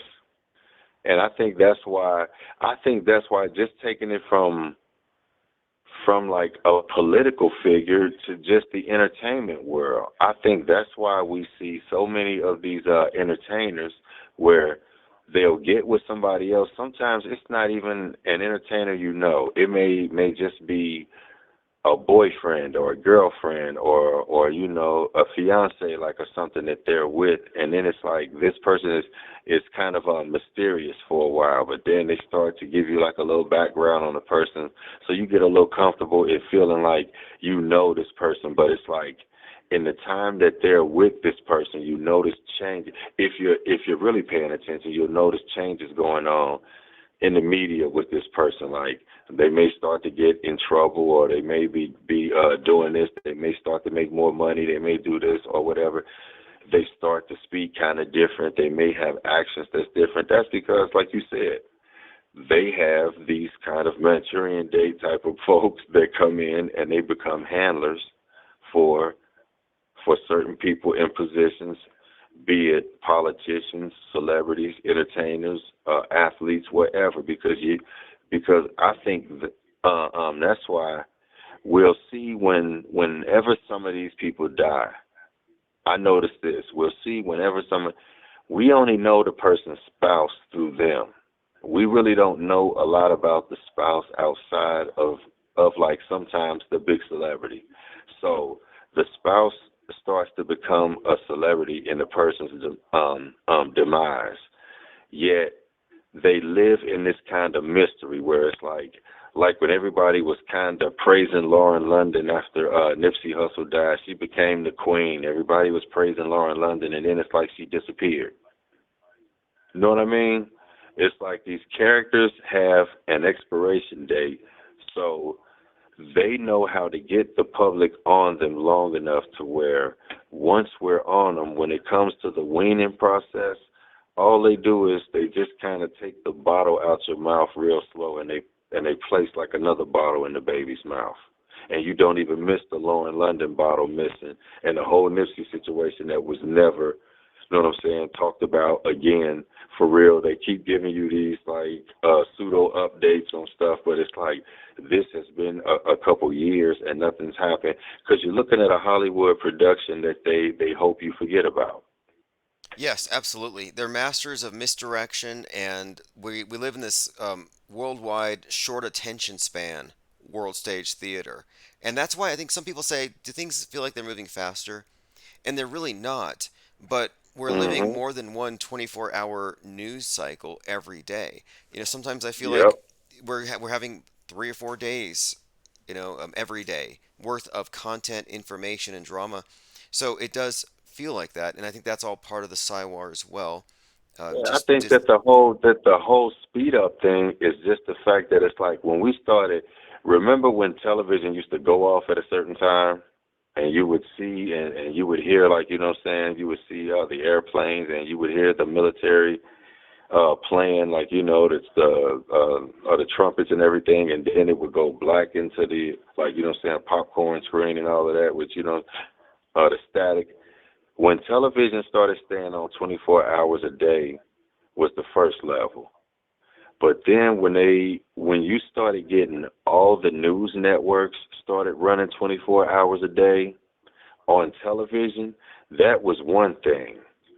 When we got in the advent of the smartphone, now you have 24-hour news on your television. You have a newspaper you can get in the morning, and you have a smartphone you have where you have 24-hour access to the news that you might have missed, news that's going on right now, breaking news, other stories in other places.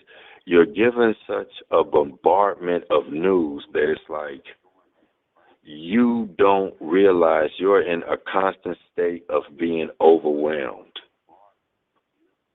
yes, exactly. And you know what I think what we have done on this channel and what we continue to do, which is an innovation, is because it wasn't possible before, is conspiracy theories or narratives that cohesively can actually compete with cohesive narratives that offer better explanations for what the news tells us. So better theories. Conspiracy theories used to take time to rise to the surface and to form.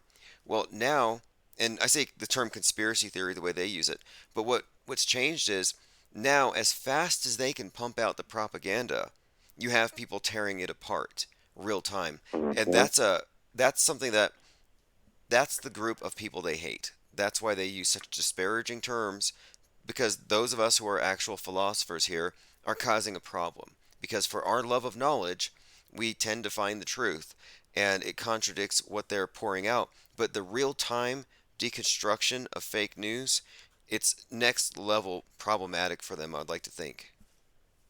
Oh yeah, it's like I'm gonna tell you something. Having a smartphone is kind of like smoking.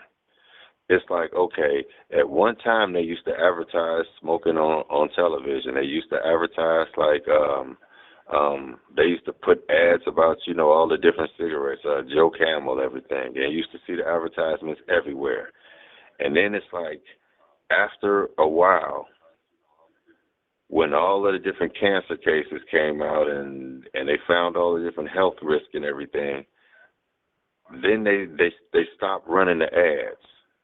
But then after they stopped running the ads, they had to find another way to monetize it off the back end. So now we'll run basically the like Hegelian dialectic, problem, reaction, solution. Now we come with the whole anti-smoking thing and the cancer research facilities, and and the Lung Cancer Society and all of that. Everybody's linked into the health around getting better from smoking and suing to tobacco companies and everything. And I think what a lot of people don't realize, the reason I'm equating smartphones to like smoking is this. The reason the tobacco companies are still here in the advent of all of this kickback about smoking and about cancer and about all this other stuff, and you got all the documentaries, and you actually have research labs and facilities about, trying to get rid of these companies, so to speak. These same companies are also in big hedge funds and on the board, and they have members that are like silent members on the top boards to some of these medical committees about stopping smoking and about cancer. So it's kind of like so basically, to break it down, it's just like saying this: I'm the cocaine dealer on the corner. I'll sell you some coke, some crack, some heroin, fentanyl, whatever. But I'm selling you this because I know I'm invested in the damn health facility that's going to also give you, your health care from it. I'm going to give you your treatment, your outpatient treatment, your inpatient treatment. I'm going to give you your shots when you need them. I'll give you all the therapy. I control both ends. I create the dope fiends and I cure the dope fiends. With the smartphones, they ain't about to shut down Apple. They ain't about to shut down any of these other companies that create smartphones. Hell no. Every time you look up, there's a new Chinese or a new company that creates a new smartphone. So nobody's going to stop smoking. Nobody's going to stop looking at, smartphones.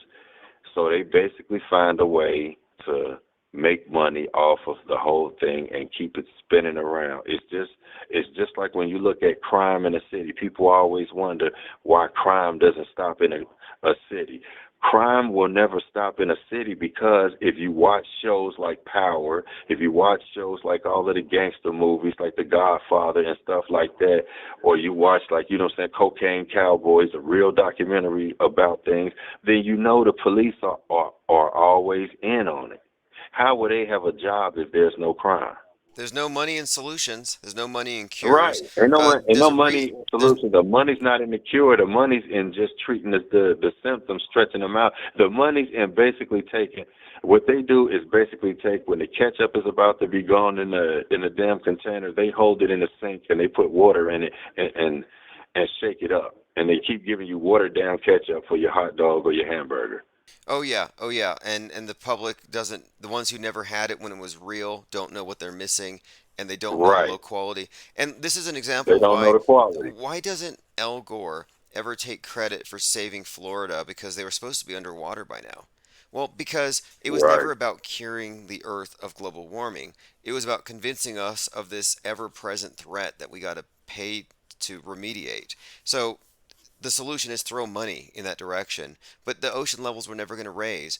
But I'm just saying, if this was a legitimate thing, he would have taken credit for it and he would have said, I cured global warming, no more need for all of this taxation and regulation. But no, they will never walk that back because they're not invested in a cure. And that's the reason, like I said, you could look at a lot of things like that. They don't look at the fact that people have supposedly done certain things that affected world events or whatever, and it's like, and they take no credit for it as part of their like resume or whatnot. It's like these things are staged and scripted, and it's obvious now to people like us, but it's just that when you watch it play out every day and you see the way it affects other people, it could become frustrating. And this is where I think, as a quote unquote more conscious than most person, or truther, so to speak, I think where it's like where people like us suffer is that we have to deal with the fact that it's like we can't have regular conversations to the degree that we would like to with everybody. I can't have these type of conversations really until I call here or until I get around certain individuals. And that plays a part in people's daily interaction. It's like if you don't have people that you can interact with on a daily basis that help to edify you, that you kind of like a steel sharpens steel, they help to give you more, motivation, perspective, inspiration, then it's like you'll become dull. You'll become complacent in thought. So with that, like I said, they keep us in a mind frame where it's like we're all just being contained to like ourselves in these boxes. Right, exactly. Exactly. And they don't want any sort of interaction. Like it's like they don't want you passing notes in class. Only listen to the Right. authoritarian at the No front. passing notes in class. And so for me, the chat room that's open is like notes being passed that everybody reads because I take the complete opposite approach. It's not top down. We've really leveled the playing field with our information here. And yeah, talking to other people was always fruitless. I didn't know anyone who understood or experienced synchronicities or thought that it mattered. So it was not something I actually spent a lot of time talking about. I had to find rare books. And that's why I'm glad you're writing a book because these are rare ideas. And if we didn't have the internet, we wouldn't be able to talk about it because people who are looking at this from this level are few and far between or we're spread out. Maybe we're a sleeping giant, as I happen to think, but you wouldn't know because they keep us separated and Hmm. compartmentalized. But books are key. You put out a book like the Books one are you're the writing, key. these ideas are so rare. The people who are looking for them will find them. So even if they don't have anybody in their vicinity that gets it, you can find that edification in books for sure, as And rare then as this I type of noticed something. information is. And I noticed something that they try to do with the whole literary industry is to like, as far as speaking as like quote unquote black authors, what they try to do with us a lot of times, so to speak, is they want us to write crime and drug stories, or they want us to write Zane type love stories, where like the know what I'm saying? The kind of it's kind of soft porn type stuff, or it's kind of a hood love story, or things like, or they want you to do the victim conscious books where it's like I used to be abused, and I'm giving you my story of redemption and everything and all of that. Don't get me wrong, and I'm not trying to downplay people that write a redemptive book. I'm just saying it's oversaturated with everybody that's done ever had a traumatic experience and wrote a book. It's like everybody's writing in the same lane. Nobody is questioning anything around the world going on and honest enough to write a book about it and to push it and promote it. Instead, when people talk about writing books, when I talk to like people about the books I'm writing, the first thing they think is they ask, what kind of money is in it? So I know the motivation is behind most people that write books. Even when they write these damn trauma books, they know there's a big market for that. So that's like where they go. I Right, know right. that Look, that's the yeah, same with I know that there is no market for the type of books we write. There is no market like as far as no big mainstream promoted market. So I know that it's like I'm not going to get that same receptive type of promotion. So people don't people don't want to do something that they're going to have to really organically work and cultivate from the bottom and grow their own audience. They want something that they can just tap in and make it's money like that. off Like of. if you're a It's talented writer compromise. and you wanted to write a book about science fiction, well, if your book doesn't involve the earth heating up, mankind screwing up and the scientist as savior, you're not going to get the the same traction and you don't have the audience cultivated for anything but that. So they call it climate fiction. I was doing a lot of publishing, and in my research I came across this phrase cli-fi. And basically, yeah, anybody who wrote science fiction started using the climate as the antagonist. more than anything. Hmm. And it's like that's because that will sell. So there's a market bias, and it does reinforce And you itself. and you know what? And that goes all the way back to school. Like I said, the operating system or the curriculum of school. With me going to the school of like performing arts, I remember when I took creative writing 4 years, and we used to have to write certain stories and do certain type of writing projects. Well, when you were writing certain things, like say they had you write a story about something, it was almost like no matter I for a while I struggled because I felt like I was being told what to write. My stories had to have not the structuring of the story where you have to have like your character build ups and things like that. No, I was given certain things like I was told ways my story was supposed to end. Like you said, I have to have a calamity. I have to have this. I have to like have that. I'm thinking, why the hell do people have to suffer in my story for it to be a good story? Great It's question. like Great question. it's like Why it's do like everything. Yeah, your process then is guardrail. So it's like, how do you trust in the process if the process is being compromised and guardrail Yeah, absolutely, where you can't absolutely. even think straight? No, this is the corralling of the masses into a singular worldview. It's super monolithic, and I think it's important that we have books that don't fit the structure that go against it because there needs to be. I mean, look, alternative media is obviously just the fringe of the mainstream. The only true alternative media would be an alternative approach to media, and nobody really has that outside of those of us who are going off from the starting point of it's fakeable and they are actively lying to us.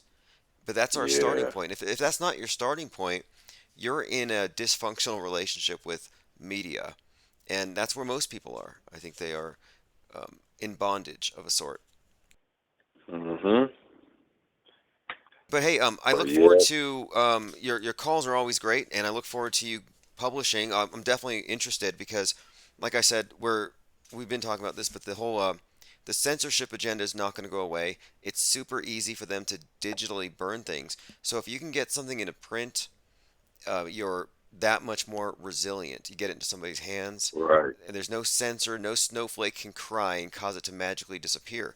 I mean, you can have a video, you're about to watch it, somebody cries, video's gone, and they're like, hey, your video got pulled. It won't happen with the right, book. They'll have to go into your house and pry it out of your hands. right. Have to save the information before they do a damn Fahrenheit 451 on it completely. Yeah, absolutely.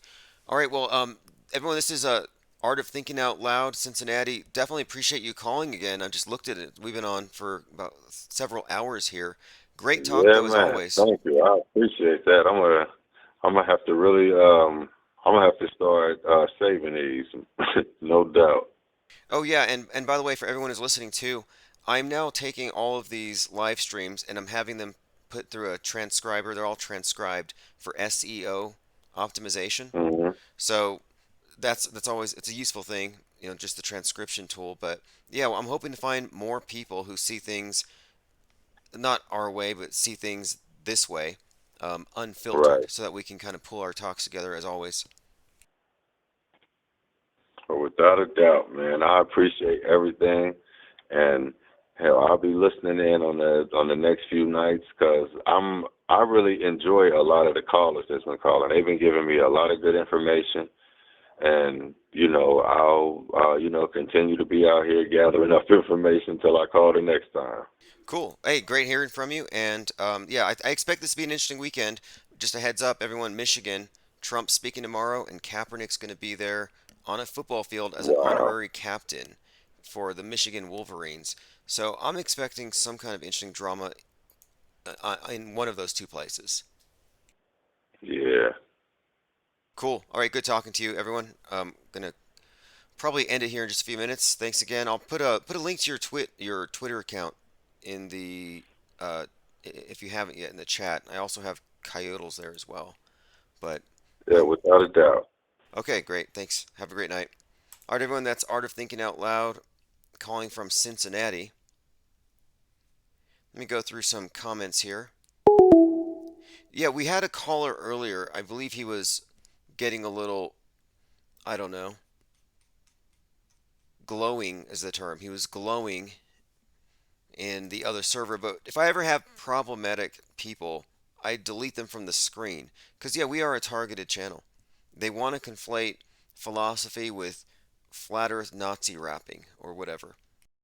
Always the misrepresentation. Thanks to Chalk Body Outline. It says Chalk Body Outline bought you a cup of coffee here. It says, quote, thanks for triggering the Mandoozled. Oh, yeah, that's right. Today I admitted that I am indeed a Mandela Effect gatekeeper and that it's real. I don't know how they'll take it. Yeah, tomorrow's going to be interesting. We will be covering that. Trump running amok. This is COVID cooties. Just another great meme-filled video. This is by Symbia. Thanks for joining. And by the way, right after this, the YouTube's going to cut off for like 15 seconds and go back on. And that's just so this 4-hour segment will be on YouTube and you can watch it or whatever, replay it, but it'll be separated from the 24/7 stream. All right, thanks everyone for calling. Thanks for the chats and see you all tomorrow.